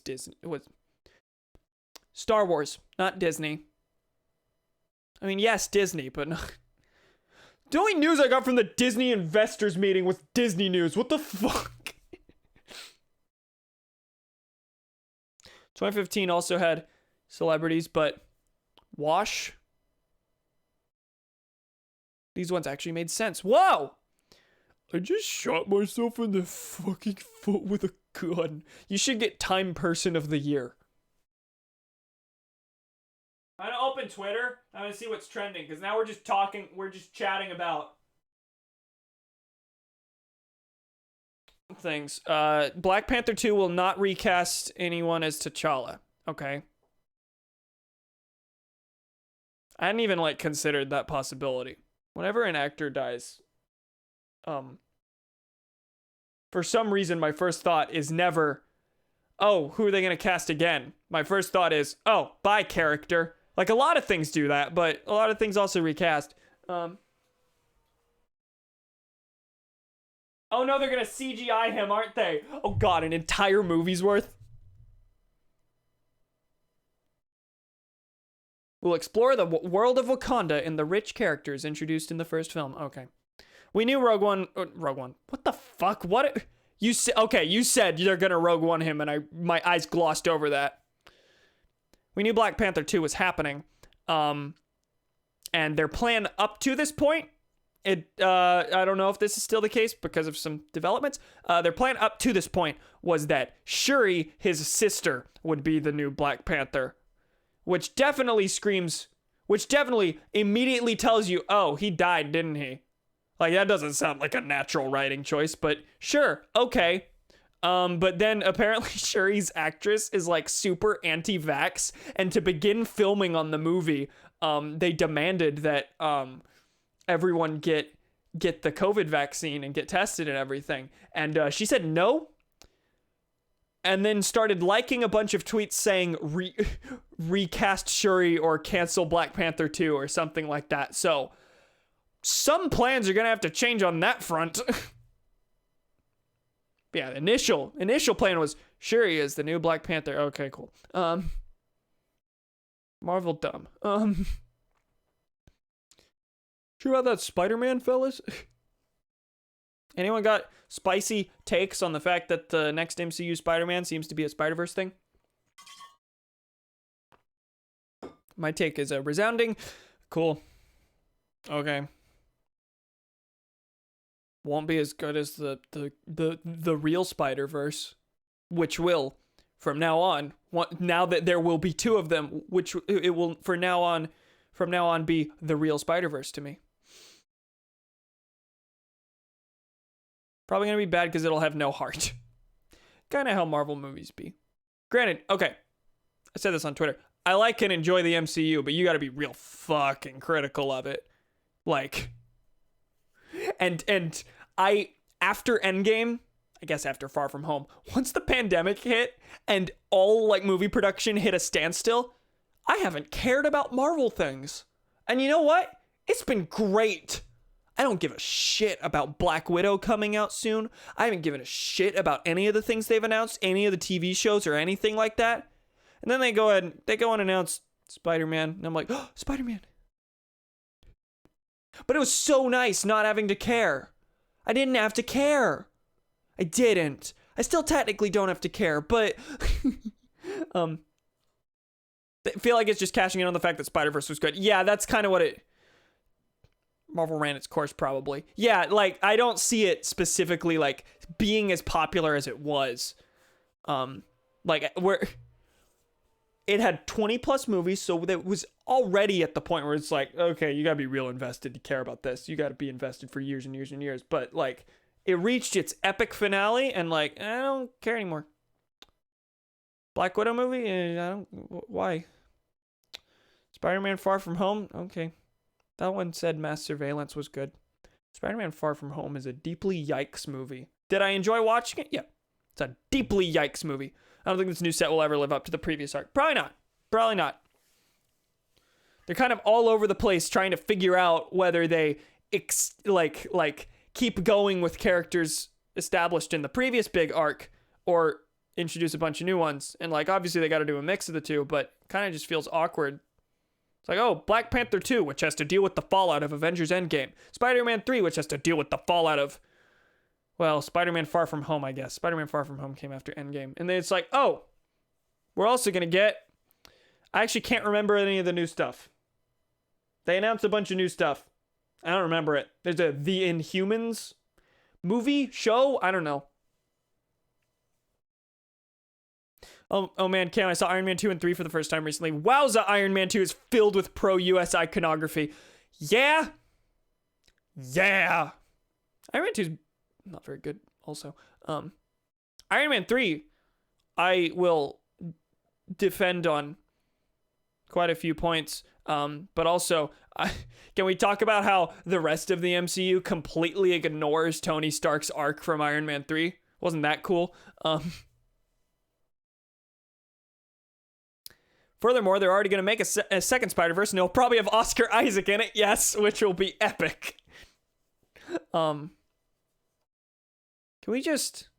I don't give a shit about the legal battle between over Spider-Man. Can we just let Spider-Man fall into the public domain, and then everyone can make Spider-Man stuff? Because, like, Spider-Man, cool. I liked Iron Man 3 a lot. Yeah, it was pretty good. It was pretty good. And, like, there's something to be said for the criticism. It's like, oh, how do you make a superhero movie where the whole point is that they're not superhero, but also Iron Man 3 really worked as a character arc thing, as a character study. That's the word.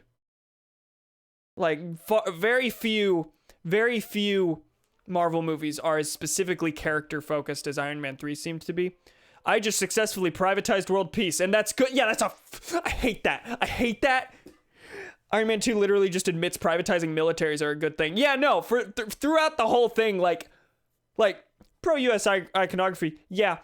But also, the government is specifically cast as the bad guy because they are trying to take the Iron Man technology, and instead the good thing is that he should have the epic murder weapon as just a private like company thing that he has. Both of these things are bad. Iron Man 3 had a very good beginning, but the end kind of sputtered out a bit. I want to rewatch it. I liked the end. I remember liking the ending, I think. At least I liked it from a Tony Stark perspective. It was as good as I think you can get with a character like Tony Stark, who inherently is, I am cool because I am rich and build a bunch of cool things with my billions of dollars. Also, Elon Musk is in, I was going to say Spider-Man 2, Iron Man 2. They portray the person who was a victim of this privatization of the military as a soulless victim. All war crime victims deserved it. Yeah, Ivan Vanko was like deported. For what reason was it? He was like deported and mad about it on Howard Stark's orders. He wanted to use the arc reactor for something. Any other Disney news?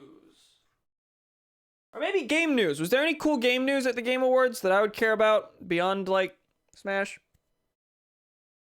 There wasn't a second Smash announcement, was there? There was some speculation on that.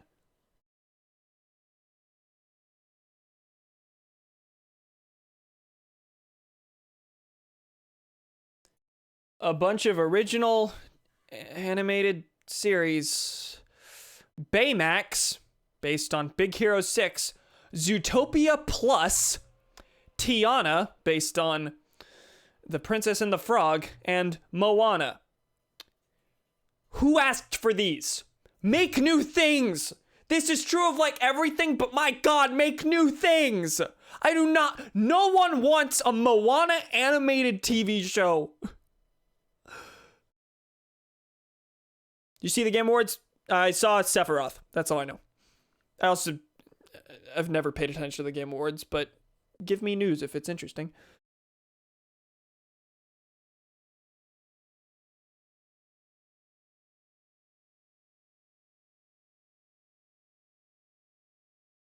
What is Peter Pan and Wendy?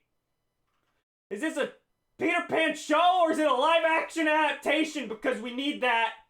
We totally need that.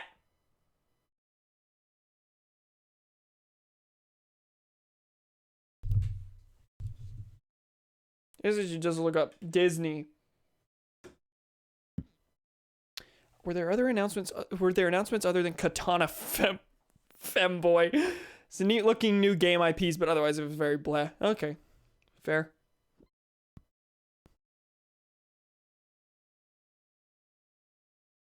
Disney.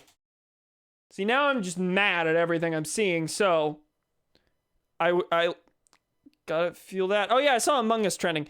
Really big new map from the Henry Stickmin series. Halo Chief is in. Those are two completely different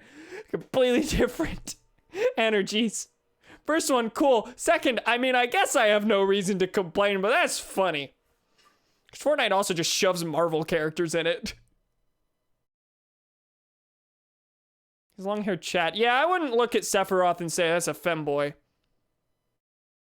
Sephiroth's a hunk.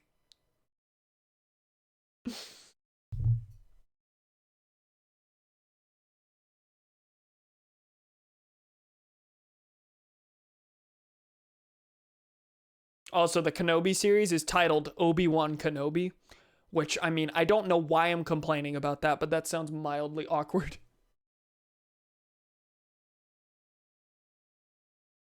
The Mandalorian is in Fortnite? Ah! Disney getting those Fortnite bucks. Disney paying those Fortnite bucks to have their character advertised in the game. That's probably how it works. kind of have my doubts that the Fortnite team went to Disney and were like, can we have Thanos? Yeah, there's the Loki series. I don't care. Disney's The Little Mermaid. Featuring music written by Lin-Manuel Miranda. Is this a musical or a live action? I think it's a live action. Chip and Dale Rescue Rangers is a live action animated hybrid. Who asked for live action Chip and Dale? Starring John Mulaney and Adam Sandberg.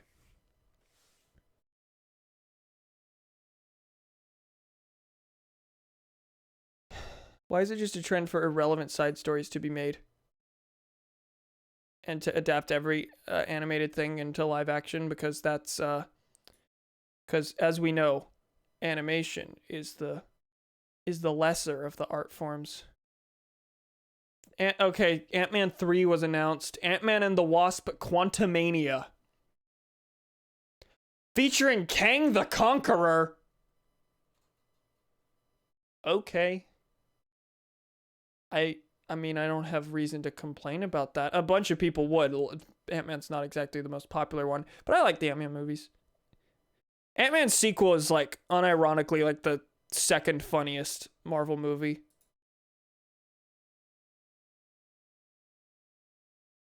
Disney, we will just remake our good shit. Yep.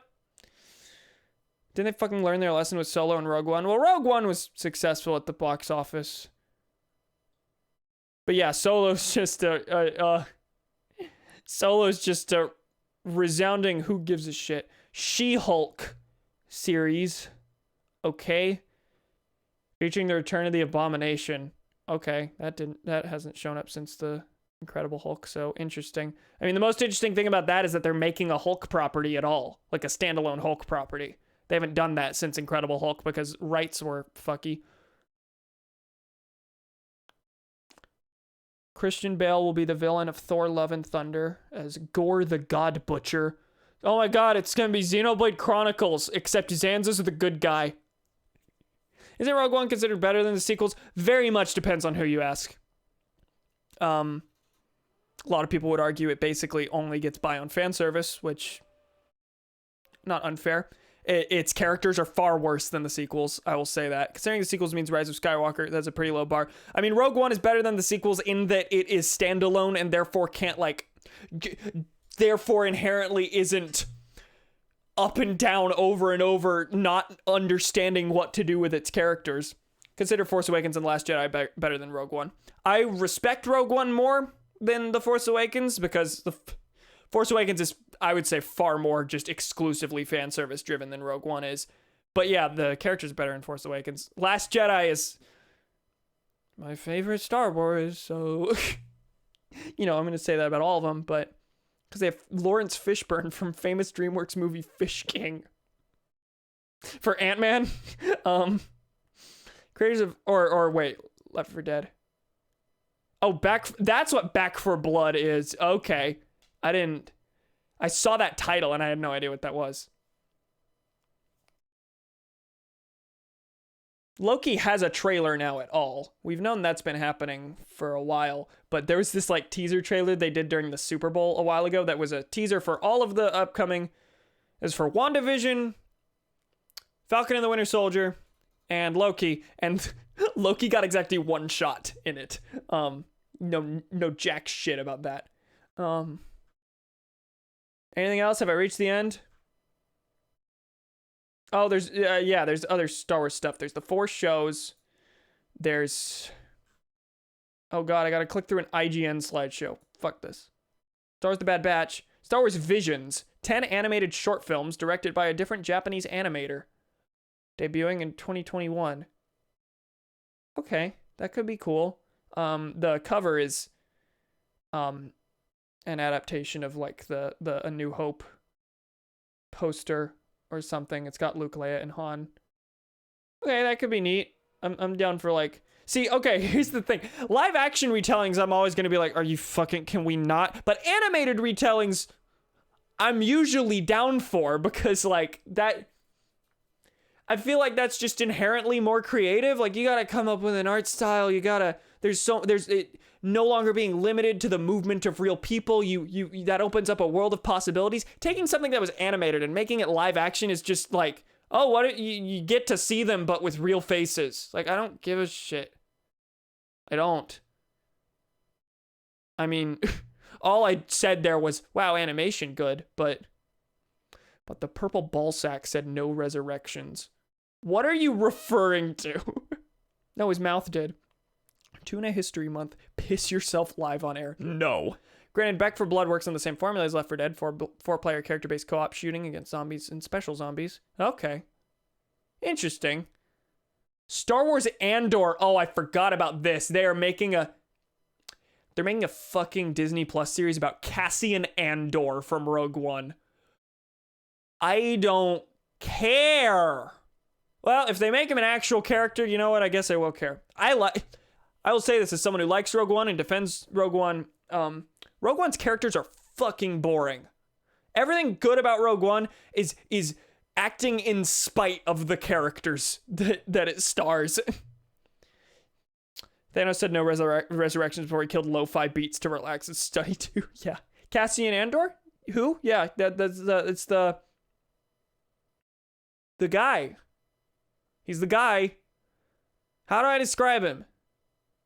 He's the point of his character is that he's like willing to do like really heinous shit on behalf of the rebellion. He almost killed Jin's father, the guy who built the Death Star basically, but was a good guy. See, I like Rogue One specifically because like the way it explains the weakness in the Death Star, I think is actually interesting. I think that's the first time Star Wars has really bothered to depict people within the Empire working to sabotage it, because that's like a thing. There were people who worked within the Nazis to sabotage the Nazis. Like that's a good thing to depict, and that adds nuance to the Star Wars universe. Everything else, was not very good. See the bearded guy that for most of the movie has a passive-aggressive relation with Jin, but then kisses her? Yes, that's him. Obi-Wan Kenobi series, yep. Mandalorian Season 3, wow. Star Wars Rangers of the New Republic. Will focus on Cara Dune and other New Republic soldiers as they work to restore peace to the galaxy, even as the threat of the First Order begins to grow. Okay, that's very little information.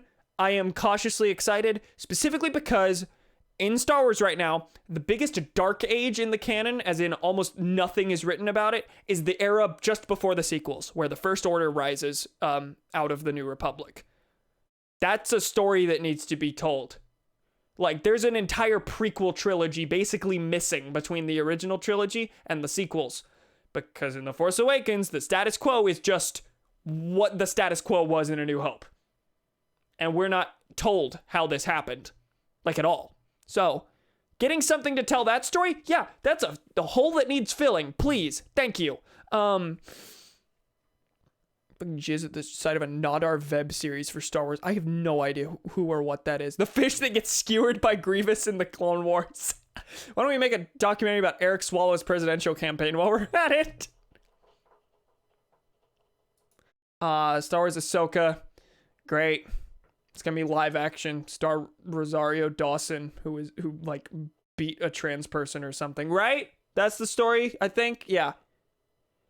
It'll likely revive around her hunt for Grand Admiral Thrawn, and it will be set in the same era as The Mandalorian.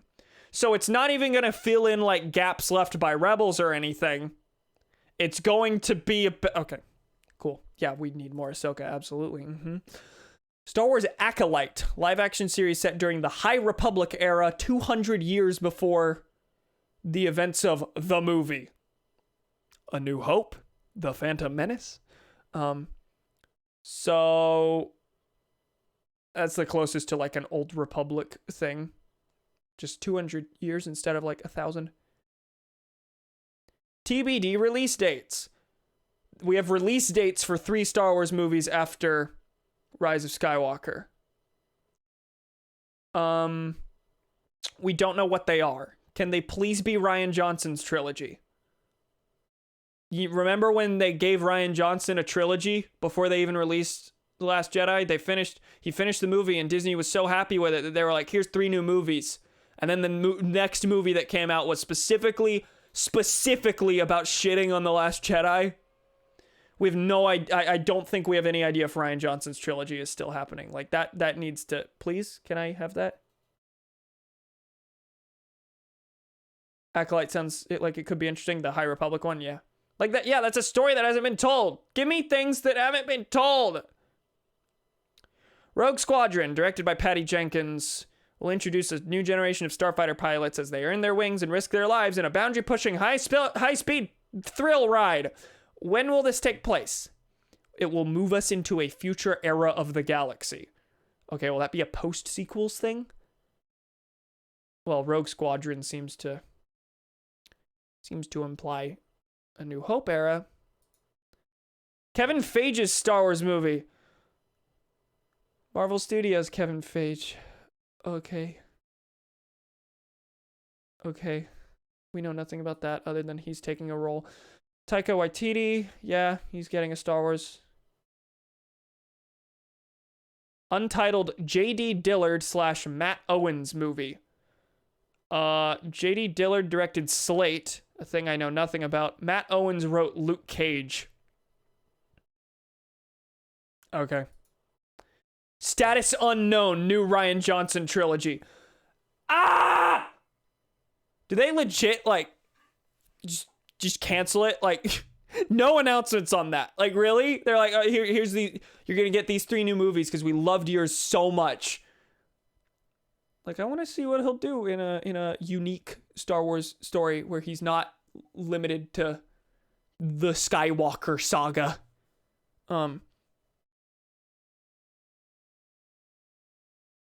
Can we just keep that? Wait, still vividly remember when my mom and grandparents saw, spoiler, Darth Maul in Solo, and were completely confused because they aren't constantly glued to Star Wars media. Yeah, no, a lot of this is like Ahsoka is not going to be interesting to anyone who hasn't watched Clone Wars and Rebels and seen her in The Mandalorian. It's like, I'm not saying fan service inherently bad, but like, these are all characters whose stories have largely already been told. Star Wars is such a unique, like, interesting universe that you could tell any kind of story within, disconnected from the main series and from the things we already know. But instead, it's like, here's Obi-Wan series. It's like, cool. We know what Obi-Wan is. We've seen his arc. Tell me one more new thing that will wow me about Obi-Wan Kenobi's character. He's the old, like, representative of the conservative wing of the Jedi Council, and then he grows out of that. Wow. And he fucking dies. Canceled, untitled Weiss and Benioff movie trilogy. The showrunners of Game of Thrones were apparently given a Star Wars trilogy, and that's been canceled. Okay. Star Wars Episode 10? Okay, this is just a question. Will there be an Episode 10? Probably not. Not anytime soon. I don't think they're going to do just another trilogy, like, following off of the previous one, because for better or worse, that's been wrapped up. It's for worse.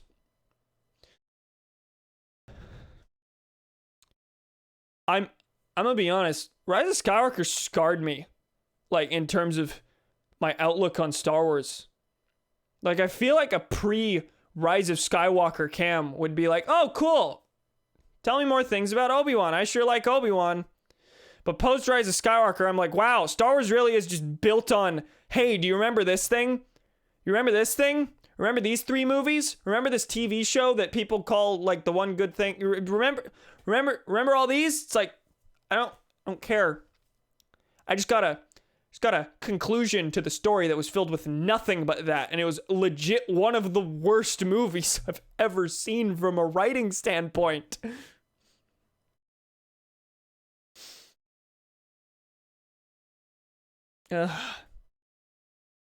Okay, I filled my hard drive again. Okay, that archive is dead. I'm just gonna download the Twitch one. I also don't want to bother cutting these individual pieces together. That said, I do need to spend the night uploading archives so I can delete them. Telling me where Lando buys his coffee from. I'm just so glad that instead of getting Old Republic or Ryan Johnson, we get Womp Rat, a Star Wars story. I am noticing there was nothing in the vein of a Star Wars story there. Like, we're getting weird spin-offs, but they're not using that subtitle anymore. They're like, okay, we had the idea for this anthology series. Yeah, we're just gonna keep that fan service weirdness to Disney Plus. No one liked Solo. Which is unfortunate, because, like, the idea of an anthology series for Star Wars is like, yeah, that's just neat little extra things. That's what I want. Solo, though? No. I want things in the vein of Rogue One, not in the vein of, here's what Han Solo did between the movies. Especially because Solo, like, on its face isn't very good. No, as a concept is bad, specifically because, like, Han Solo goes through an arc over the course of the original trilogy, mainly over the course of A New Hope, but over the course of the trilogy, where he goes from dick baby soldier of fortune man who cares about nothing to being, you know, rebel person who cares about his friends and cares about the cause. That's his arc. So, in writing Solo, they had two choices. Either have Han Solo be just a fucking dick the whole time, who goes through no character growth because that character growth happens later, or give him the character growth anyway, so that at the start of A New Hope, canonically, he's already gone through the character arc that he's going to go through. They did the latter. Han Solo goes through a funny arc to be a good person in Solo. He already went through that in a movie that already exists. I love Revenge of the Sith. That by no means tries to pull any cheap shots with dumbass nostalgia no one gives a fuck about. I think they should do alternate universes as spin-offs. That would be really fucking interesting. Like Star Wars Infinite did. Is Star Wars Infinite like the what if stories that were like, dude, what if Darth Vader didn't die in Return of the Jedi? Wouldn't that be cool? That's the only thing I know, and that's not exactly you might be able to tell that's not exactly the most positive impression, but also I've not read a single one. I know they're like what if stories. That's the one.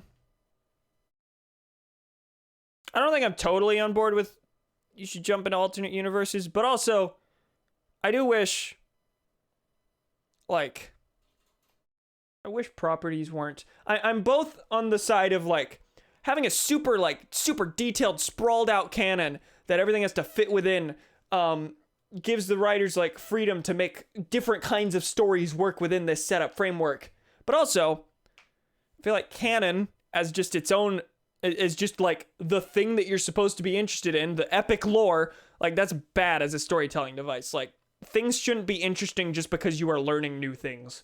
About, like learning, like, reading the schematics for the Death Star adds to the world building, but isn't good on its own. That doesn't make a story. This is why you can't build a story specifically on fan service. But also, what was I gonna say? I wish, like, people were able to work with, like, characters and concepts from stories without being hampered by the canon of that world. I mean, he does end up coming to his own as a smuggler and scoundrel. And then when he's nice to people, they shoot at him and betray him. Mostly? Isn't the Death Star supposed to be the Empire's anti-son of a bitch machine? Wait, what? Yavin's mostly destroyed. What? It's in A New Hope, he misses the exhaust port, and Yavin's mostly destroyed. Grand Moff Tarkin wants it to fire early. Yeah, because he's impatient. It doesn't completely destroy the planet. Wow, what a baby. What an infant. Anti-son of a bitch machine.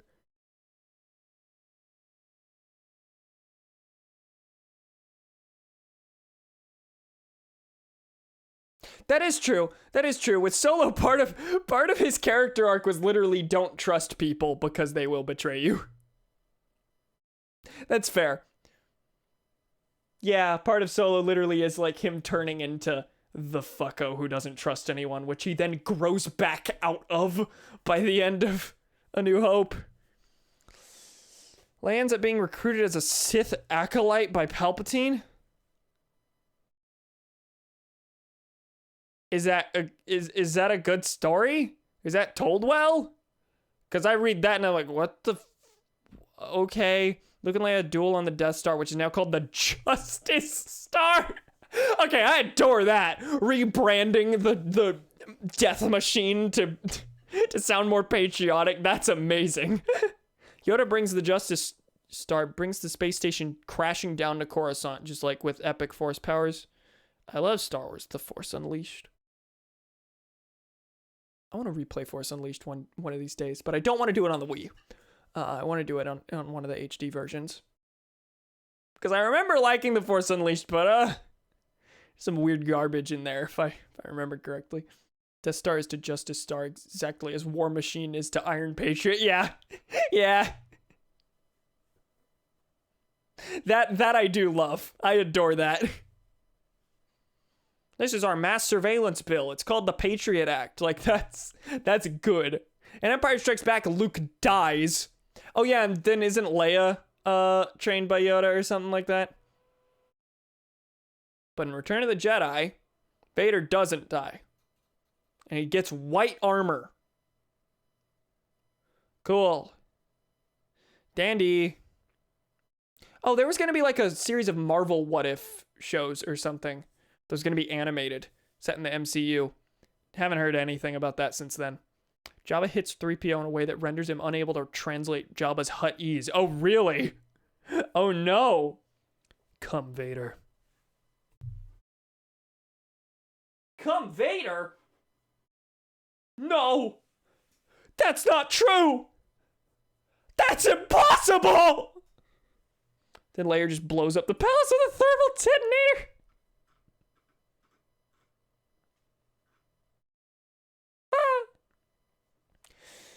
Black Widow is still set to release on May 7th, 2021. Okay, cool. Dandy.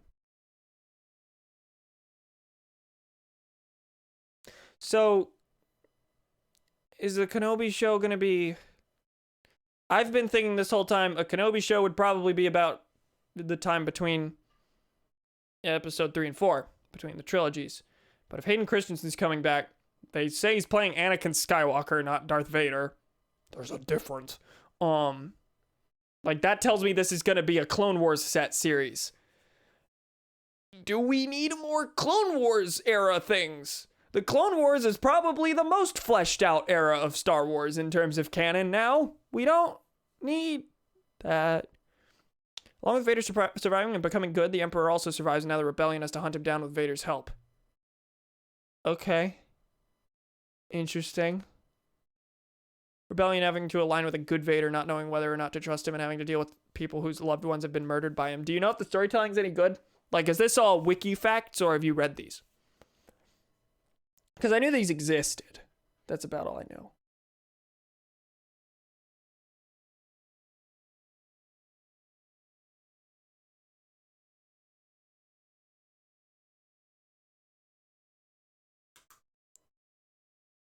Fortunately, the comic ends there. Ah, I see.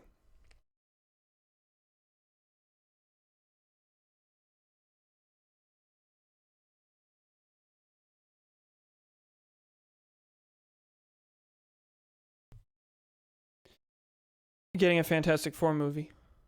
Shocker there. Actually, I hadn't considered that. Yeah, they have Fantastic Four and X-Men now. Wikifacts. I don't know if the writing and stuff is good, but it seems like that. Luke has a mental breakdown, nearly kills Han. Jesus.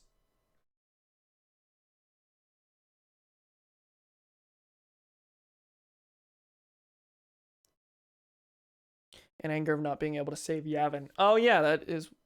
You did say that's what happened.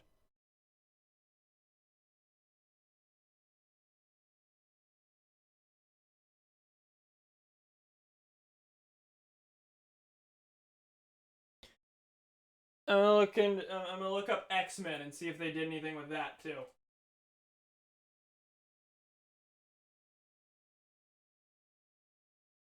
No X-Men news. Okay. That's fine. I don't, care.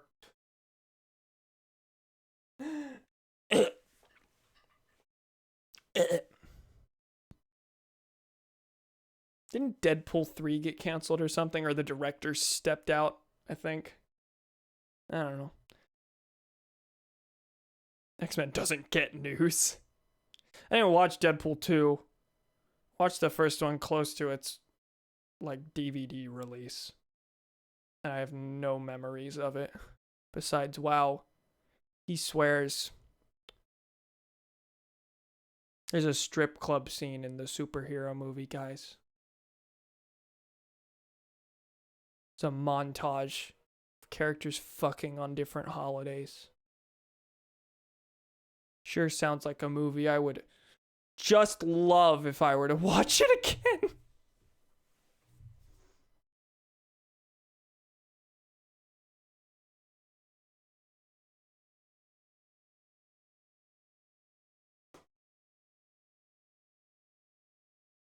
There's so much news here that I'm like not, that I feel like I'm missing things, but how much have I read just now?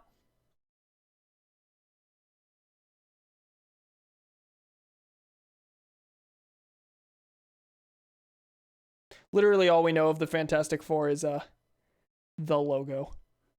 They showed a logo. Sorry, a 6-minute like animation of the logo appearing. It's normal for it to just be logo, but funny Francis. Oi, Francis, why are you so funny? Why you gotta make me laugh? Remember when this was a Xenoblade stream? Yeah, it's been like a fucking hour and a half. I need to go. You didn't make me think that. I've been thinking, wow, I need to stop at some point. But yeah, I need to use the bathroom, that's the thing. Got a Miguel Super Mario Sunshine moment coming up. Oh no! So, thank you for joining me on this super long journey that phrase could, now that we have you here, when are you gonna stream Among Us again? I don't know. You know we can play Among Us without me streaming it, right? Not that I'm against streaming it, but, that was a stream. Thank you for stream. Yeah, epic long journey could refer to the fact that this was a 5-hour stream, largely unrelated to Xenoblade, or it could relate to the fact that this game lasted from September 3rd to December 10th. So, yeah, I don't know what I'm going to stream next. I don't even know if I'm going to stream tomorrow. I might take a break for a day or two. Might start back next Monday. I'm not sure. The next, like, immediate concrete plan that I have is to stream Donkey Kong Country Tropical Freeze with Cade. He's not off of school for another week, so I have to fill that week's worth of time. Not sure what I'm going to do yet. I have a couple, like, one-off ideas. I might pick a really short game to try and get out of the way there. I might pick a game that I streamed, like, a year or two, two or so years ago, that I no longer have an archive for, in order to get an archive of that.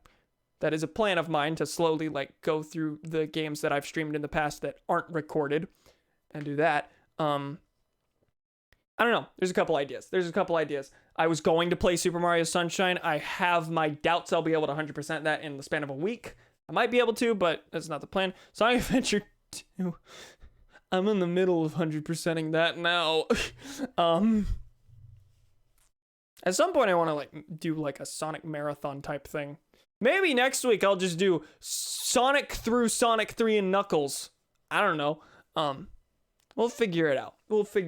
I've got some ideas. Thank you, pals, for joining me.